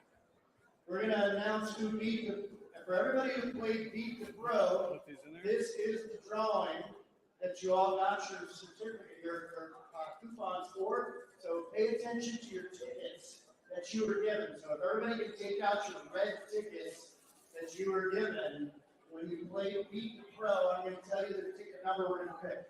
You want to hold it? You want to mix it? Nico, if you'll mix those up for me, I'll select the ticket. Everybody, all golfers, please take out your red tickets. All golfers, please take out your red tickets. In the MAGA hat are all the tickets. They were mixed by treasurer.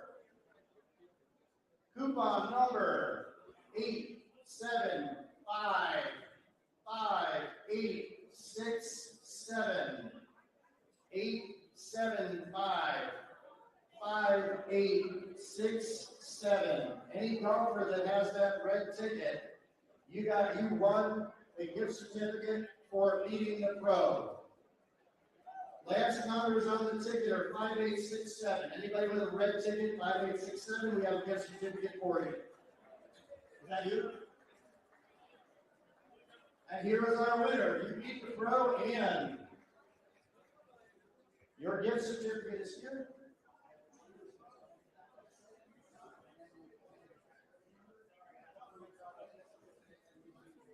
Congratulations. Well done, and thank you all for participating on the golf course for our Beat the Pro.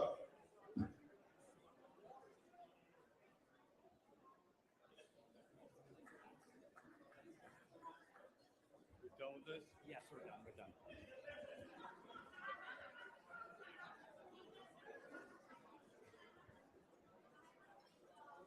And just a short announcement, we have a beautiful book by A.M. Gold, and this is the 19 most intriguing issues of our time regarding politics, of course. We have a few available, first come, first serve, if you catch me, and this book will be yours. Free gift to the first come, first serve, 3 available.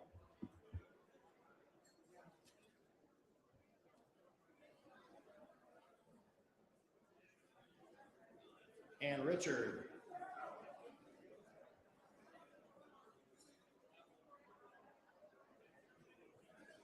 You're up. You're gonna let him get dessert? It's up to you. Play it how you want. What are we doing with these books? I'm gonna give them away to anybody who asks for them. Okay. You guys all having a good time? Are you all having a good time? All right. You got dessert in the back. Dessert in the back. If you haven't noticed it. Wonderful ice cream machine. But I need your attention as we continue.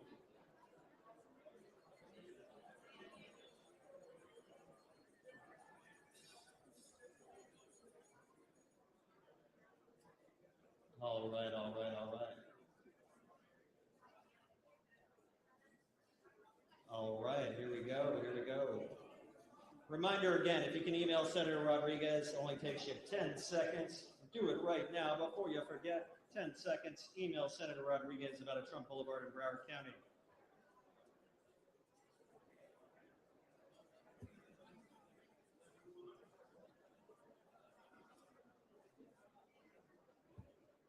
All right.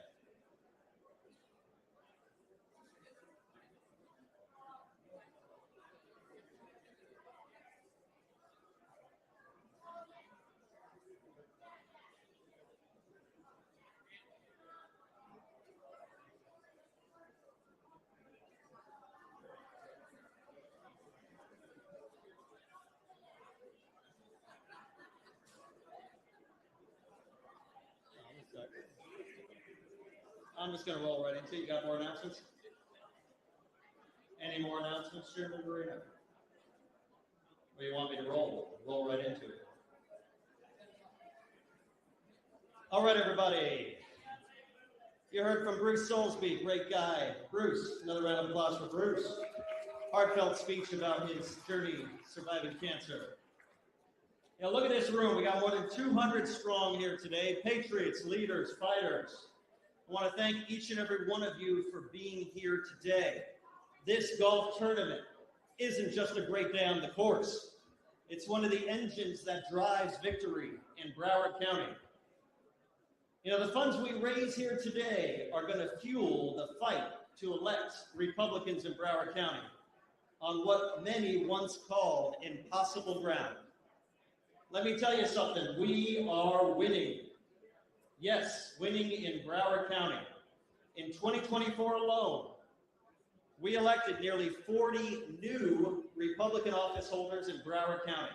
40. Unprecedented. Let's hear a round of applause. Come on.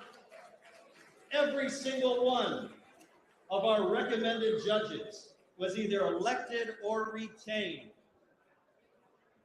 In our special districts, Republicans now outnumber Democrats 32 to 28. That would have been unthinkable just a few years ago. Yet today we actually have 68, count them, 68, if I may have your attention, please.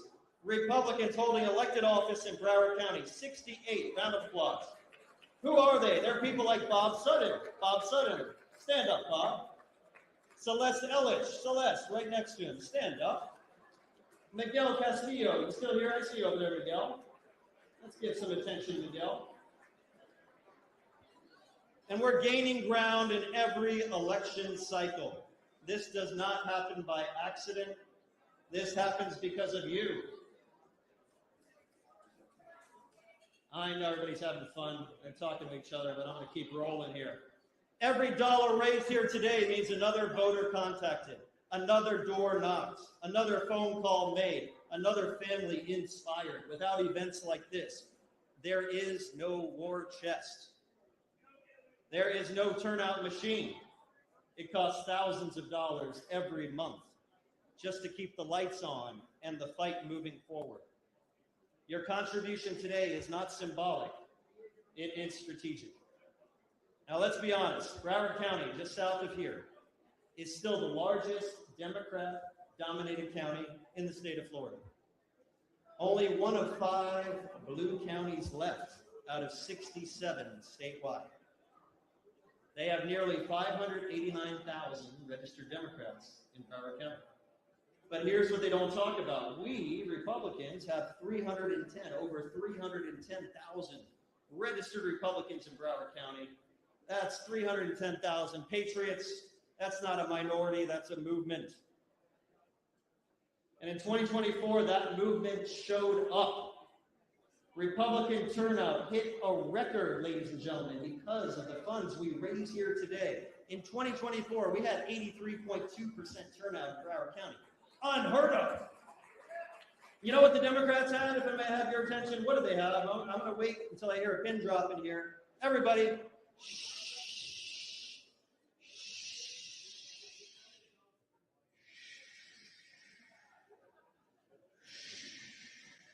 all right, we beat them by over 4 points. 4 points we beat the Democrats. They had 78.9, we had 89.3. 83.2, I mean. We outperformed them by more than 4 points. That's discipline, that's organization, that is belief. President Trump's vote totals in Broward have increased every single election that he ran in. 261,000 back in 2016, 333,000 for President Trump in 2020, and 358,000 votes for President Trump in 24. We are on the move, even in the most Democrat-dominated county. Nearly 41% of the vote we got, and we are outnumbered there by 2-1. Can you believe that? Meanwhile, what did Kamala Harris get compared to Hillary Clinton? She actually got less votes than Hillary back in 2016. That's a fact. The surge in Broward helped deliver Florida by over 13 points for President Trump in 2024. Just 4 years earlier, he only won by 3. That is the power of turnout. That is the power of belief. That's the power of organization. And it proves something important. Broward Republicans are not spectators in statewide races. We are the difference makers. This is where it counts. Everywhere else is performing pretty well. Broward County, we're like the C student that could be a B student. If we just got a B, it helps the whole state out. So our next governor is going to need Broward County. Our congressional candidates, I'll rattle off some of them that I saw here earlier. Scott Singer, where are you at, Scott? Is he still here? Scott Singer, George Moraitis, Raven Harrison, Michael Carbonaro, Rod Joseph, Eddie Spears, Sandra Dorsey, Jared, where's Jared? You guys still here? Well, you are all going to need the Republican Party to help you out, whoever that winner is. And if we swing just a few percentage points more, you know what's going to happen? We are going to take out entrenched incumbents. And I'm talking about beating Jared Moskowitz. I'm talking about beating Debbie Wasserman-Schultz. I'm talking about beating Lois Frankel. That's what we're talking about here. History tells us this is not going to be easy, ladies and gentlemen.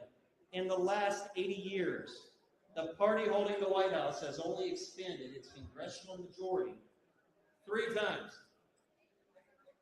The last time was in 2002. The odds aren't supposed to favor us, but history also tells us something else. Florida was once a close state, a swing state, close, purple, divided. Now what is it? Because of people like you, Florida is a rock-solid red state. If Florida can turn red, Broward can rise as well.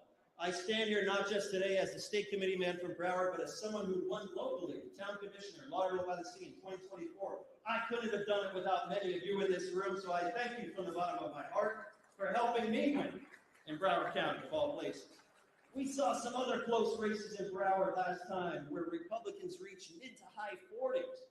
Once thought unreachable. Amazing. Mary Lopez Palmer, she's running again. She's here today. She is one of those examples. She hit the high 40s in victory. No one expected that. She's running again, and she might pull it off next time if you help her out. The trend lines are on our side. Registrations are moving in the Republican advantage every single month. The momentum is real, and guess what, ladies and gentlemen? Momentum wins. So I ask you, don't think of today as just a tournament. Think of today as an investment in victory for Broward County and for statewide Republicans. An investment in victory. Join us at our next event on September 19th. Bring a friend, stay engaged, stay active, stay inspired. It's going to be our Reagan Day dinner, Trump Day dinner, you might call it. Because this fight is bigger than party labels. It really is about saving America. In November 24, what did we do? We saved this country from a disastrous path of the Biden-Harris administration. And we all do that in 2024. Let's hear it. Let's hear it, everybody. Our work is not done. What did President Trump say in a moment of courage that the entire world will never forget? What did he say? Fight! Fight! Fight! He is fighting for us every day. Now we got to keep the fight going on here at home. Under Chairman Marino's leadership, we have had record-breaking fundraising. With your help today, we're going to knock more doors. We're going to make more calls, reach more voters, and build a machine that cannot be ignored. We're going to raise money, gather volunteers, support our candidates, win local races, support those statewide victories, and keep Florida red. Ladies and gentlemen, they used to call this area the belly of the Democratic beast. Well, we're going to be the tip of the spear and killing that beast. Now, we've got some more of our wonderful day to continue here. But before we go on, I need some audience participation here at Trump International Golf Club. So I need everyone on this side of the room. I want you all to say Donald. Come on, everybody. Say Donald on the right side of the room. Say Donald. Donald. Everybody over here, I want to hear you say Trump. All right, Donald. Trump. Donald. Trump. All right, I think you guys are ready to turn Broward red. God bless you. God bless America. God bless President Trump. Thank you. Now mark your calendars, everybody. September 19th. BrowardGOP.com. Pay attention. We're going to be putting out messages shortly about our Reagan Day dinner, and we need you to support it. It's going to be great, so get your spot today. Last reminder to email your Republican Senator Rodriguez all those papers on your table. And now I'm going to bring up our next speaker. I'm just a filler act, I know. David Brat. So Dave Brat, before coming to Liberty University as Dean of the School of Business, Dr. Dave Brat served in the United States Congress for Virginia's 7th District. As a member of the House Freedom Caucus, Dr. Brat was also among the foremost advocates addressing immigration issues. His knowledge base comes from years of experience in business, as an economic consultant with Arthur Andersen, and as the World Bank, with 20 plus years of work in higher education, teaching economics and ethics. He also served as the president of the Virginia Association of Economists and was a member of the Virginia Board of Accountancy. His vision is to advance Liberty's unique position in higher education as an institution which studies, teaches, knows, and lives out the good life, and actively puts faith to work in the real world of business and beyond. So, if I may have your attention,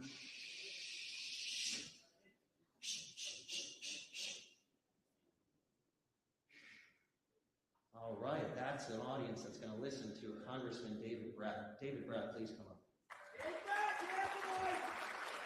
All right, thank you, Richard. Thanks for having me down here. Half the room's a bunch of congressmen and women, so I'm going to give them a few points I learned the hard way. And I have to do that. But first, I want to thank Steve Stern. Let's let everyone thank Steve again for putting me into this great event. Steve, everybody in this country, Richard did the hard work, right? Go through the elections and the polling and all that. The fact is, this room has enough energy and enough horsepower to change the country, right? And the problem is, our business class and the jobs and the young people are not fully activated. We've got to get everybody activated. So when it comes to voter integrity, everybody needs you to get your list, right? I'm going to need both Charlie Kirk. I was friends with him 5 years ago. He came to Liberty, said he wanted to start a think tank with me. How did he get millions and millions of young people to follow him? Right? It was the basics of integrity. Integrity is what puts you together as a person. And what held him together as a person? The church, the family, the pursuit of truth, God, religion, everything, right? He inspired the country, millions, tens of millions of people at turning point, turning the country around. And so did Steve Stern. All right, Steve's going to lecture to everybody. I'm a professor, so you got to be quiet. It's going to get boring in a minute. All right, let me give the congressman a little hint here. When it comes to elections, I got lucky. I won a big race for various reasons. But basically, I learned since then, don't talk about economic, budget, boring, $2 trillion deficits and all that. If you don't hit the heart and emotions, what did Charlie Kirk do? He hit every emotion under the sun. And so as candidates, you got to hit that, right? You see the candidates, how did Trump win? How did he win? Hispanics, African-American, blue-collar, working class. Did he win by talking about spreadsheets? I don't think so, right? He hit gut punch after gut punch and just let it rip. So all of you, you've got to figure out whatever that is for you. I'm not too good at it. I'm a Presbyterian economist. That's one of the most boring creature God created, right? And I got taken out. You know who beat me? Is this room educated? You know who beat me? Abigail Spanberger. Spanberger, Long Island knows.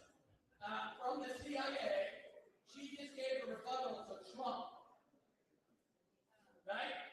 So Congress, governor, because Virginia's got too many checks coming from the federal government and from state government, and you got to have firepower. And the Republicans, unfortunately, don't message at all. Now, for you folks running for Congress, this is the way it works. I'm not making this stuff up. Right? So there's what's called a giant Excel spreadsheet in the sky. The Speaker of the House owns that. I know Mike Johnson, he taught at Liberty and all that, right? I know Paul Ryan.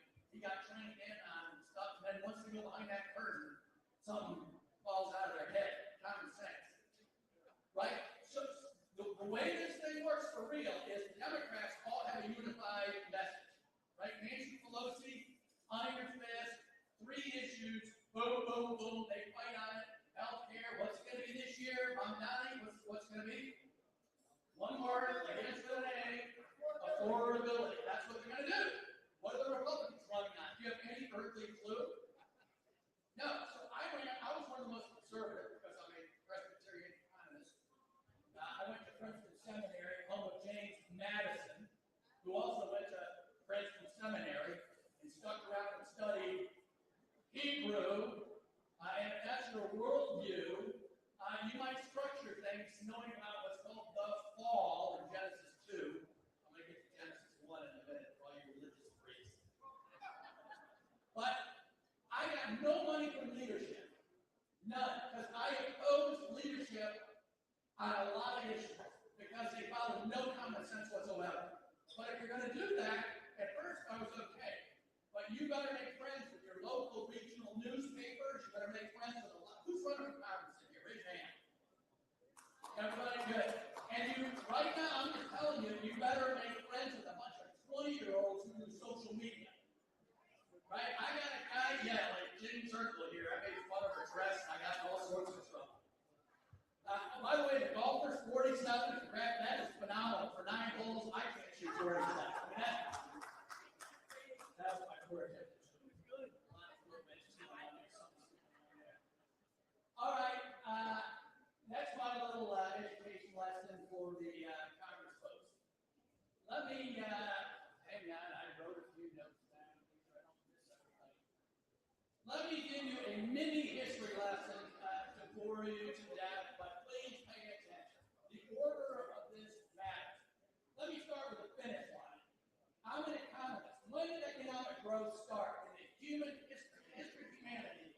When did modern economic growth begin?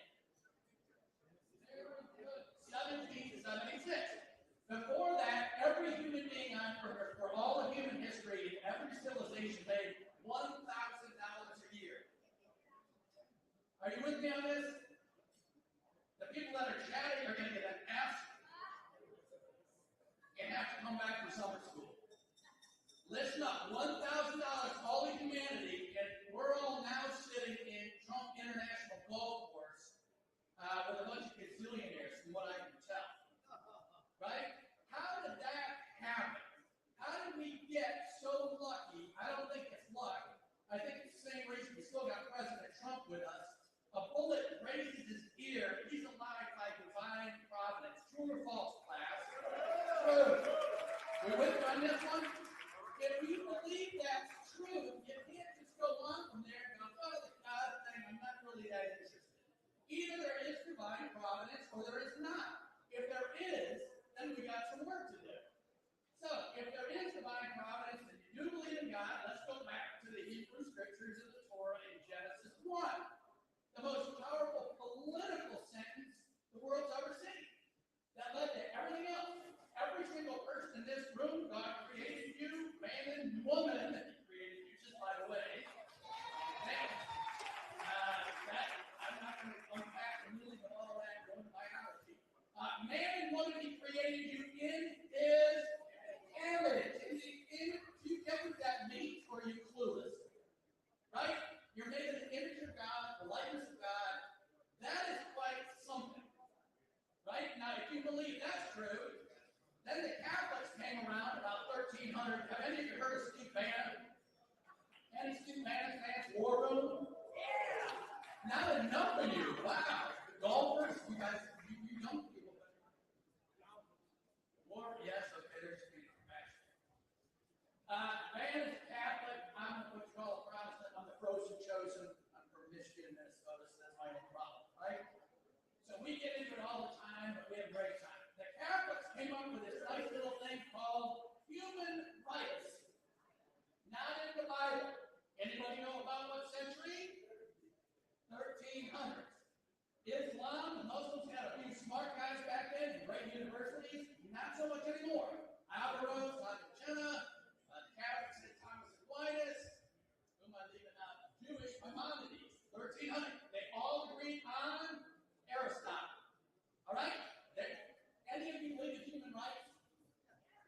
Everyone says yes, but no one knows what they are. So it's kind of fascinating. Right? We got to get back to those rights. Do you have the rights of liberty in this country? I know. I know.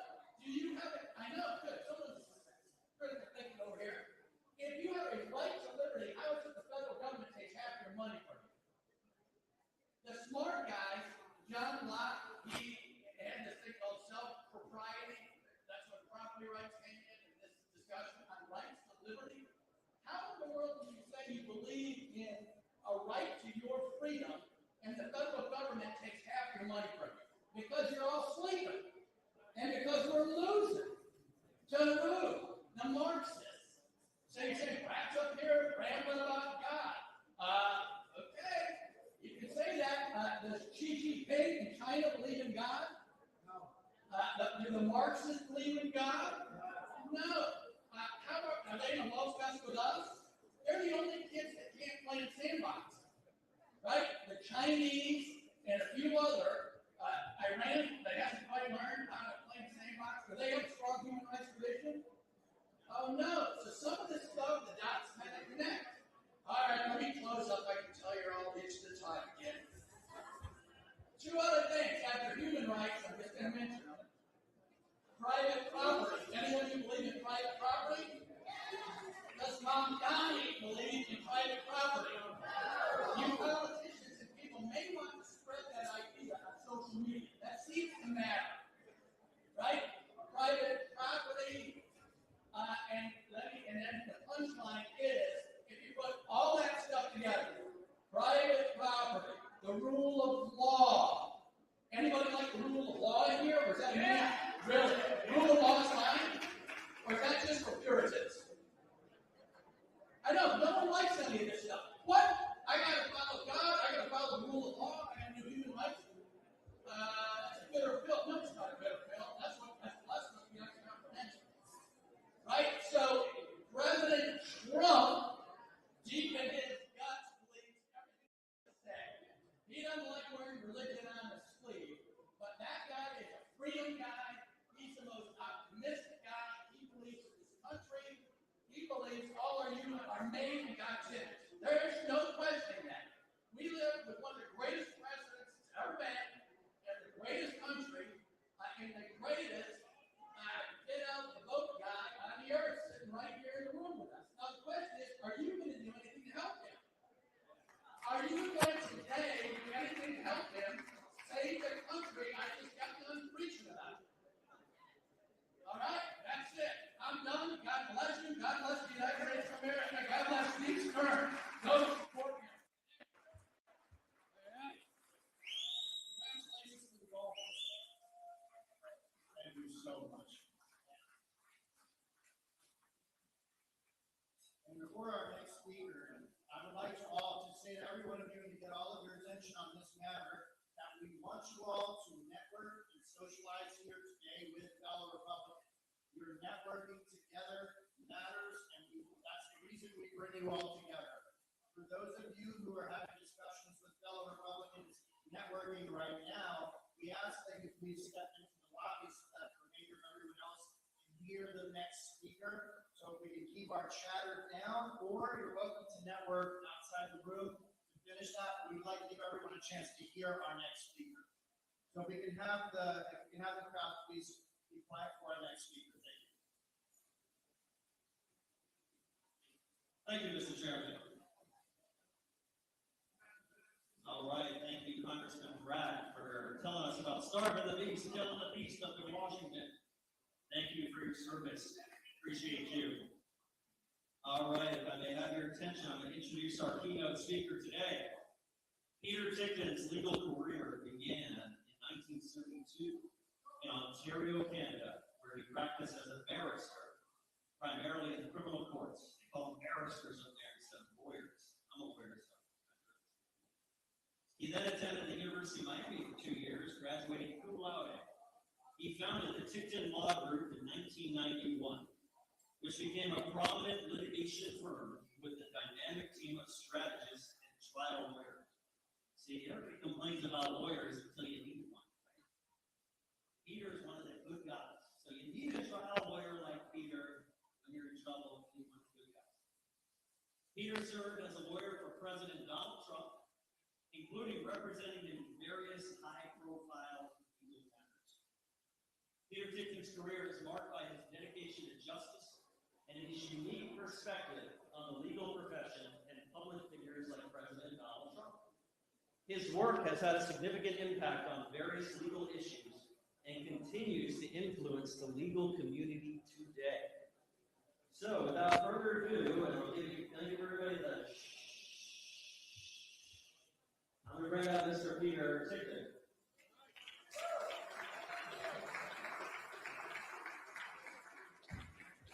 So you got to get really close to this mic. You want me to put it here, or you want to hold it? All right.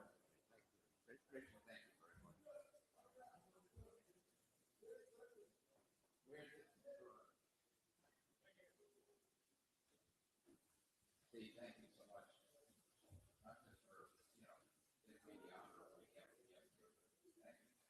What you do. Okay, that's better, right? Okay. So nobody heard me. Thanks, Steve. That's just fine. All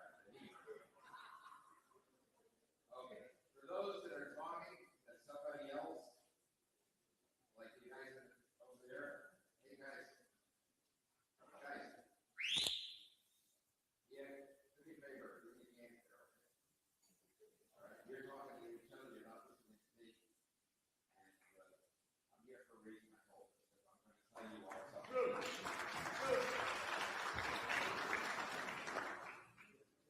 that are not about me, not about you, but about the fact that our country is in a lot of danger right now. Okay? And more than you know, you're going to learn something from me today. I promise you, you're going to learn something.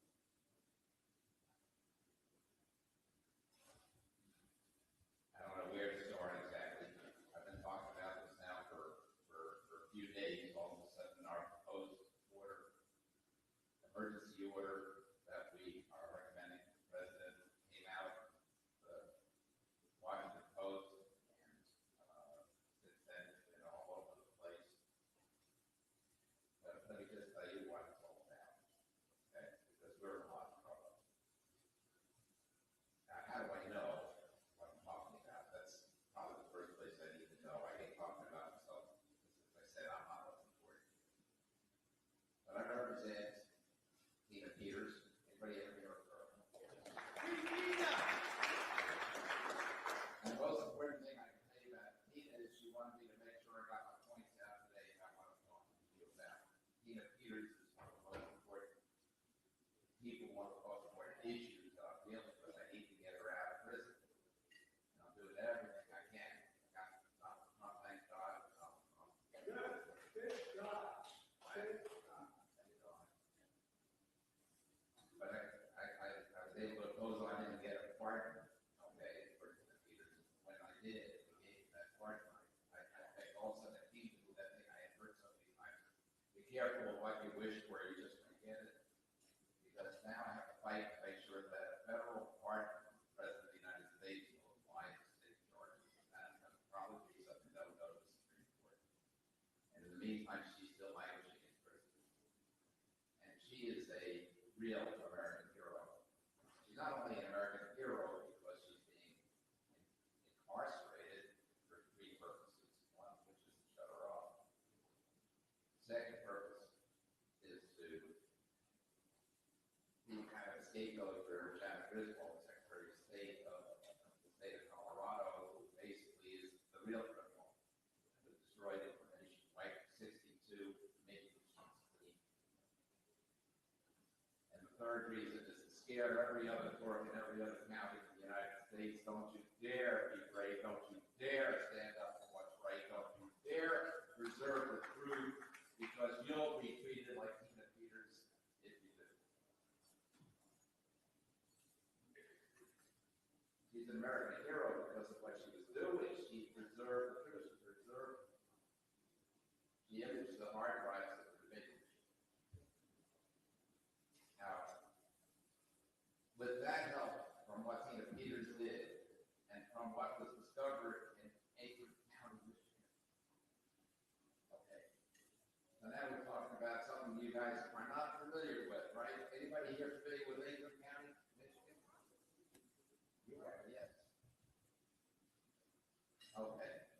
And you are too. Oh, good. Excellent. Aiken County, Michigan. What happened there? But before I tell you about Aiken County, Michigan, I want to take a poll here. I'd like to know something. Of all the people who think that the election in 2020 was a fair election, by a show of hands, please raise your hand.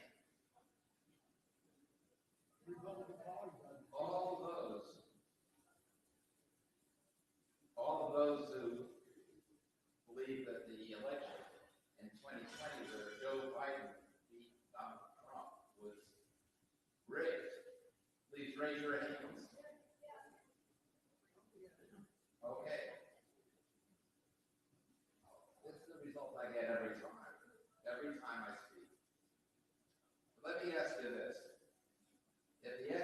Notice I don't say that the election was rigged.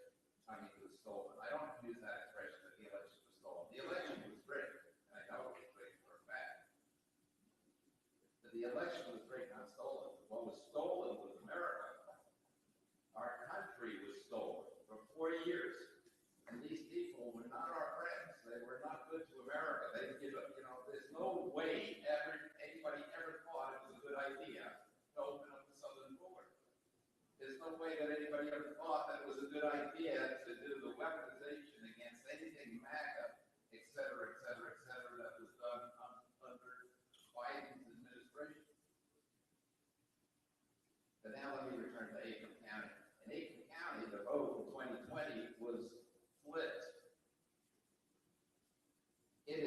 very red county. When Biden won it, everybody looked at it knowing it was impossible. And then on further examination, it was learned that the vote was split. All of the Democrat votes, all of the votes for Biden went to Trump. All the votes for Trump went to Biden. And that can be done, and it's been demonstrated to me by somebody, Mark Cook, who showed me on a computer with those programs exactly what box you check and to get that effect. Now, how do you check a box? Okay. You have to have access to the computers. And what they speak of in terms of these computers is they speak of something being air gaps. Has anybody been familiar with the term air gaps? What it means is that it means that the computer is not connected to the internet. There's no wire there. It's only air around it.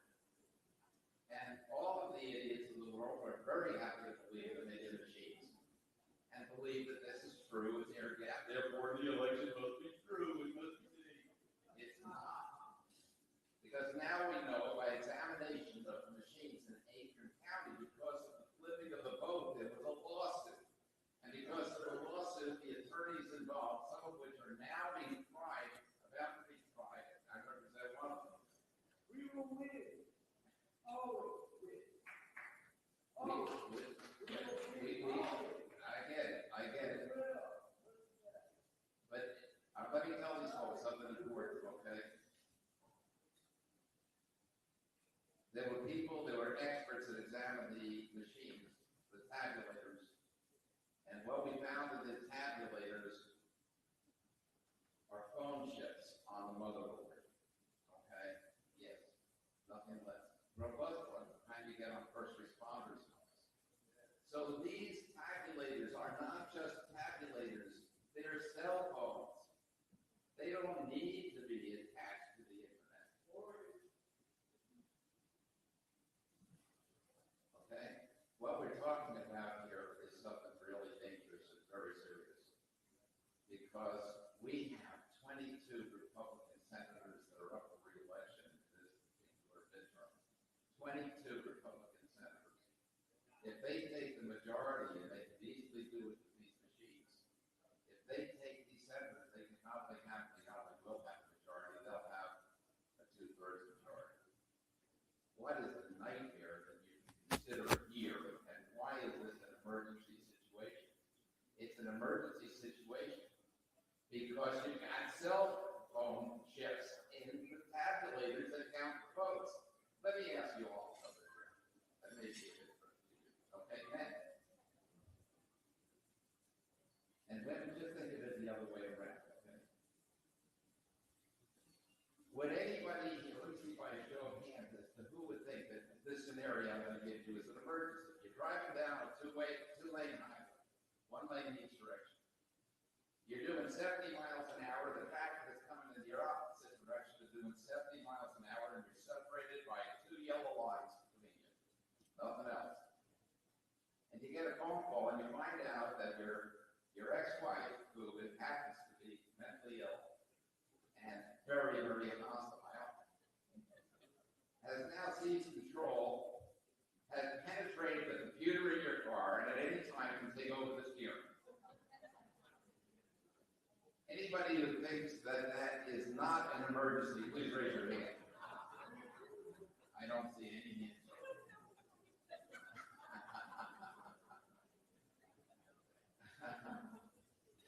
Well, the point is, as funny as that scenario may be, the present scenario is that scary. If we should lose the majority of these Senate votes, they not only could impeach in the House, but they would remove in the Senate. And who do you think the Democrats are planning to do that with right now? No. Donald Trump, yes. J.D. Vance at the same time. This is their plan. Their plan is to take this whole thing over by then removing Donald Trump and J.D. Vance, and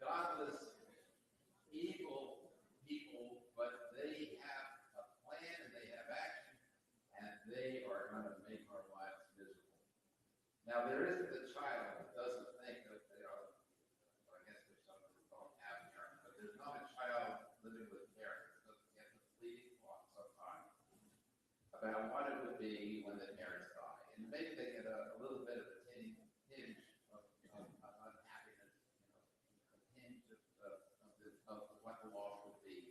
But they don't get the tinge when they're thinking about it while their parents are still alive. When their parents actually do leave them, that's when they find out what misery is. And I'm telling everyone here, look, I've been around for a long time. I'm 4.5 months older than our president. I went to school with our president. I've known him since we're 15 years old. I love our president.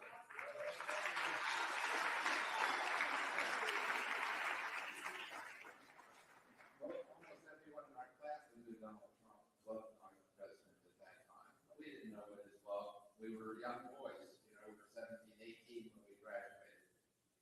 But in the years that passed, I'm talking about a guy, okay, captain of a company. When you're the captain of a company, a New York military captain, you want to knee somebody in a bad place, you just do it, and there's no ramifications. You want to punch somebody in the nose, you can punch somebody in the nose. You want to scream at somebody, you can scream at somebody. And the year I lived with Donald Trump, we were very close. He was my captain our senior year of high school. And he made me his sergeant, and frankly, he told Reese, a friend of ours, Reese, president of high school. I'll tell you that, I'm honored by that way. Of course, I feel the same way. But, you know, the fact of the matter is that he never, ever, ever did anything like that. He never did anybody. I never saw him get angry and scream at anybody.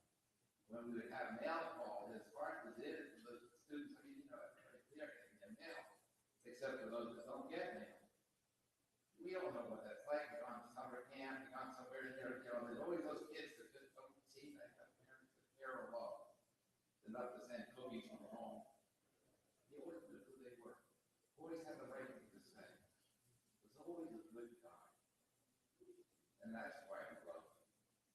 Not because we were just happy to be together, but because he was such a good person. And the guy that you see that cares about mothers, children that have died, the guy that you see that goes and feels that pain of commiserating, that man is real.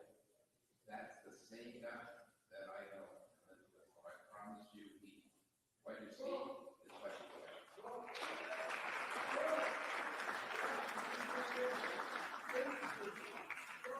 But now we got to return. We got to talk about the emergency.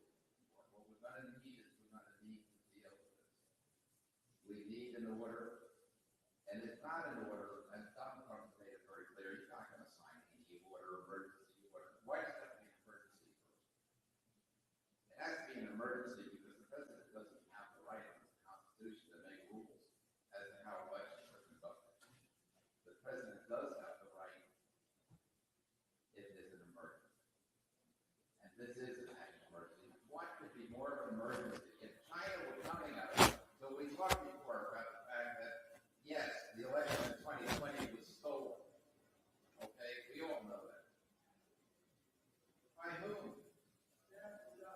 It couldn't have been fixed by Biden because Biden couldn't fix a flat tire. So who did it? John Brennan. John Brennan, he's definitely involved. But but believe me, China's in it.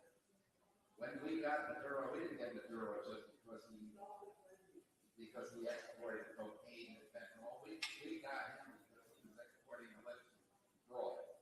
The fraud that he was sending out as Smartmatic and then was turned into Dominion. That fraud is being perpetrated on 72 different countries, of which the United States is only one of them. If you want to know why is it that freedom has gone away in the UK. In the UK now, they're arresting 30 people a day for what they say on the internet. Okay? People are being imprisoned in Canada. People are being imprisoned in other places. They lost the freedom of speech. We're about the last place left on earth. And if we lose it because we don't act on the fact that we've got these people with these machines that are stealing the vote from us, we're going to be in a lot of trouble. And I can tell you that it's already being done. It's already been discovered. There's a friend of mine. We're not in trouble.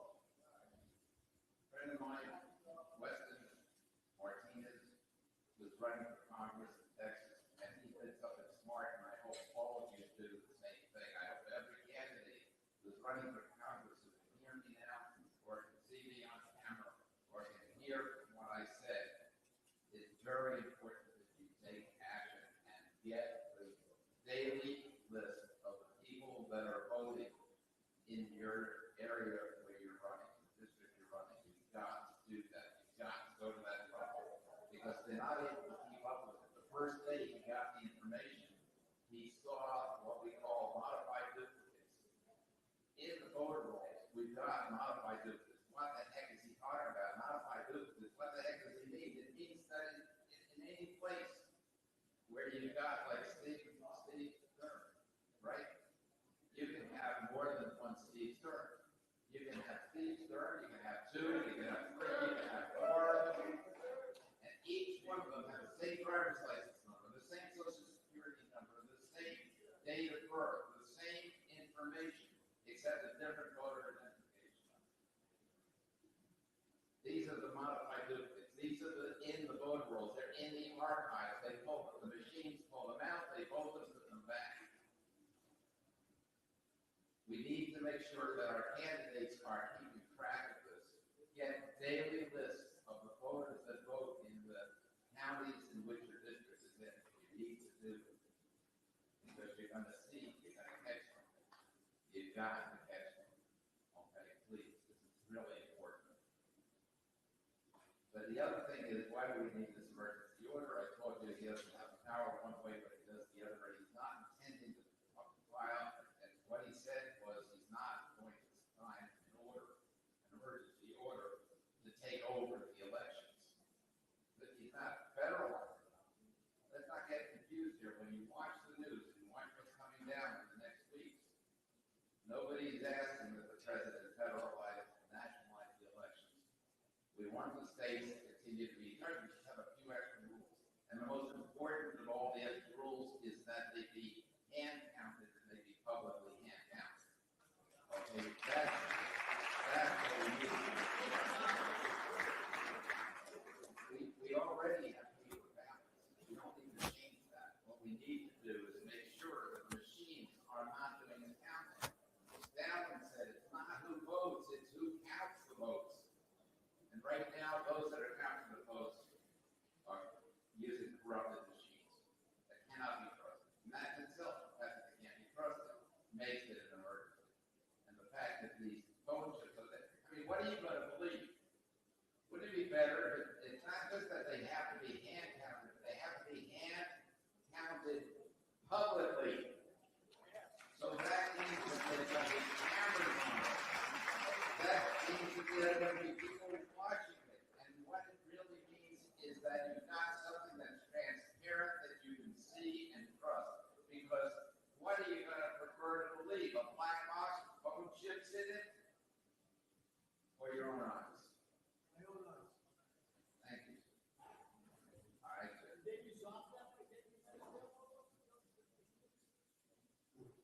I don't know if it's totally resolved yet. Look, Maduro's going to have to speak sooner or later, unless he wants to spend the remaining years of his life in the max, super max, alone. I don't think he's going to go through that. Let's hope that he doesn't. Let's hope he comes out and lets us know what's really going on. Because public perception of the fact that we have this emergency is necessary in order to get this signed order showing that there is an emergency. So that's why I'm here. That's why I'm speaking to you. That's why you need to hear this. Because I need you all to act. I need you all, President Trump needs you all, our country needs you all to act. And the way you need to act is let people know we have an election emergency. There's no order that could be signed by the president to create an emergency. It's only pointing it out and declaring that it exists. That's what we have. We have an election emergency. Please understand it. Please vocalize it. Please let everyone you know that this is a problem that necessarily needs to be cured. And the only way to cure it is for the president to sign an order that basically requires that the ballots be handed out. There's a 17-page order that's been prepared, and I think if the president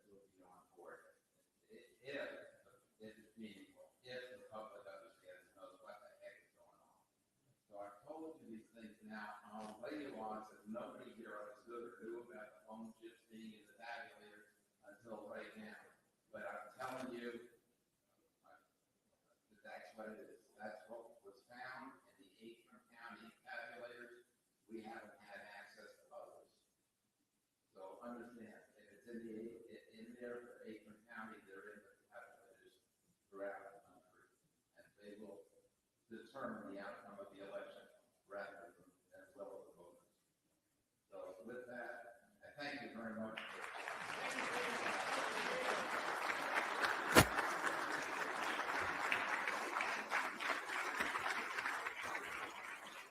Thank you, Mr. Dickon.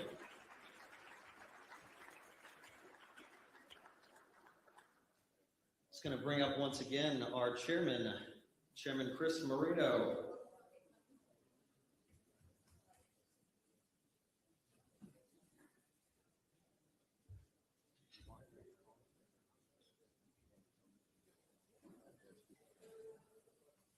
All right, after Chairman Marino, we might actually get a little time, since we have extra time here today, for our candidates to come up and give a little pitch for a minute or two, whoever's in the room. So Chairman Marino, lead on. Thank you very much. And candidates that are in the room, please stay close by. We'd like to give you an opportunity to speak. We do have a little extra time in the agenda, so you'll have a chance, and we'll try to find a reasonable order for you to come up and give you a couple of minutes of time. But as the chairman of the Broward Republican Party, I'd like to offer you all my most sincere gratitude for your support, not only today, but for your past and continued support. I'd like you to have the confidence in knowing that your support is being used to fight for you and your values in Broward County and beyond.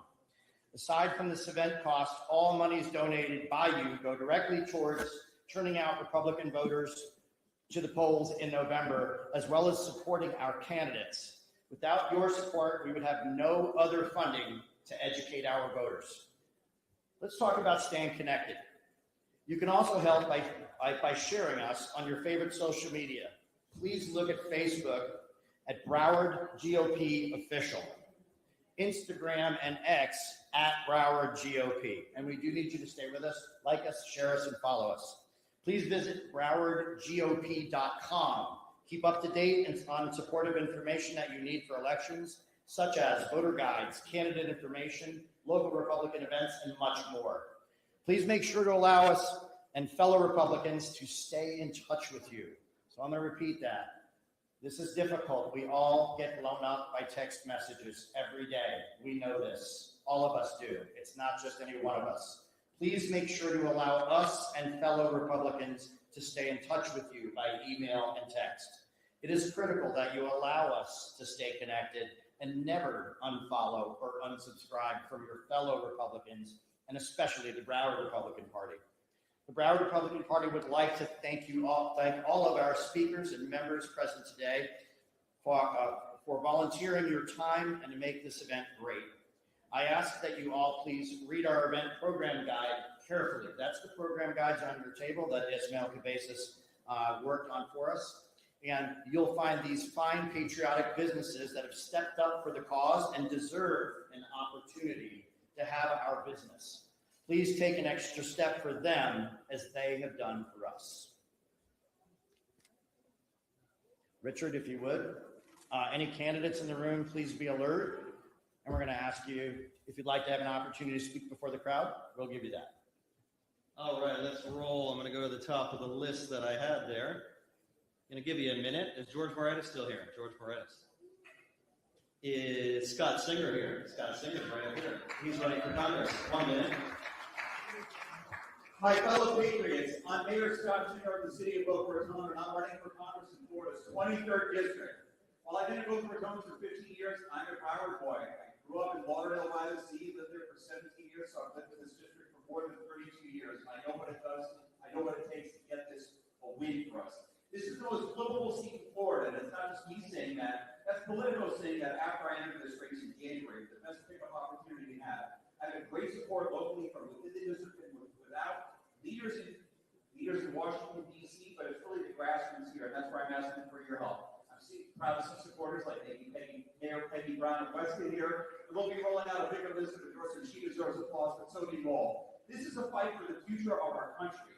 In Boca Raton, we've had success because we've invested in public safety, kept taxes low, have the lowest property tax rate of any full-service city in Florida, lowered the tax rate 7 times, encouraged business growth, and focused on the basics. No DEI, no ESG, no wasteful stuff. We need that type of leadership in Washington to advance President Trump's agenda. I'm proud to be chairman of the America First Policy Institute Mayor's Council, where we work with mayors across America to advance the America First agenda. With your help, we'll be able to do this in Congress. Please get in touch with me. ScottSingerUSA.com. We'll be knocking doors in your neighborhood soon, as we already have been.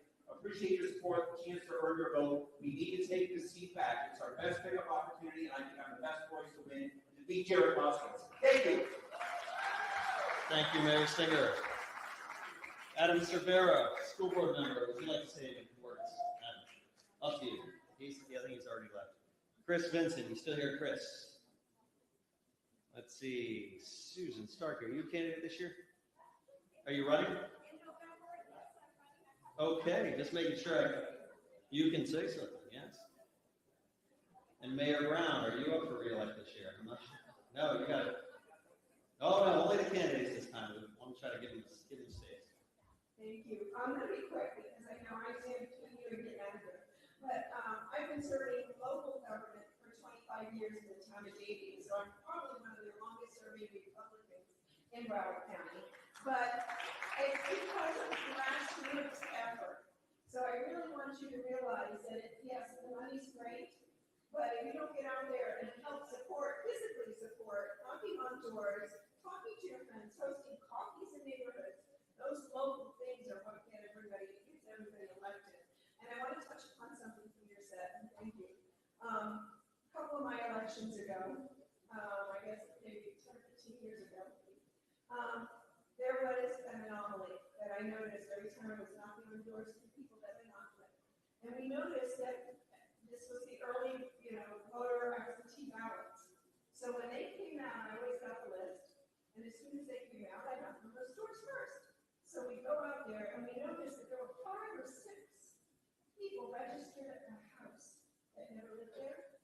They were registered at the house and their ballots got sent to a post office box. So the anomaly was over and over 200 in that one day that we walked. So I called the supervisor of elections and I let them know.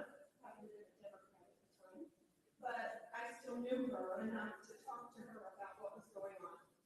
She looked into it.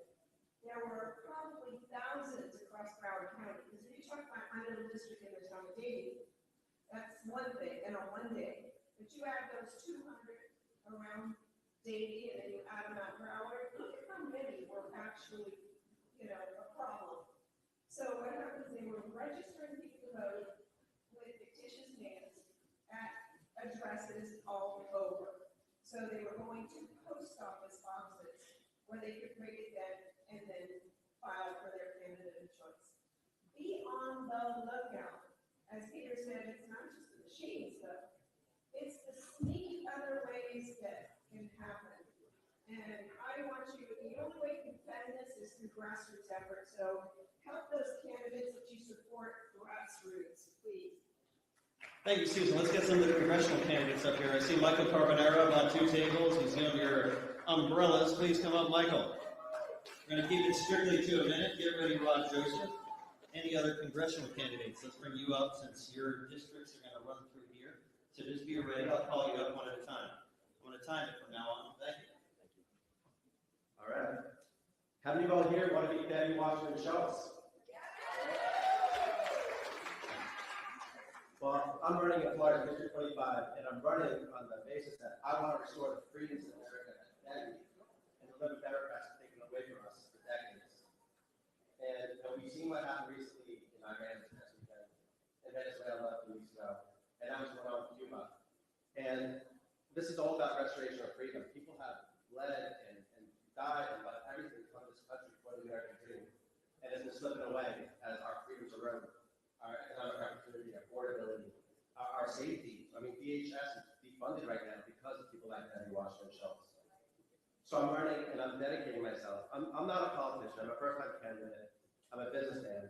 I've run my successful businesses, and I'm putting that on pause because I'm compelled to do something about, losing our country. I want to return that American dream, and I'm committing myself to do that for everybody in this room, everybody in Florida's 25th district, and of all America. Thank you. Thank you, Michael. All right, let's get, who else we got? We got Rod Joseph brought the hole in one. Rod Joseph, come on up.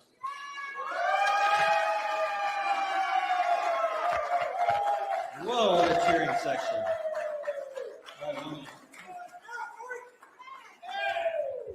Good afternoon, brother. How you doing? This is a wonderful day to be Republican. And it's no better day to be here than President Trump International Golf Club. I decided to run for office because Broward is the most mismanaged district in the whole country. They call us the poor country, the poor district, but it's a district that's poorly managed. Broward, by the year of Berkeley, we see $560 million in grant for agriculture. If you don't know, Broward County from Belgrade has contributed 20% of all the vegetables American are used consuming. How come a country that produces almost 20% of what GDP is poor is mismanaged? I'm here. This country trusts me to lead the $7 to wars. Come back. And now I'm here to lead Broward out of the mess it is. But Joseph Kapoga, thank you. Thank you, Rod. All right, let's get Raven Harrison up here. 1 minute.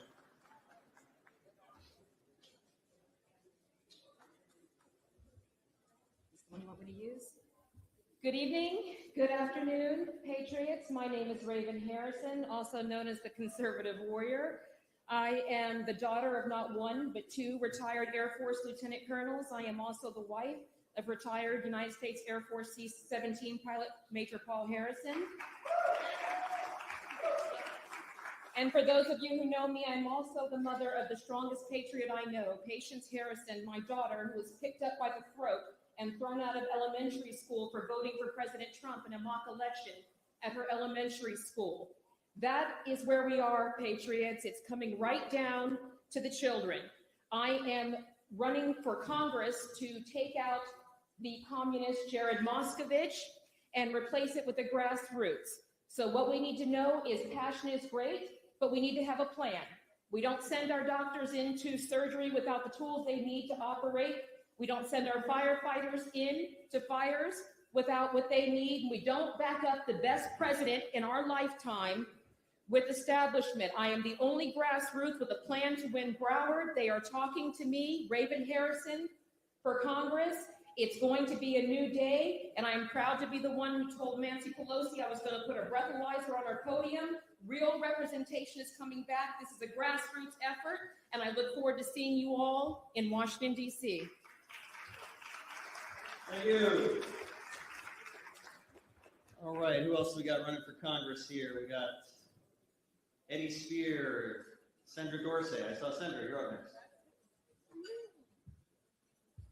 Good afternoon, everyone. Thank you so much, Chairman Moreno, everyone who's here, all those who have put this event together. What a fantastic opportunity for us Republicans to gather today and raise our voices for freedom.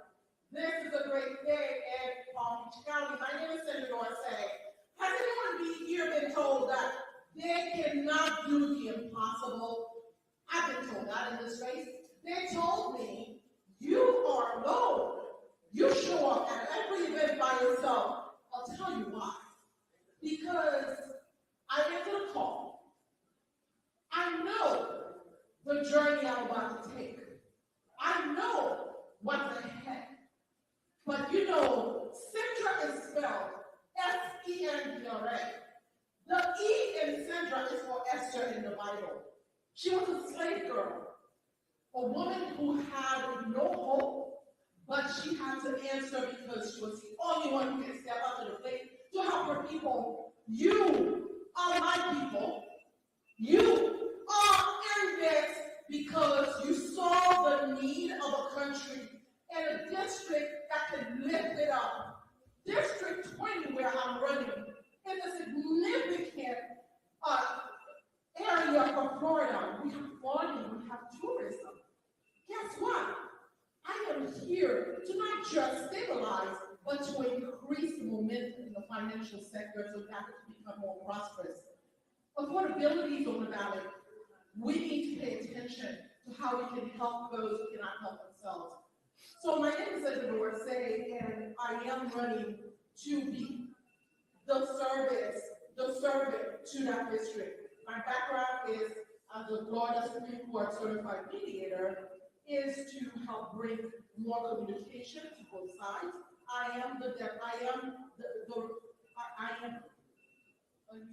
Yeah, timing everybody. They all got it. Okay. So that's fine. So I am the candidate who will definitely make sure that communication is observed when I get to Congress. And I hope I can get your support to senatorforcongress.com. Thank you so much. I love the nod from Mr. Moreno. Thank you so much. All right. Any other Congress candidates? Eddie Spear, Jared Gerfine. Eddie, 1 minute. Thank you. My name is Eddie Spear, and I'm running for Congress in Florida's 16th Congressional District. And I was a software entrepreneur. And then after that, I started a Christian school in Bradenton, Florida. And the reason why I tell you that is because I'm not a career politician. And people need to have the instincts of what freedom looks like and what it takes to protect those freedoms. That's what I have. That's what I'll be bringing. And as I'm talking to people across the district, what I've found is that they've been gaslit. They've been gaslit by the media. They've been gaslit by social media and the suppression of our freedom of speech. So what I've found is that I'm just so thankful to actually listen. Somebody that's going to actually listen to people and take those issues to Washington, D.C., and not stop until people like Fauci are put in jail. People who have taken our freedoms are put in jail. We need to do something about it, and the time for action is right now. So vote for Eddie Spear in Florida's 16th Congressional District. Thank you. Thank you, Jared Gerfine. 1 minute. Hello, y'all. I'm Jared Gerfine. I have met some of you before. I have appeared at several events, including this one last year, and have been at several of the Federated Republican Ladies of Liberty events. And my fiance and my daughter are right here, who joined the Federated Republicans. I am very grateful to Chris and Steve because they have been terrific to me. Terrific. I represent Donald Trump's values. We cannot lose the House. What they will do will undo everything he has done. And that is my principal reason for being here. I come from a century of Jewish Republicans, which in this district happens to be an advantage. And I would like to win Florida 23 because it's going to take a Jared to beat a Jared. Thank you very much. Thank you, sir. Let's see any of the local candidates. Do we have Mary Lopez Palmer?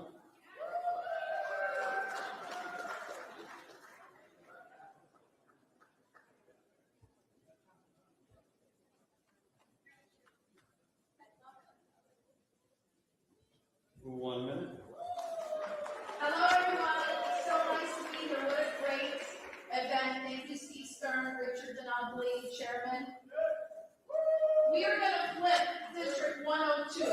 Everybody said it can't be done. I got 43,000 votes last go round in a district with 28,000, give or take, Republicans. We are this close to flipping it. But what Richard said earlier, we cannot flip these seats without the help of every Republican. I am the only state house seat on the west side of Broward running.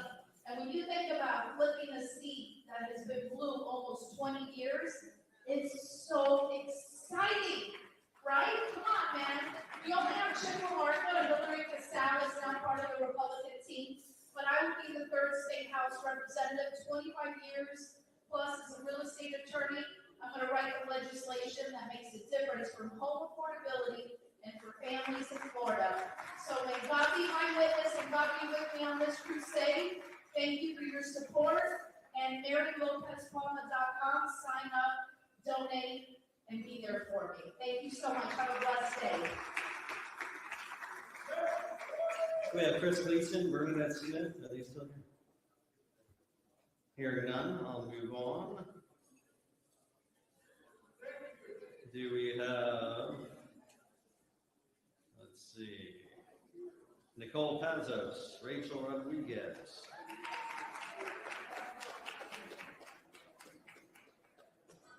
Rachel. Okay, we have Rachel.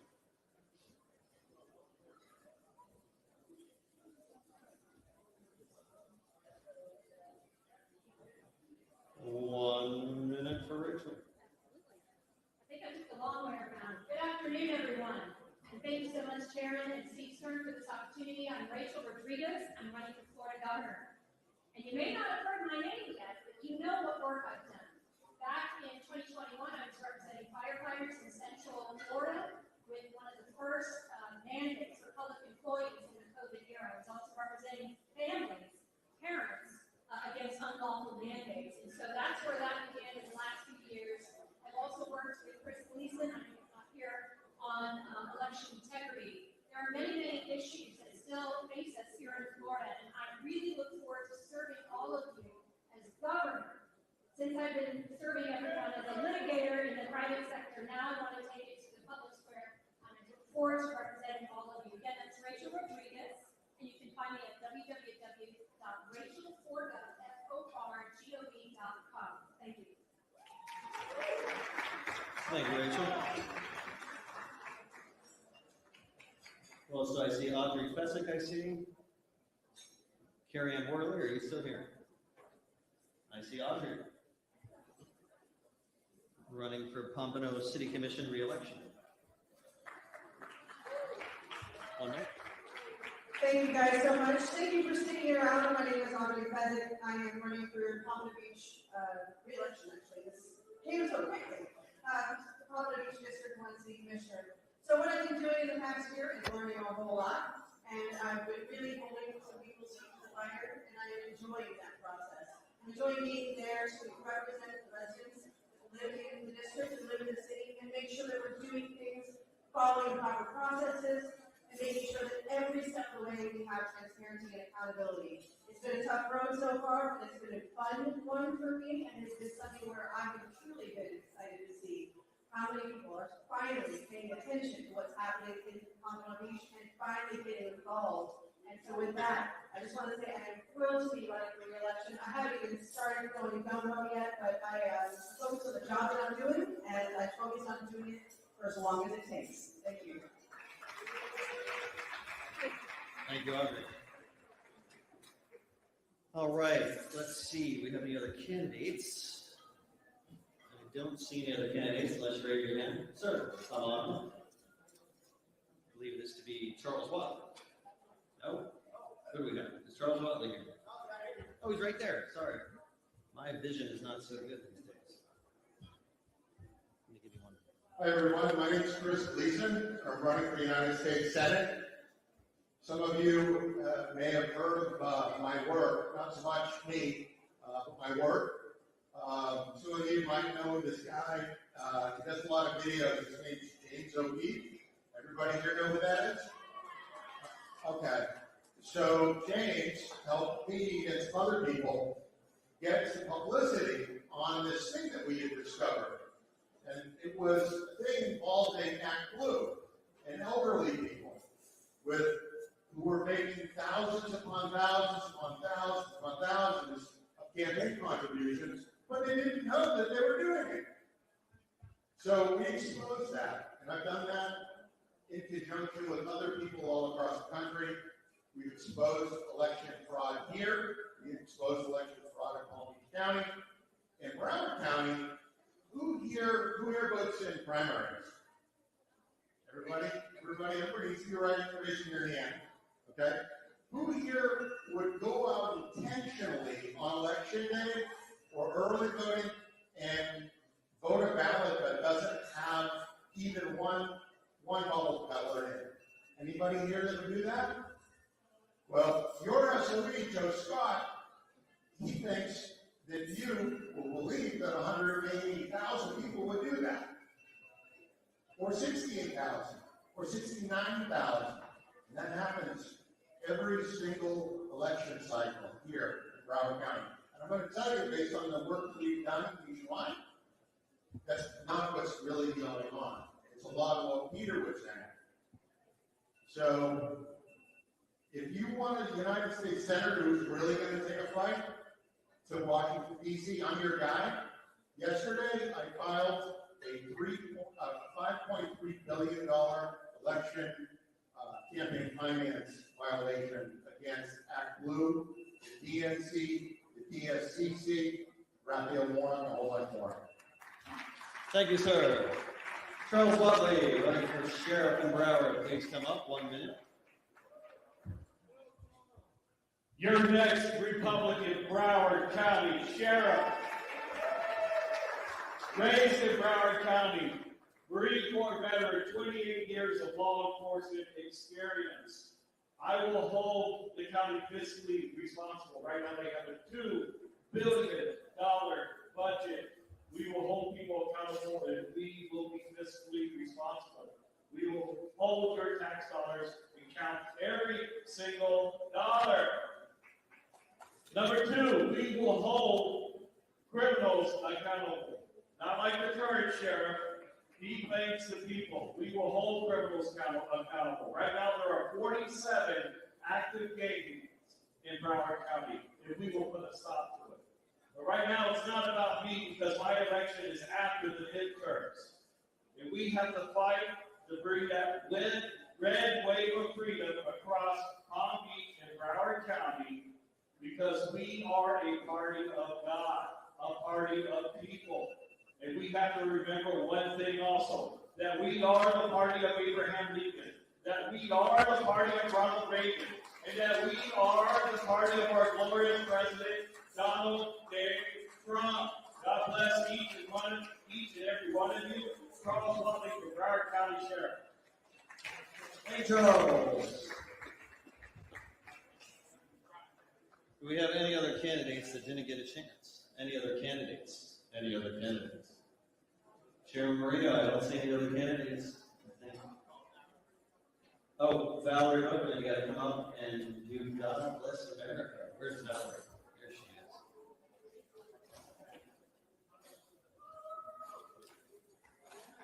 Thank you all. Let's give a round of applause for Valerie Bookman.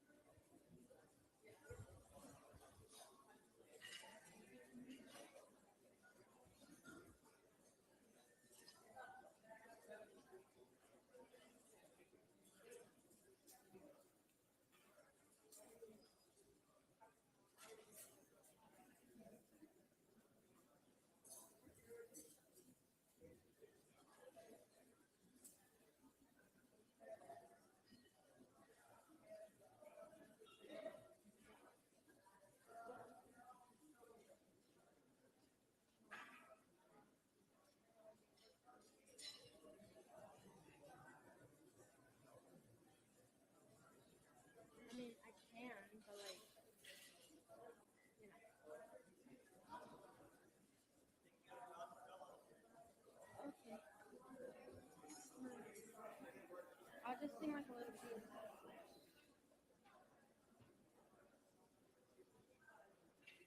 God bless America, land that I love. Stand beside her and guide her through the night with the light from above, from the mountains to the prairie, to the ocean wide with love. God bless America, my home, sweet home.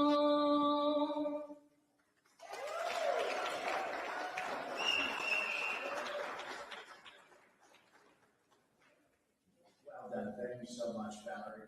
Another big round of applause for Valerie. And thank you all for another great event. Go in peace.